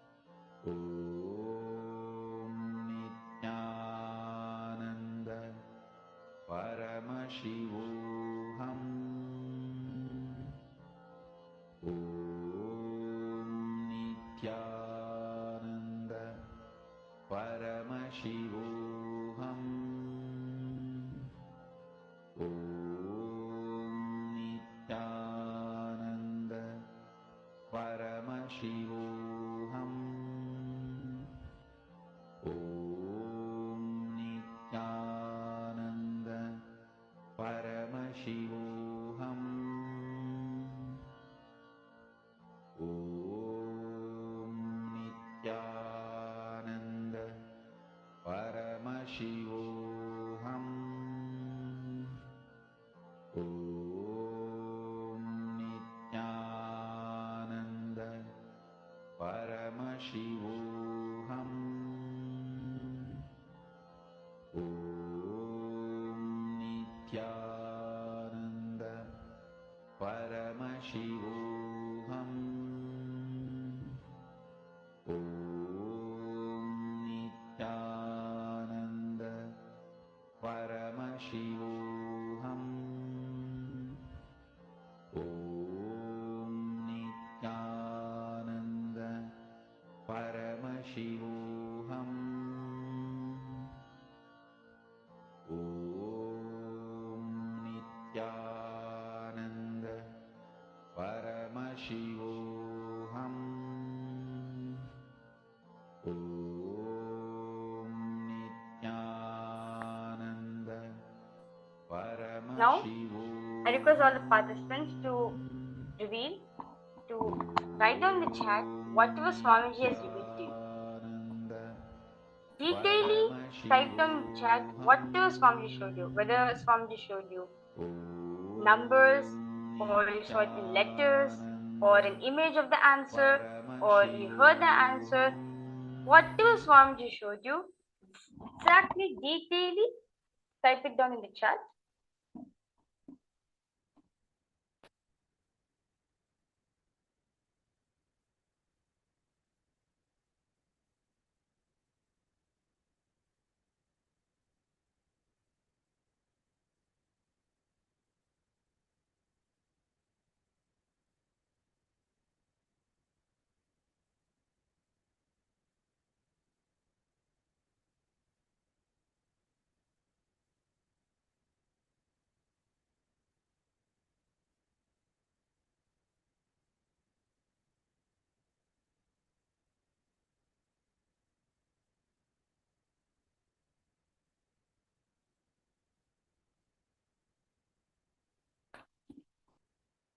Yes. So now let's verify our answer.